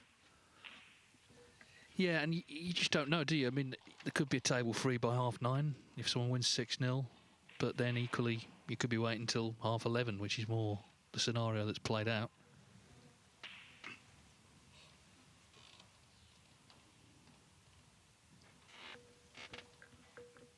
Brissell got one snooker, by the way, but he's left the yellow to middle for Burns, who's knocked it in. So 34 in front, 25 on there. In the frame, he needs to win the match 6-3.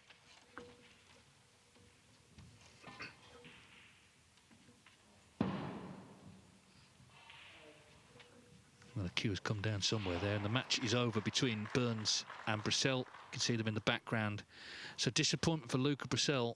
It's a big money event, this, and he was looking to try and turn around the ranking situation, but in fact he gets no points at all. Ian Burns, well done to him. He's through to Judgment Day. So that means, of course, that match between Shubachik and Jordan Brown can go on that table in due course.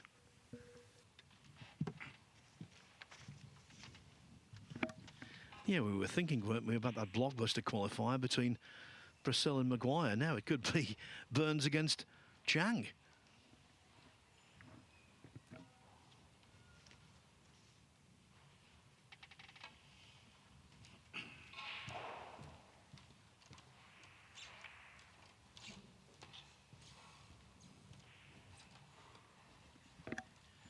In a spot of bother there was Chang.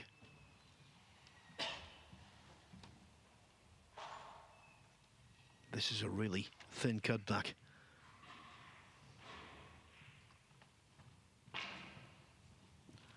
Full of risk.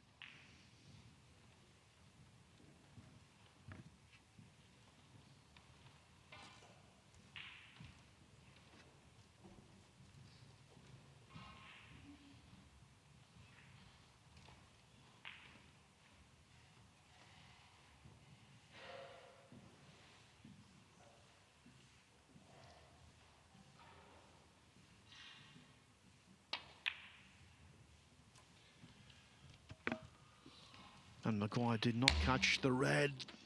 Thin enough. This time the palm of the hand descends onto the wooden cushion rail at pace. That hurt.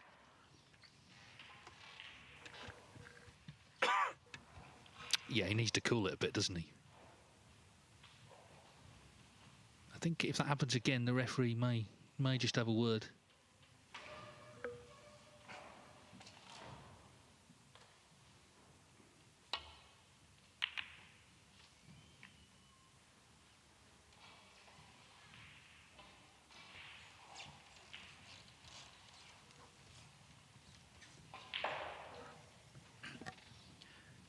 Dwayne Jones and Igor Figueiredo have gone to a decider. Jones winning the 10th frame, 5-5.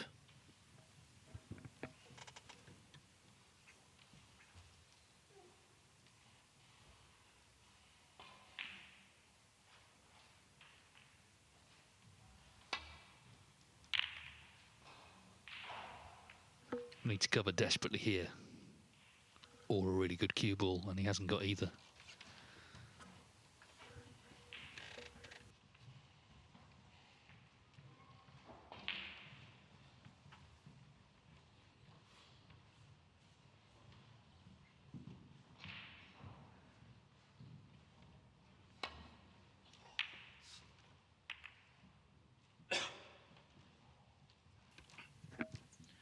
Well, that is a candidate for Chang's worst shot of the evening. And it could be the most costly shot he's played.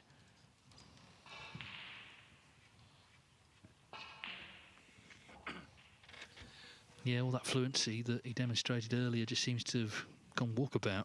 And, of course, the pressure's come to bear because of the position in the match, 4-4.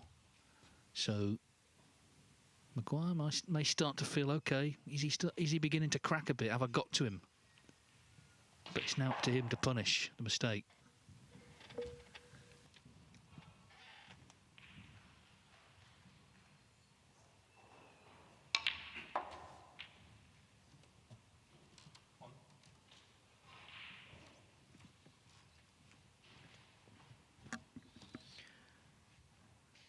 don't know whether Maguire's aware that Burns has beaten Brissell.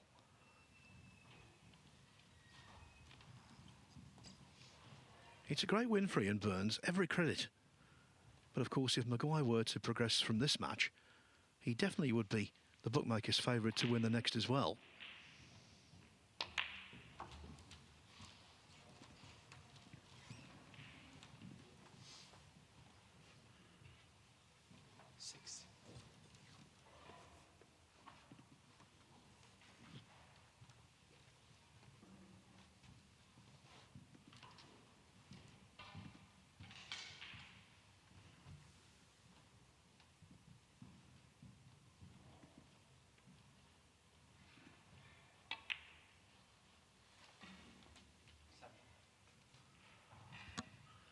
Maguire consistently having trouble with the logo, the stick-on logo on his waistcoat.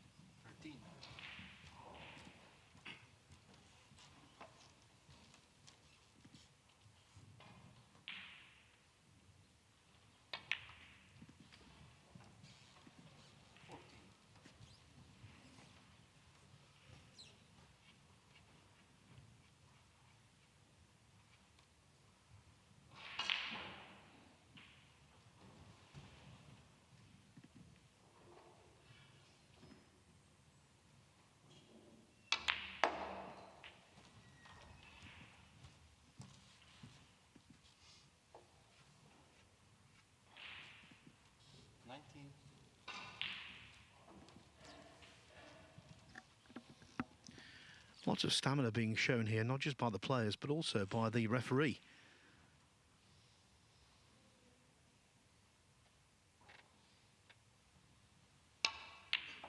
Because he officiated a match this afternoon, and it wasn't a sprint by any means. Jamie Jones beating Ashley Hugill 6-3.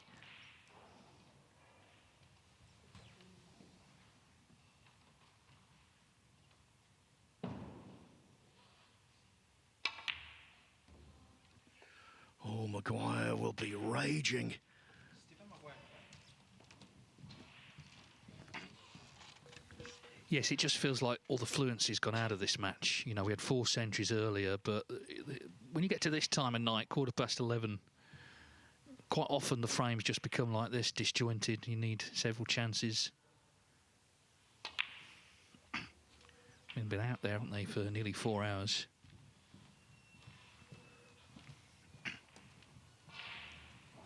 Robert Milkins battling to stay in the match with Daniel Wells. 5-4 to Wells. He was 56-0 up, but Milkins on 29 trying to respond. Remember, Robert Milkins is 66th in the projected end-of-season rankings. The top 64 stay on. He is currently top of the one-year list. There's 4 places off that. But you reset to 0 on that and start again almost from the bottom. So, you know, every point is vital, and that match is vital for him.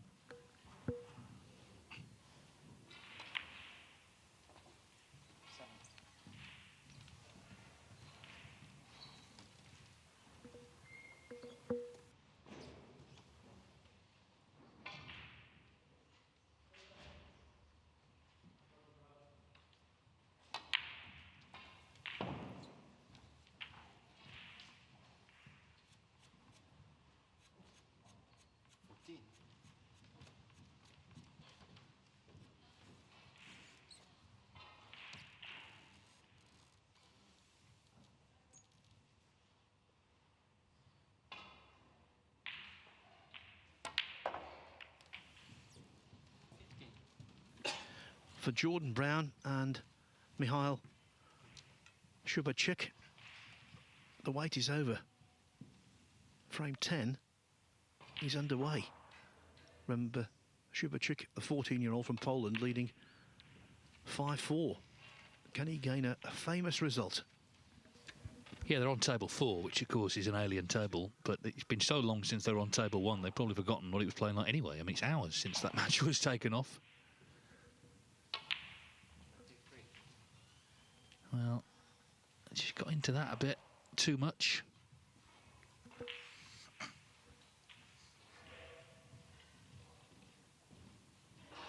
Julia Boyko, table 3, needs the blue to pull back to 5-4 with Dave Gilbert as Chang overcuts the black.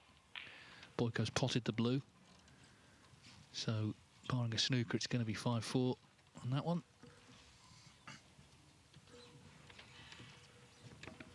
I have to say, for a consistent scorer like Chang, that previous positional shot was the definition of heavy-handed.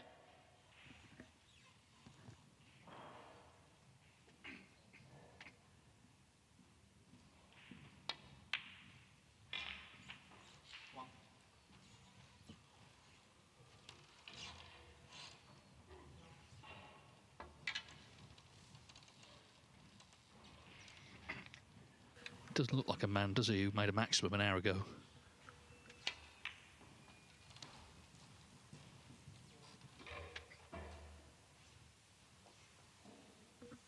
Maguire nowhere here, but it just feels like he's just the stronger of the two at the moment. Of course, won that last frame that was real hard fought. To confirm, Boyko won that frame, so 5-4 to Gilbert. Still 4-3 Mitchell Mann over Chris Wakelin.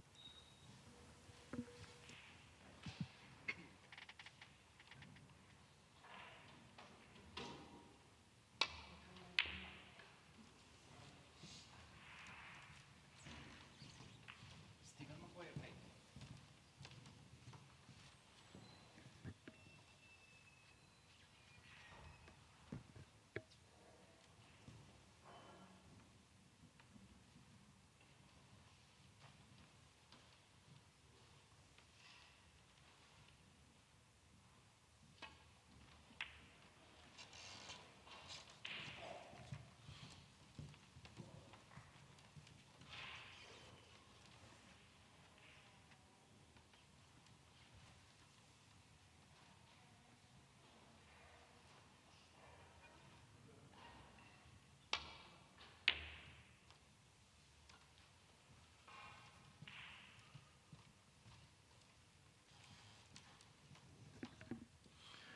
Killing the cue ball in behind Brown.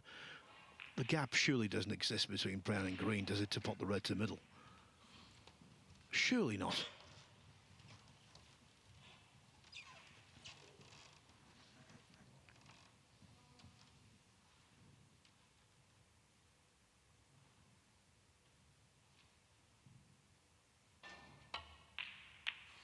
Hey, did you know that was cruel, cruel for Maguire?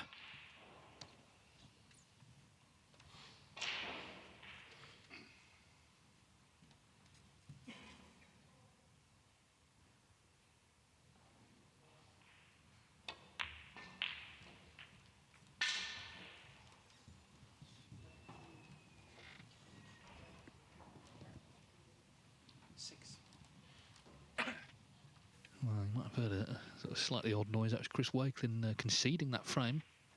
8th frame against Mitchell Mann. So 5-3 to Mann. Wakelin, the highest ranked player here, number 17 in the world. Is he going to follow Luca Brissell through the exit door?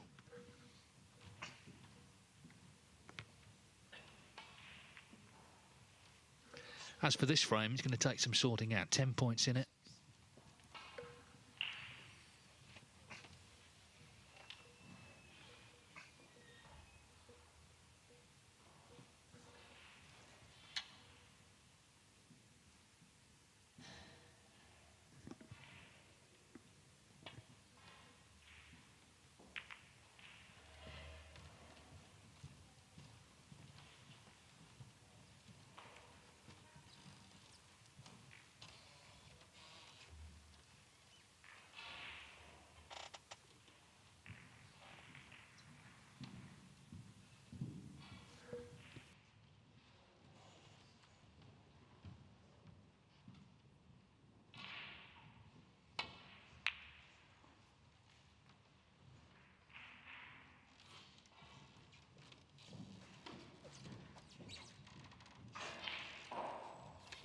Well, the red's potable. We still have to deal with the 2 clustered together. But I mean, this is no gimme because the match has become quite dragged out now.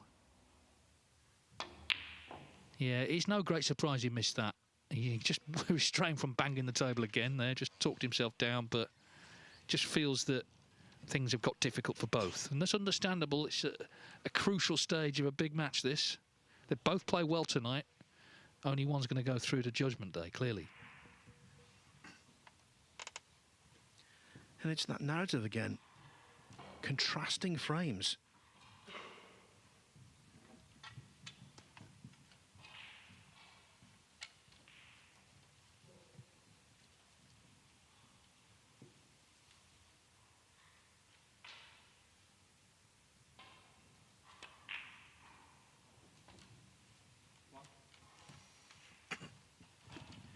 Now that seems like a pretty good angle to go into the two reds that are bunched together.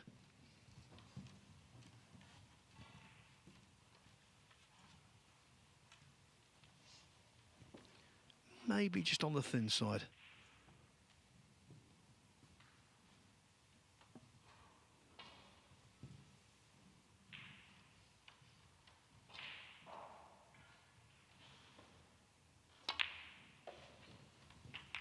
No, on the nose he hit them. And that's worked out really well, actually. Yeah, this is a chance now. Both reds are now in possible positions. It's 18 in front. So needs the two reds with colours. Depends which colours, but bottom line is he's got the chance here to edge back in front and win one of these frames that seemed to tonight have favoured Stephen Maguire.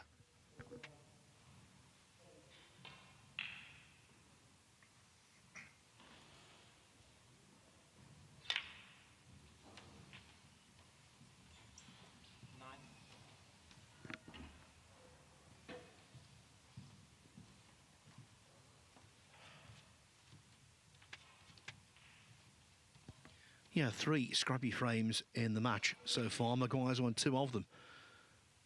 But it's looking increasingly likely he's not going to win this one.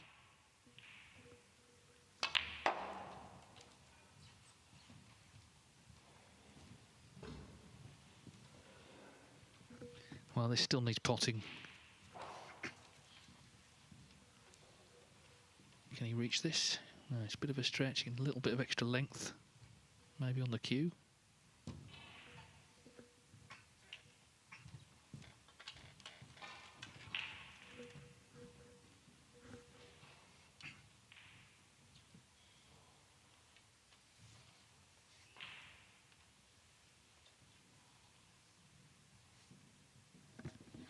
When you put the extended butt on the cue, it does change the cue's characteristics. But not enough to cause Chang to miss. 25 to the good, a couple of pots away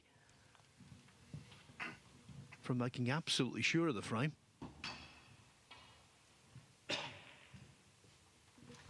Yeah, it's looking like 2 yellows, isn't it? So you feel this is going to be the big one, really. Just nice delivery again of the cue. Oh, yeah, nicely done. So he won't miss this one, I'm sure. Well, it was anyone's frame. But he played a nice shot, didn't he, off the third last red to develop the 2 that were joined together. And he's going to be one away from Judgment Day and a meeting with Ian Burns on Wednesday.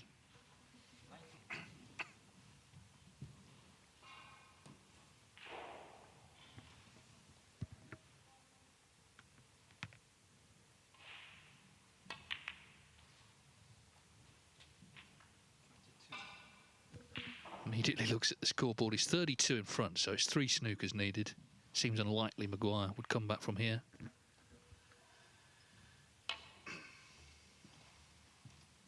But he is having a look. No, he's not. He's putting his cue on the table. He's conceded the frame. So Chang Bingyu has won another drawn-out frame there.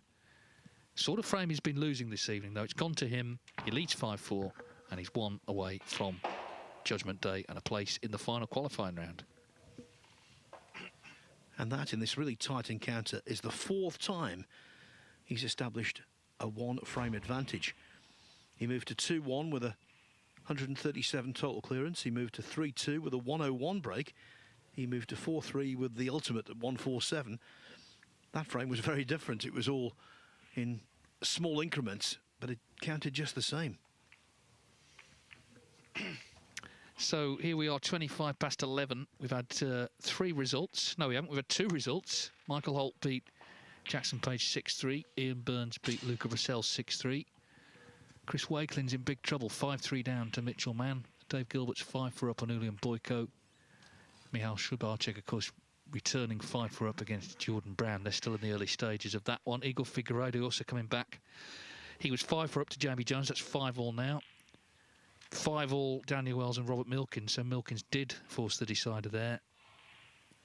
It's 4-3, going 4 each. Yuan Sijun and Ishpreet Singh Chadha. Yuan winning the 8th frame, it would appear. And Matthew Stevens 5-4 over Lu Haitian. So still a lot of frames to come before we conclude here this evening. And over the course of his career, Stevens has lost a lot of matches from well in front, needing one more frame. Is it going to be another instance this evening?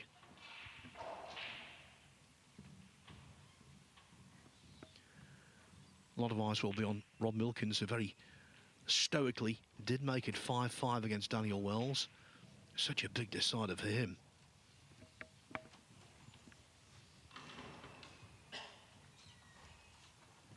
Yeah, so the bill of fare tomorrow, we have got Liam Pullen to start off against the former world champion Stuart Bingham, and then the match tomorrow afternoon that Dave will be commentating on features the newly crowned Northern Ireland Open champion Jack Lazowski. Always good to see Jack play.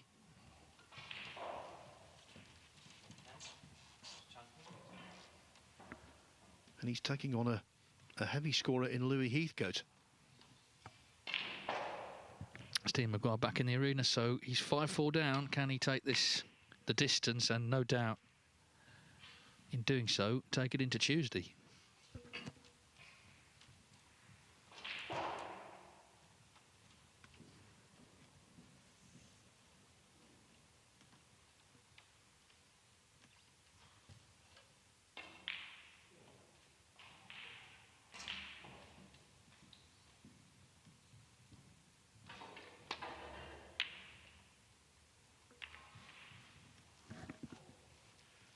Not very often, Dave, at 11:30 at night, local time, you've got 8 matches still in progress at a snooker venue.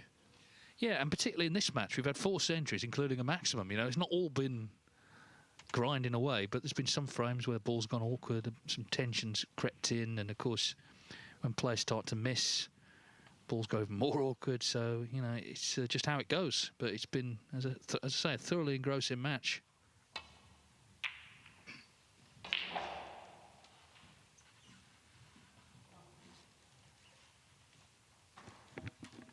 Early call, but I think where the Reds are now, i.e. completely open, all in mid-table, this might not be scrappy. This could be one visit territory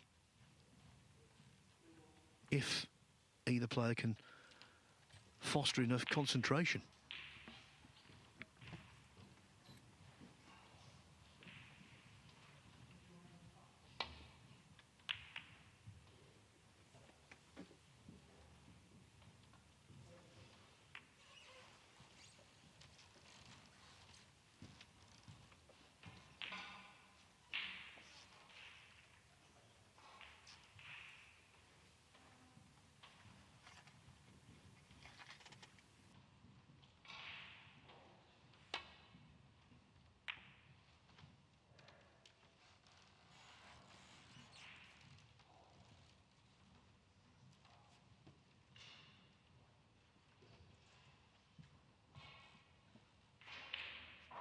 Well, no stranger to a late night there, Fergal O'Brien.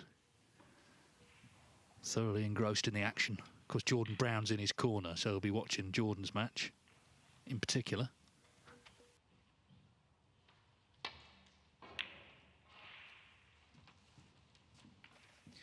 Yeah, for Fergal, this is an early night.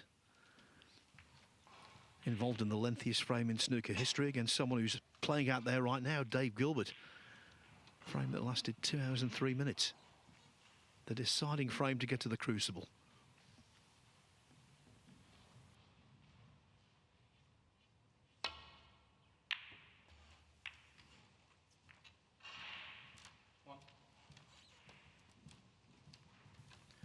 It's a pot for one, nothing else.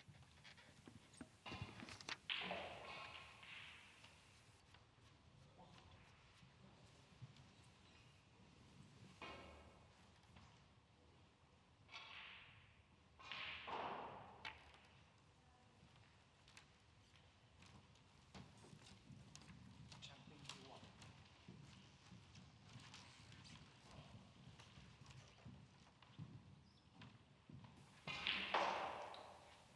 Chang just fractionally away from what would have been a truly vile snooker.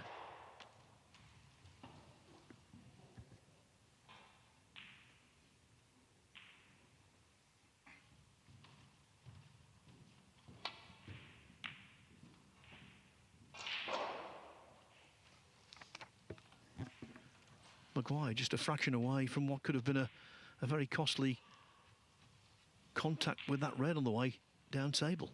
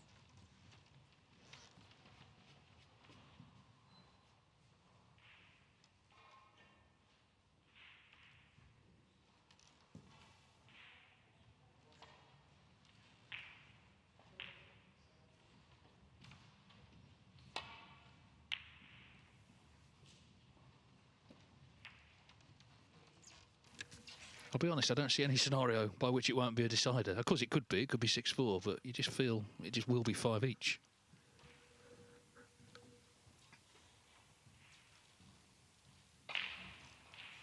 And then who knows what sort of decider we would see at, gone midnight.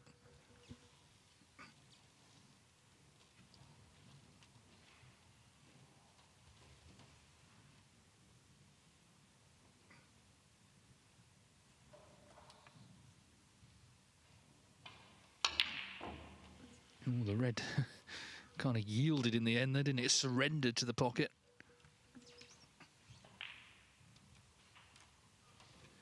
Well, it's not very often you see a red hit the jaw so often and eventually go. Obviously, to hit the jaw that many times, the pot has to be hit quite crisply.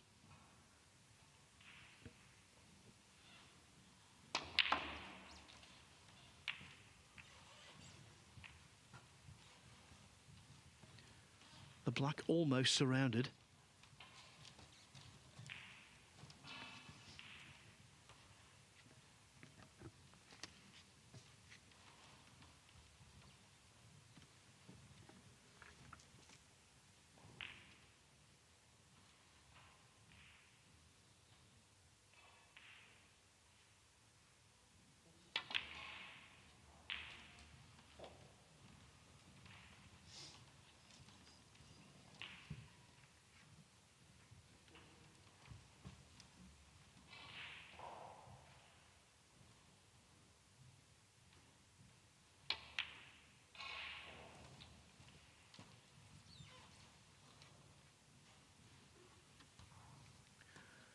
Six.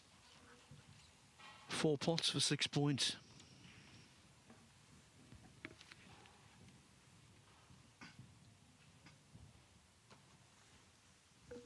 David Gilbert back in that seat. He's 5-4 up in the match, but 32-4 behind, 28 behind to Boyko in the next frame. Well, Maguire now needs a bit of help from that cue ball.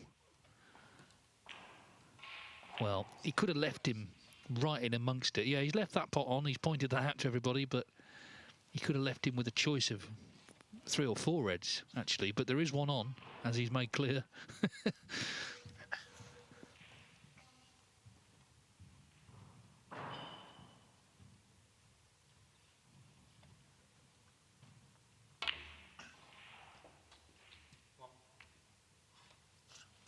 That's not great, though, is it?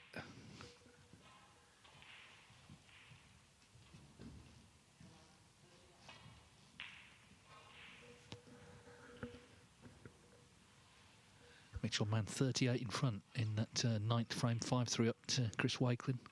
World number 17, of course, missed out because Wu Yize missed out on the seeding at York because Wu Yize won the international championship. And now he's in big trouble in that match.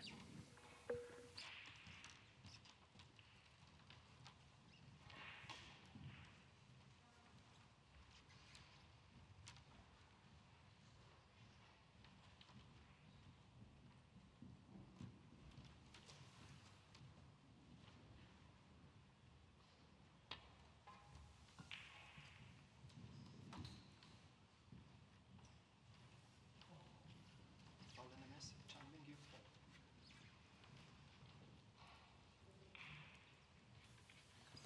Maguire remaining rooted to the spot because he knew the cue ball would be put back.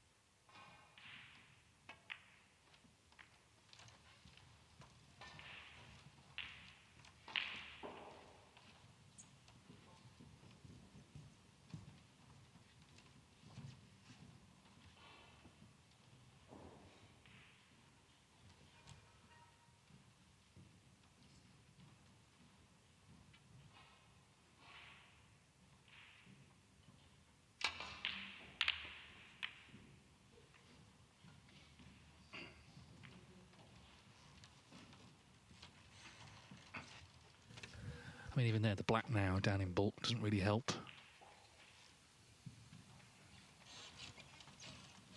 So the match, having been very fluent in the main in the early stages, has gone the other way now.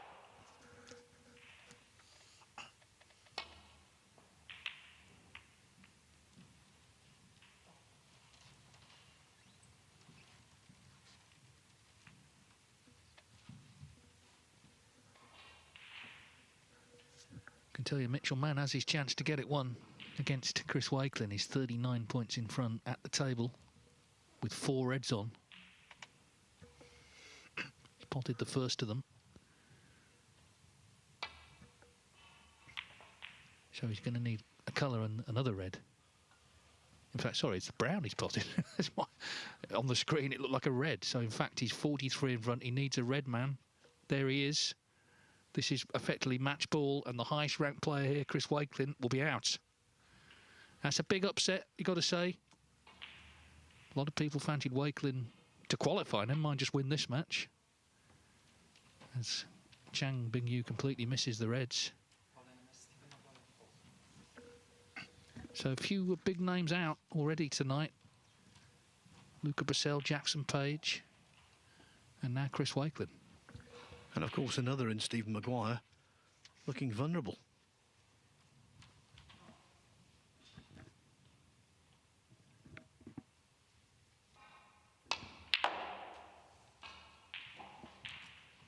that was better.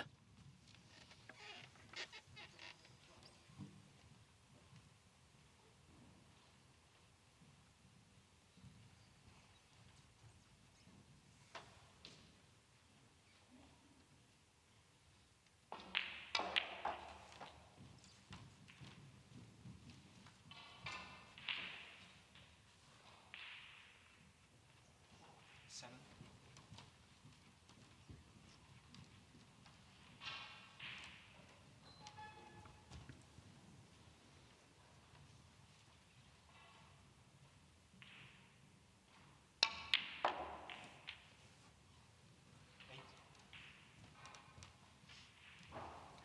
Struck that a little too well for his own good. He's now at a range on the pink that could go astray.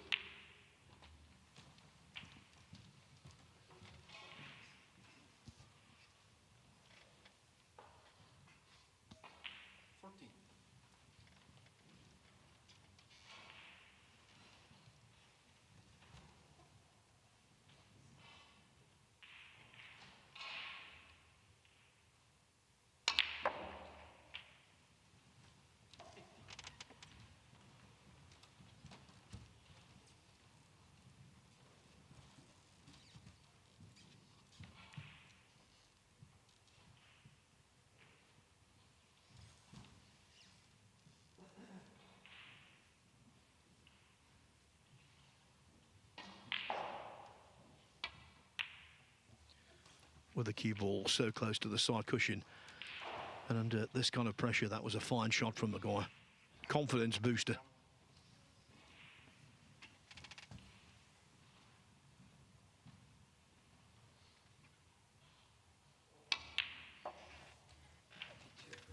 Yeah, I just felt it had to be a decider. It's not yet, but he's got the chance to take us there.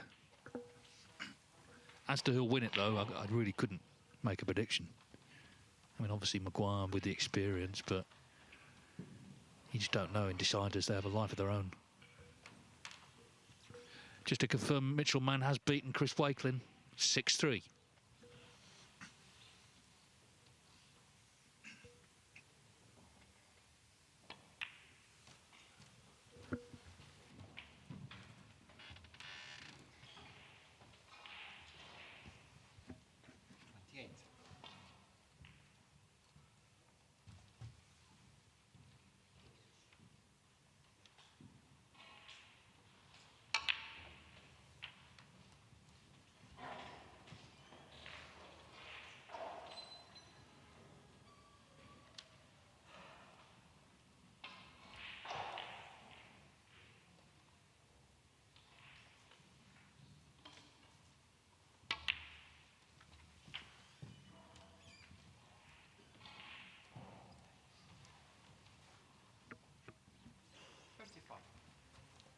Missing that would have been fine. Just tickling off it would have been fine.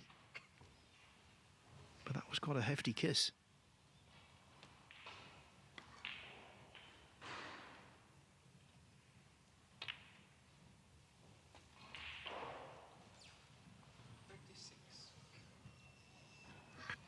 But every time Maguire pots a red, he deprives Chang of a potential 8. One more result has come in. Daniel Wells has beaten Robert Milkins 6-5. So disappointment for the Milkman, but another good result for Daniel Wells. Of course, he was a semi-finalist for the second year running at the Chang Grand Prix.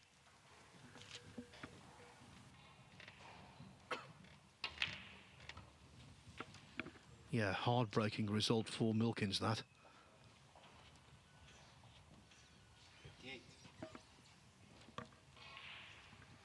And it will be a heartbreaking result to whoever loses this match, because they both invested an awful lot.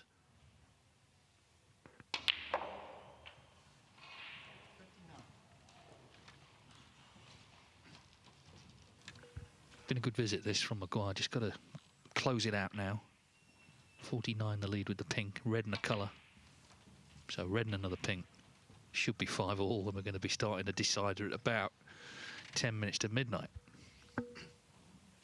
Welcome to the qualifiers. It's real hard-fought stuff here. Such a big prize to make it through to York, qualify for the televised stage. Now then, is he on the pink? Is he on this pink? He still needs it. No way. Oh dear. Well, I guess he could take the green. He would be 53 in front, 51 on, and not play for a red. Yeah, where the black is, of course, Chang needs 3 reds, 3 blacks and all the colours to win by a single point. So where the black is, Maguire holding all the aces. Very close to being home and dry. Yeah, he could take the pot on and not play to get on a red.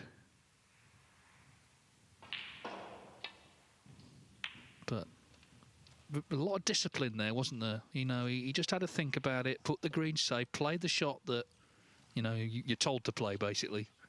As you say, he's holding the cards where that black is. And the one thing he didn't want to do there was play the green at pace and see it wobble in the jaws, come across the ball cushion and liberate the black. That would have been self-sabotage.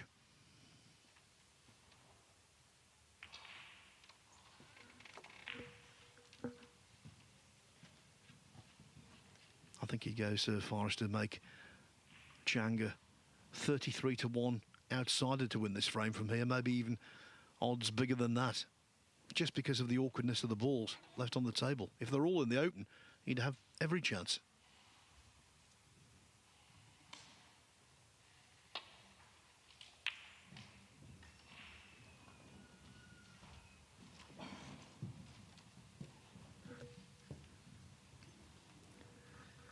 Dwayne Jones and Igor Figueiredo 5-all. They're on the brown. Dwayne Jones is 5 in front. Of course, that match came back from earlier on, so whoever loses that, I mean, that is a heartbreaker because, you know, they've had to hang around all day and, well, they're right down to the last 4 balls.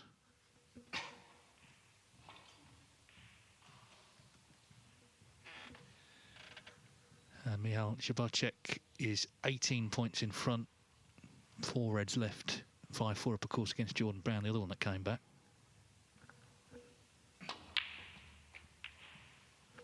Well, this pink has to go in, simple as that. And even then, of course, you can only tie.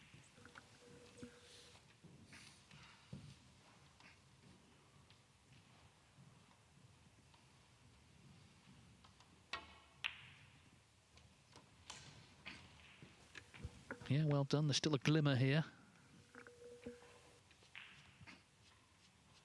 7.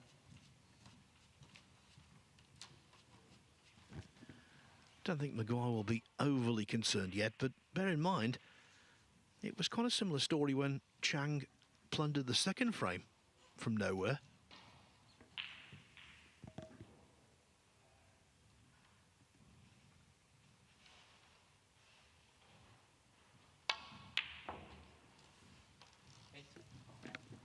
Well, now by potting the pink, he's left himself requiring a snooker.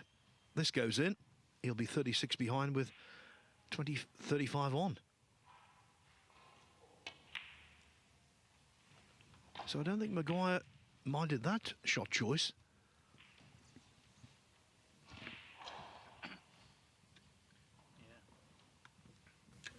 Yeah, he seems to, as I say, I honestly felt when the frame began it would be 5-all. Just had that feel about it, and I feel even more strongly now it's going to be the case.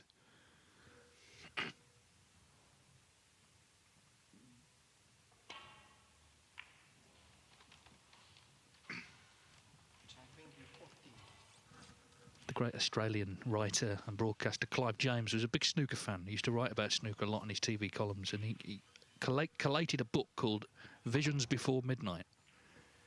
Well, in our case, it's going to be Visions After Midnight. Having said that, he's not made contact with the red, so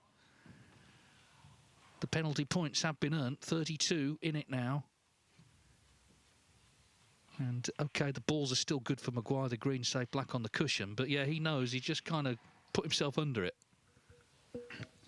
And now off the last red, Chang doesn't necessarily need to pot the black. 32 behind, so blue, pink or black would be sufficient. Dwayne Jones has beaten Figueiredo 6-5 from that match from earlier that came back on. Yeah, that was in the second qualifying round, so Jones through to the round we're watching here.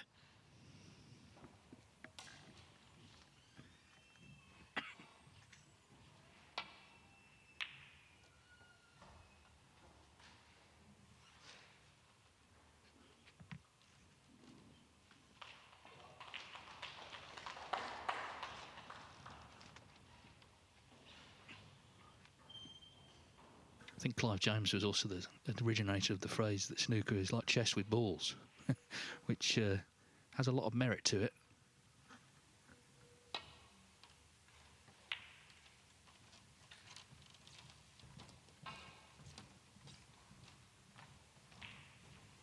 Yeah, I've got his collection of TV reviews for The Observer, and I mean, some of the snooker reviews he wrote were hilarious, but very respectful of the sport. Anyway, Maguire would love to see this red go down. We can get on with the decided frame.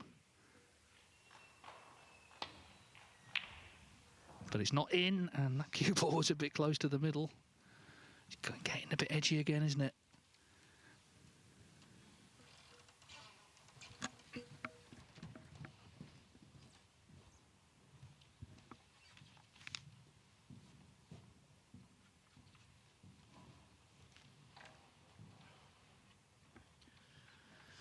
At least they don't have the monopoly on edginess.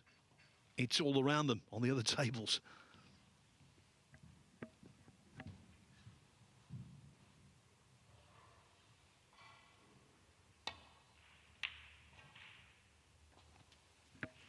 What a pot.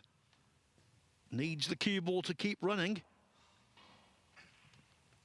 Well, it's going to be pink. If he doesn't knock it in, he'll be back to needing a snooker. Yeah, and you kind of fancy him to pot it after the black he knocked in for the maximum, but snooker doesn't necessarily work that way. This is a different scenario. The black, in the circumstance, was a lot more difficult because it was for the 147. But he's slightly hampered here by other balls. Now he's trying to decide if he can reach it. Kind of in two minds, I think. I kind of don't fancy him for this, actually. We'll see.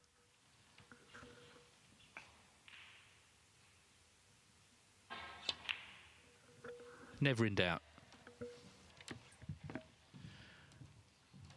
Position is, though, full ball snooker. And again, he must make contact with the yellow or with the penalties. He would need a snooker in that scenario.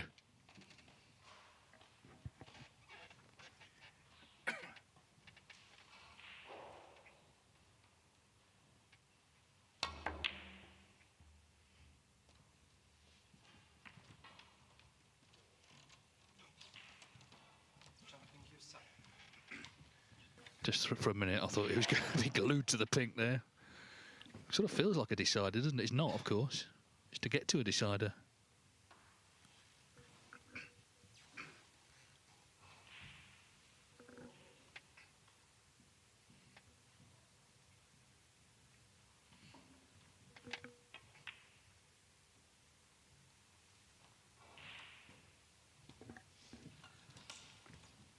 At that very acute angle with hardly any pocket to aim for, it was always going to be difficult. But of course it was worth Maguire's while because he couldn't really leave the yellow, and it was frame ball.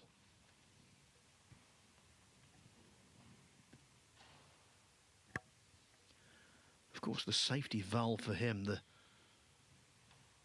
positioning of the green.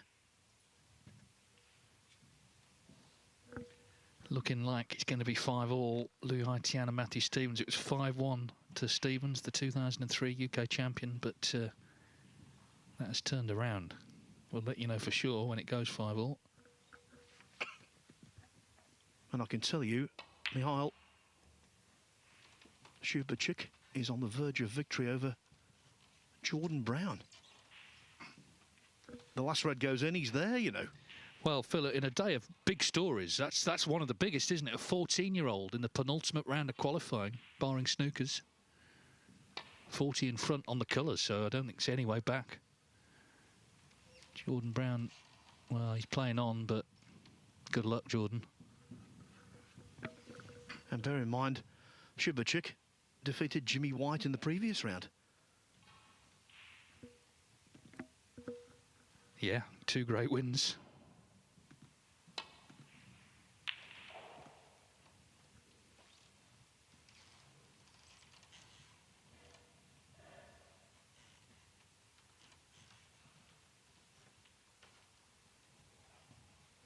Yeah, played Noppen Sangkam of Thailand, who's not having a good time of it, actually. He's struggling a little bit at the moment. We'll see tomorrow how that goes.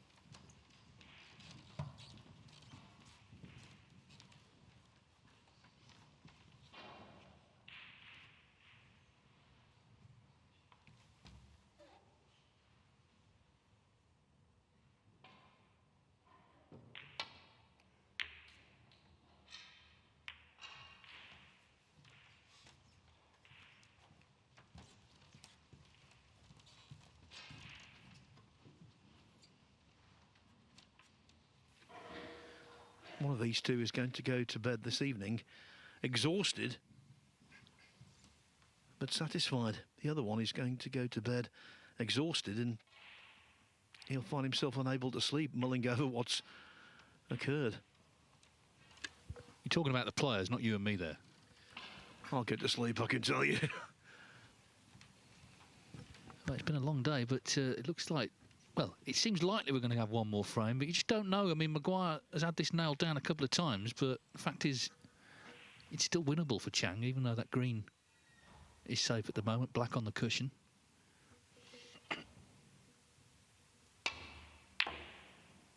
Yeah, he just can't seem to quite put it away.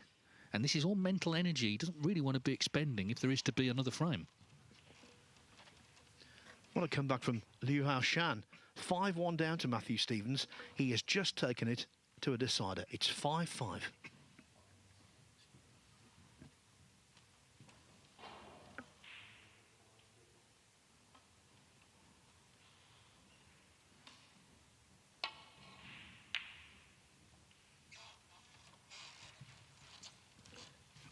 Now then, Stephen Maguire surely is just going to focus on potting this green, this yellow. Even then, we're back to 1 snooker needed, so it's not necessarily over, but it will give him a bit of breathing space at least.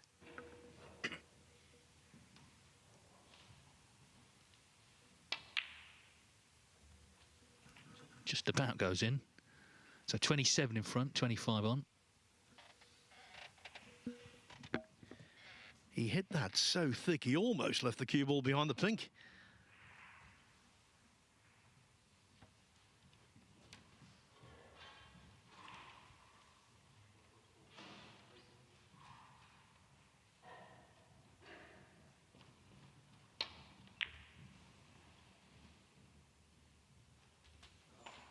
Now that really is breathing space.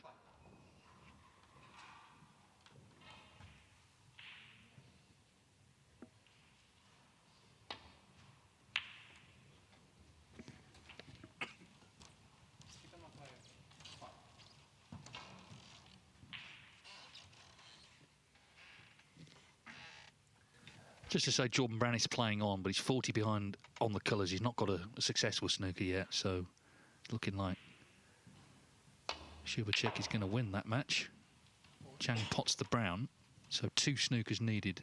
But look where the black is. I mean, it's not looking too hopeful, is it, really? It's only really the pink to snooker behind.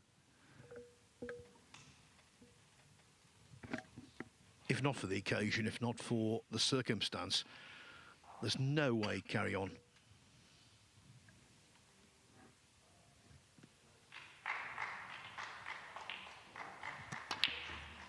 Jordan Brown is out. Mihail Shuvachik is through at the age of 14. Well, like I say, it's been a day full of stories, but that's very high up the list of the biggest, isn't it? Especially having to come back, wait so long. You know, it's a late hour for anybody, never mind a 14-year-old, but he's got the job done. Noppen Senkarm in round 3 as Maguire knocks in the blue, and it means, and there was a sense of inevitability, I think, from early on in this frame. It means we're going the distance, one more to decide it. You can never have enough snooker, and we've got one more frame to bring you. As the clock chimes midnight, Stephen Maguire wins frame 10. It's 5-all, and it's all on this one. It's been a thoroughly interesting match. We've had, obviously, the maximum, some other big breaks, a lot of hard-fought match-play snooker as well. And we'll see what sort of decider we'll get. It seems unlikely someone's going to step in and win it in one visit, but of course they're both capable of doing that. It's just whether after everything that's gone on tonight, either one can. We'll see. Yuan Sijun edging towards a 6-4 victory over Ishpreet Singh Chaudhry, well in front in their 10th frame. Dave Gilbert 5-4 over Uli and Boyko. They're on the brown there. Gilbert is 6 in front. So not done by a long way there. And as Phil said, 5 each, Matthew Stevens and Lu Haitian. So 4 matches still on as we head into Tuesday. We should look ahead to tomorrow, shouldn't we? In the morning, we'll be bringing you on table 1 Stuart Bingham against Liam Pullen. Of course, Bingham, a World and Masters champion.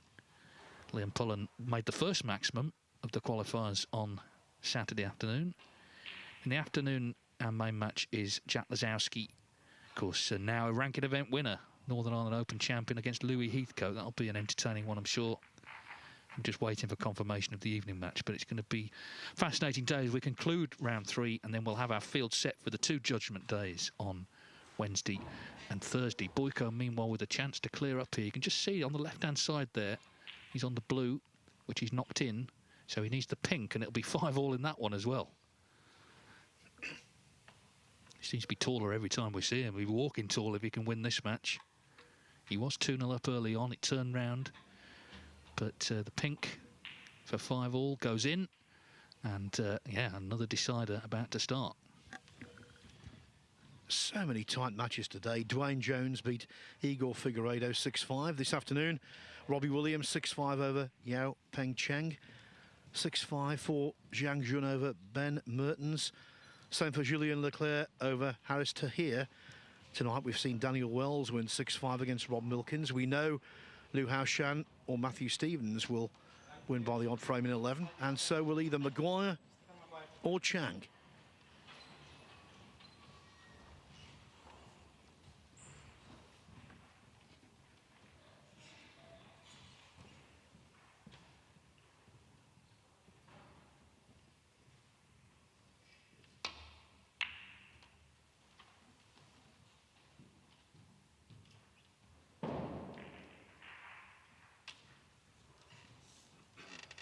Yeah, here we go then to decide who takes on Ian Burns on Judgment Day on Wednesday, or tomorrow, as we can say now, hour into Tuesday.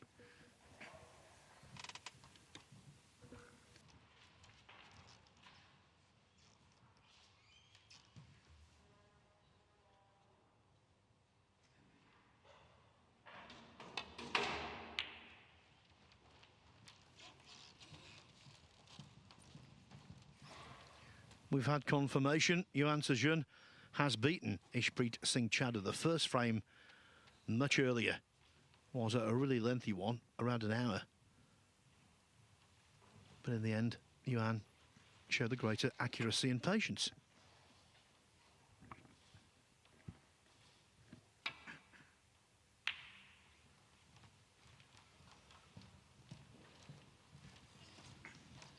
Go on then, Phil. If I gave you £10 and said, put it on one of these two to win the decider, who would you put it on? The way he's played tonight, I think logic suggests Chang, but I've just got a feeling for Maguire. Yes, he's banged his fist on the table a couple of times. He's whacked his cue into the cushion rail, but I think generally he's been quite restrained for him. So I think he's still got enough composure to get over the line. Yeah, I tend to agree, but let's see. You just never know. I think if Chang got in early, you could actually see him making a frame-winning break. I think if it is stop-start, it would favour Maguire. Anyway, he's lining up a long red.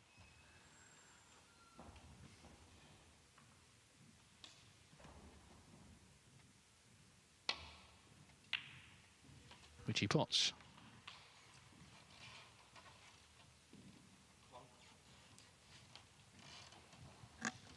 Players have selective memory when it comes to how a match has gone in terms of luck. They always tend to focus on the negative, think about how hard done by they've been. But I think Maguire has been in many respects.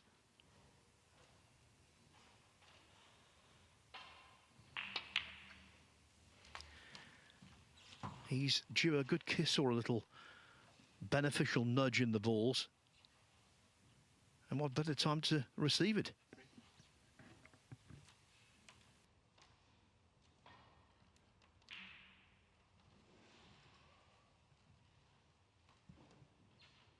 You just always feel, whenever there's a decider at this time of night, it can't be straightforward. It's just something about the hour makes it kind of eerie and, you know, things start happening. So, OK, he's in, but let's see how far he gets.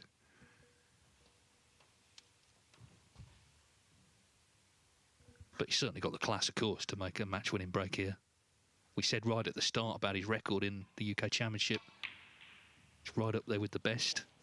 There's only 5 players who've won more matches in the tournament. There's only Ronnie O'Sullivan and Stephen Hendon who've made more centuries in the UK Championship down the years.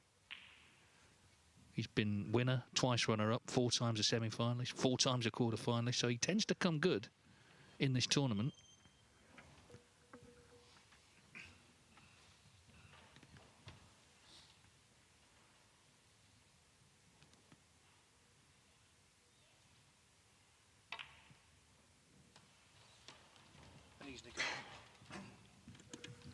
And he's negotiated deciders already this season. Beat Krish Gubazani 6-5 in the International Championship qualifying. I think more notably, much more notably, was that 5-4 win over world champion Zhao Xintong in the 3rd round of the Wuhan Open.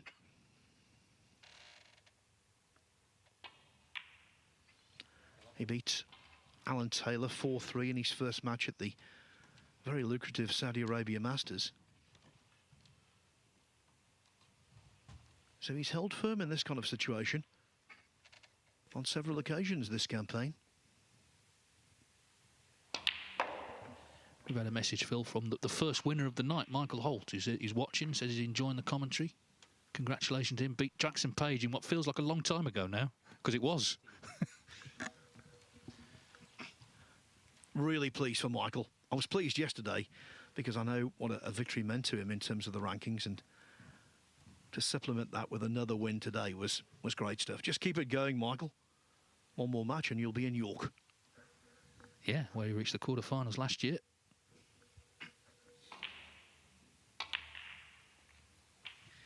Wanted to screw past the bunch.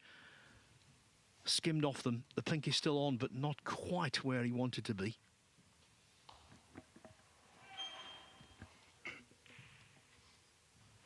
Still quite a few people watching, isn't there, here in the venue? You know, it's £12 for a day ticket, but that has given you value from 9:30 this morning until something like, let's say, midnight. So what's that, 15 hours? That is good value. Even better, if you remember a WST play, if you signed up for that, you can come for nothing.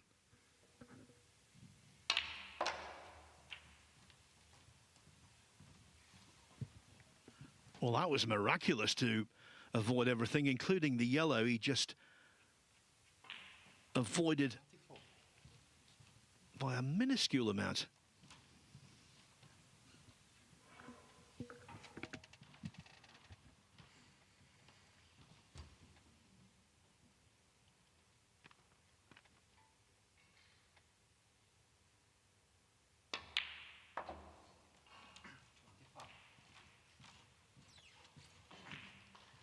Well, it's still early days, but this is starting to look like a good chance now to get this one.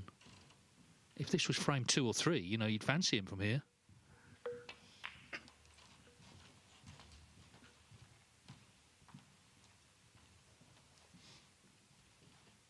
Remember, he started with a 138, a total clearance. It'd be something if he could finish with one frame-winning break to take out the match. After everything that's happened in between, the maximum from Chang, all the drama, the close frames.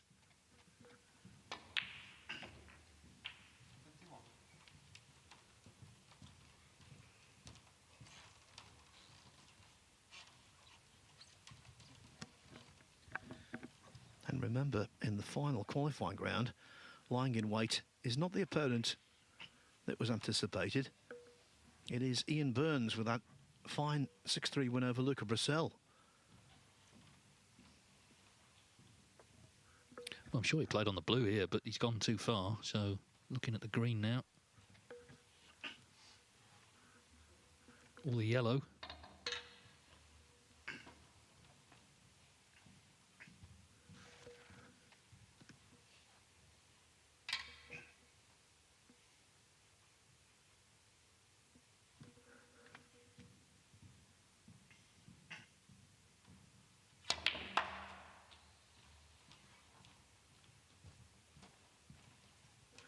This is, well, it might be going in, actually.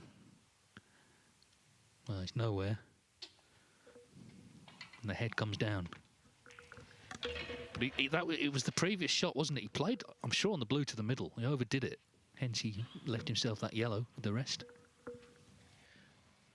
Useful lead, though, in any decider. Red on the side cushion. He doesn't want to move at any cost.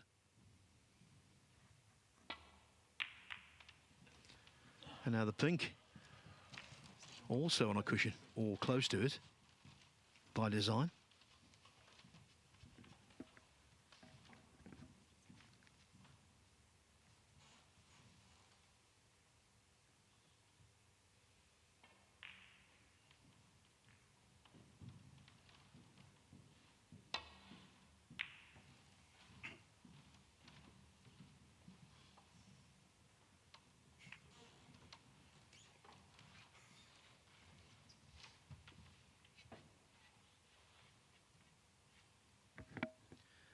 As I said before, Maguire reluctant to remove the red off the cushion. But he can get through to an alternative.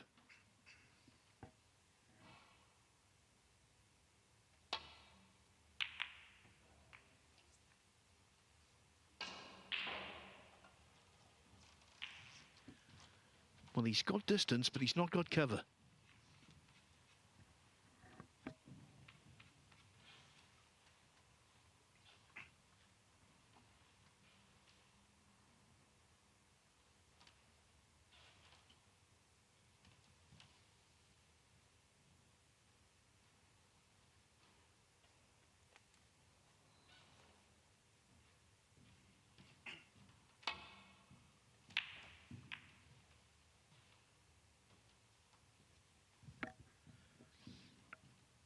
Chang didn't pot the red, but he's well and truly out of the danger zone.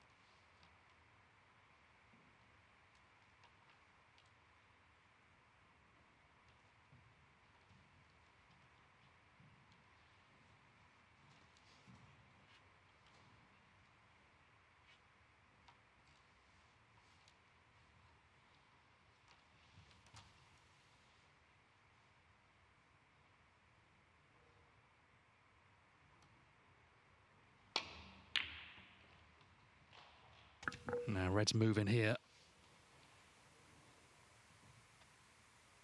Well, it's okay. But this could still be a very close finish yet. Just 9 points down in the decider between Dave Gilbert and Ulian Boyko. The other decider, Matthew Stevens and Lu Haitian. Lu Haitian 14 in front early stages. Total of 30 points scored there. 22-12 now, actually, Matthew Stevens in the bulls. Oh, great long red from Chang. So he wasn't left an easy one, but he's found one.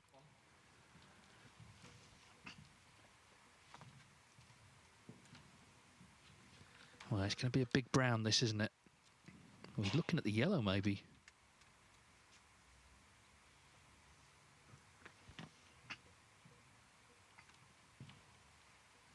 Looking at the yellow.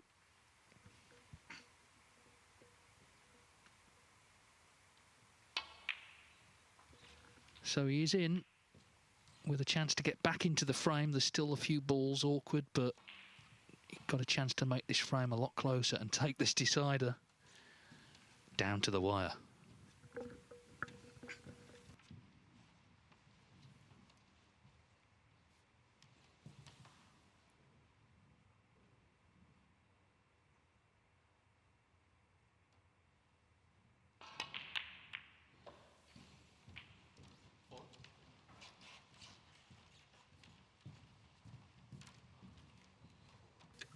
Well, the black is cuttable, but it's thin. It could have come out to more open position. There's pressure on every ball.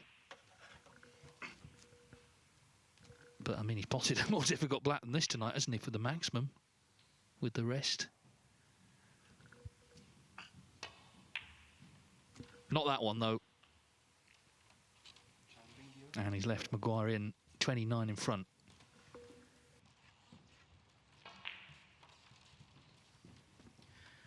Yeah, looking good for the Scot now, this.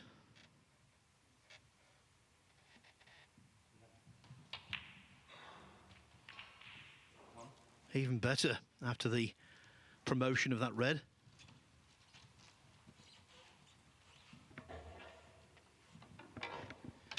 .147, but he's not in heaven. It only wins one frame.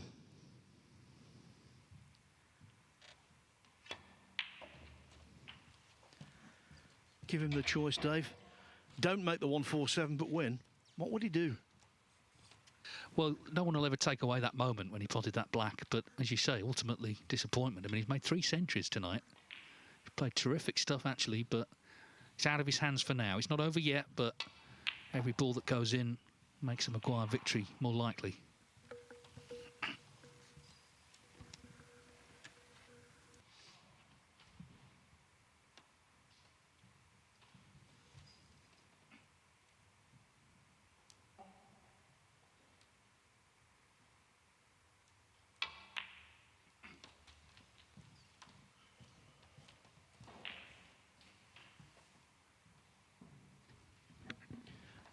Sometimes when you're 43 in front with 67 on, you can feel a little susceptible to defeat, but not the way the balls are placed here. One very awkward red, one extremely awkward pink, and 3 reds clustered together near the top cushion.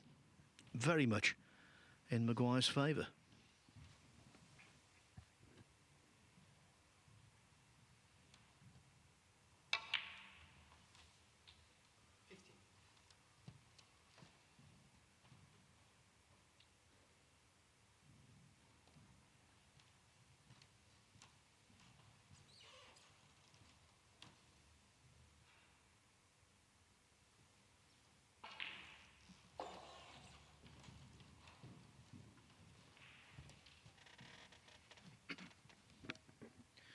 On a neighbouring table, on the next door table actually, Dave Gilbert in the process of trying to build a useful lead in the decider against Ulian Boyko.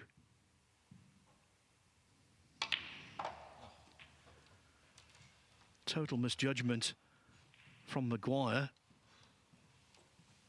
So he'll have to settle for leaving the table. 19. 48 in front, 59 on. Yeah, he's played the calculated cannon, hasn't he? Thinking, OK, well, that's almost frame ball if I get on it, but he hasn't got on it.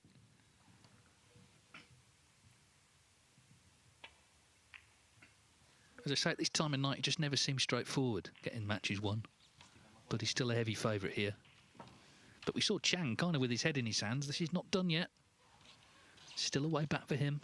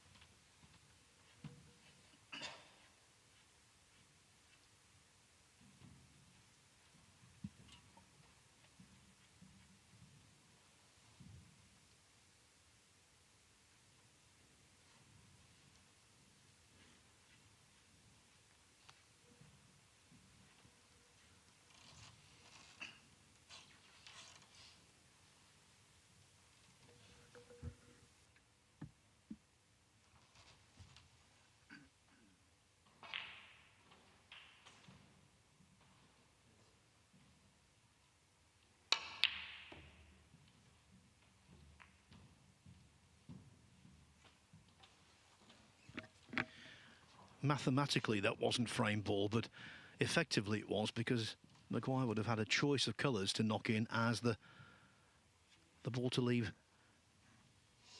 Chang Bingyu requiring a snooker. So mentally exacting, this kind of match.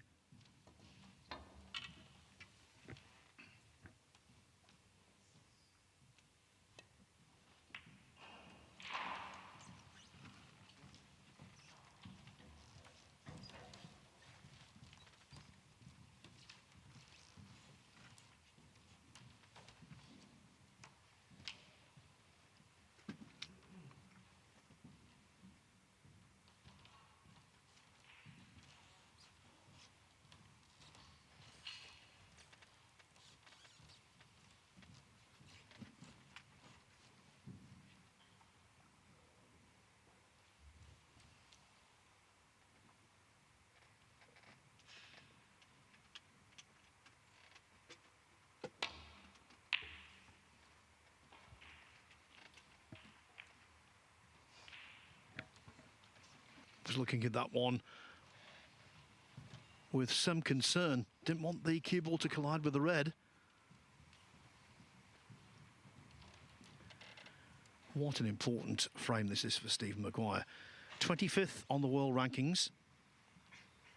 In his bid to return to the top 16, these are the kind of matches he simply has to win.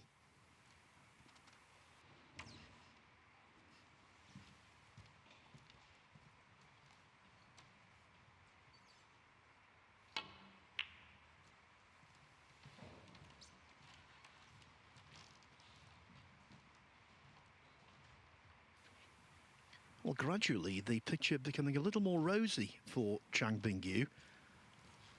48 behind, 59 on. Maguire's best friend is the pink. But the table a little more open now.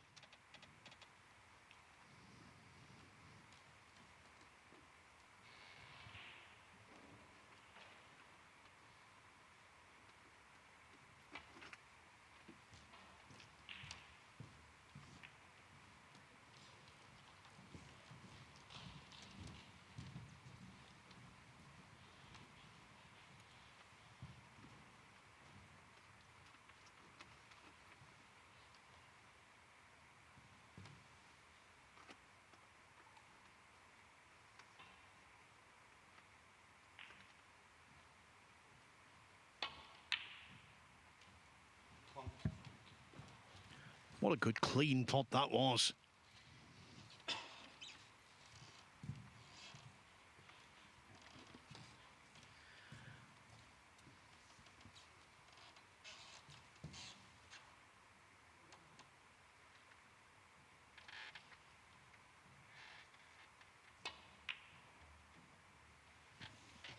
Oh dear me.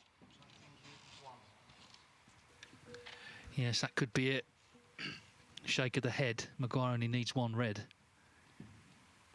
47 in front, 51 on. So this effectively match ball. It's been, in the end, a bit of a marathon.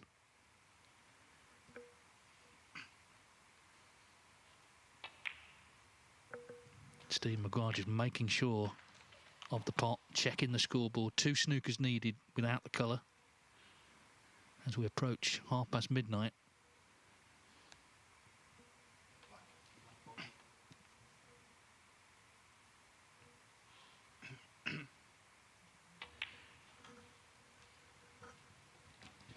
No risks taken.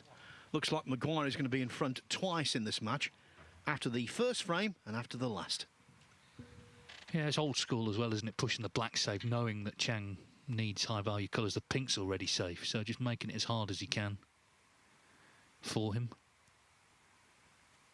And it'll be a hard-fought win. I mean, Chang took the headlines for the maximum, but well, he's left this red over the pocket. So this could be the end of the road now, this next shot. What a match it's been. Yeah, a long and winding road.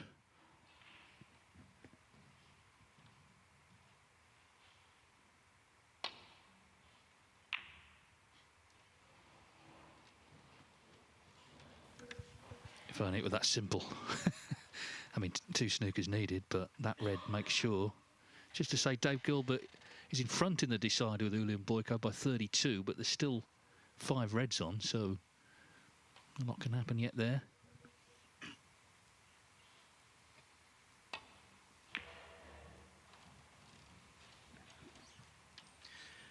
If you're just joining us for some late night snooker, well, this match early on featured so many big breaks. 138 from Maguire, 137, 101 and 147 from Chang to lead 4-3. Now, though, it's over.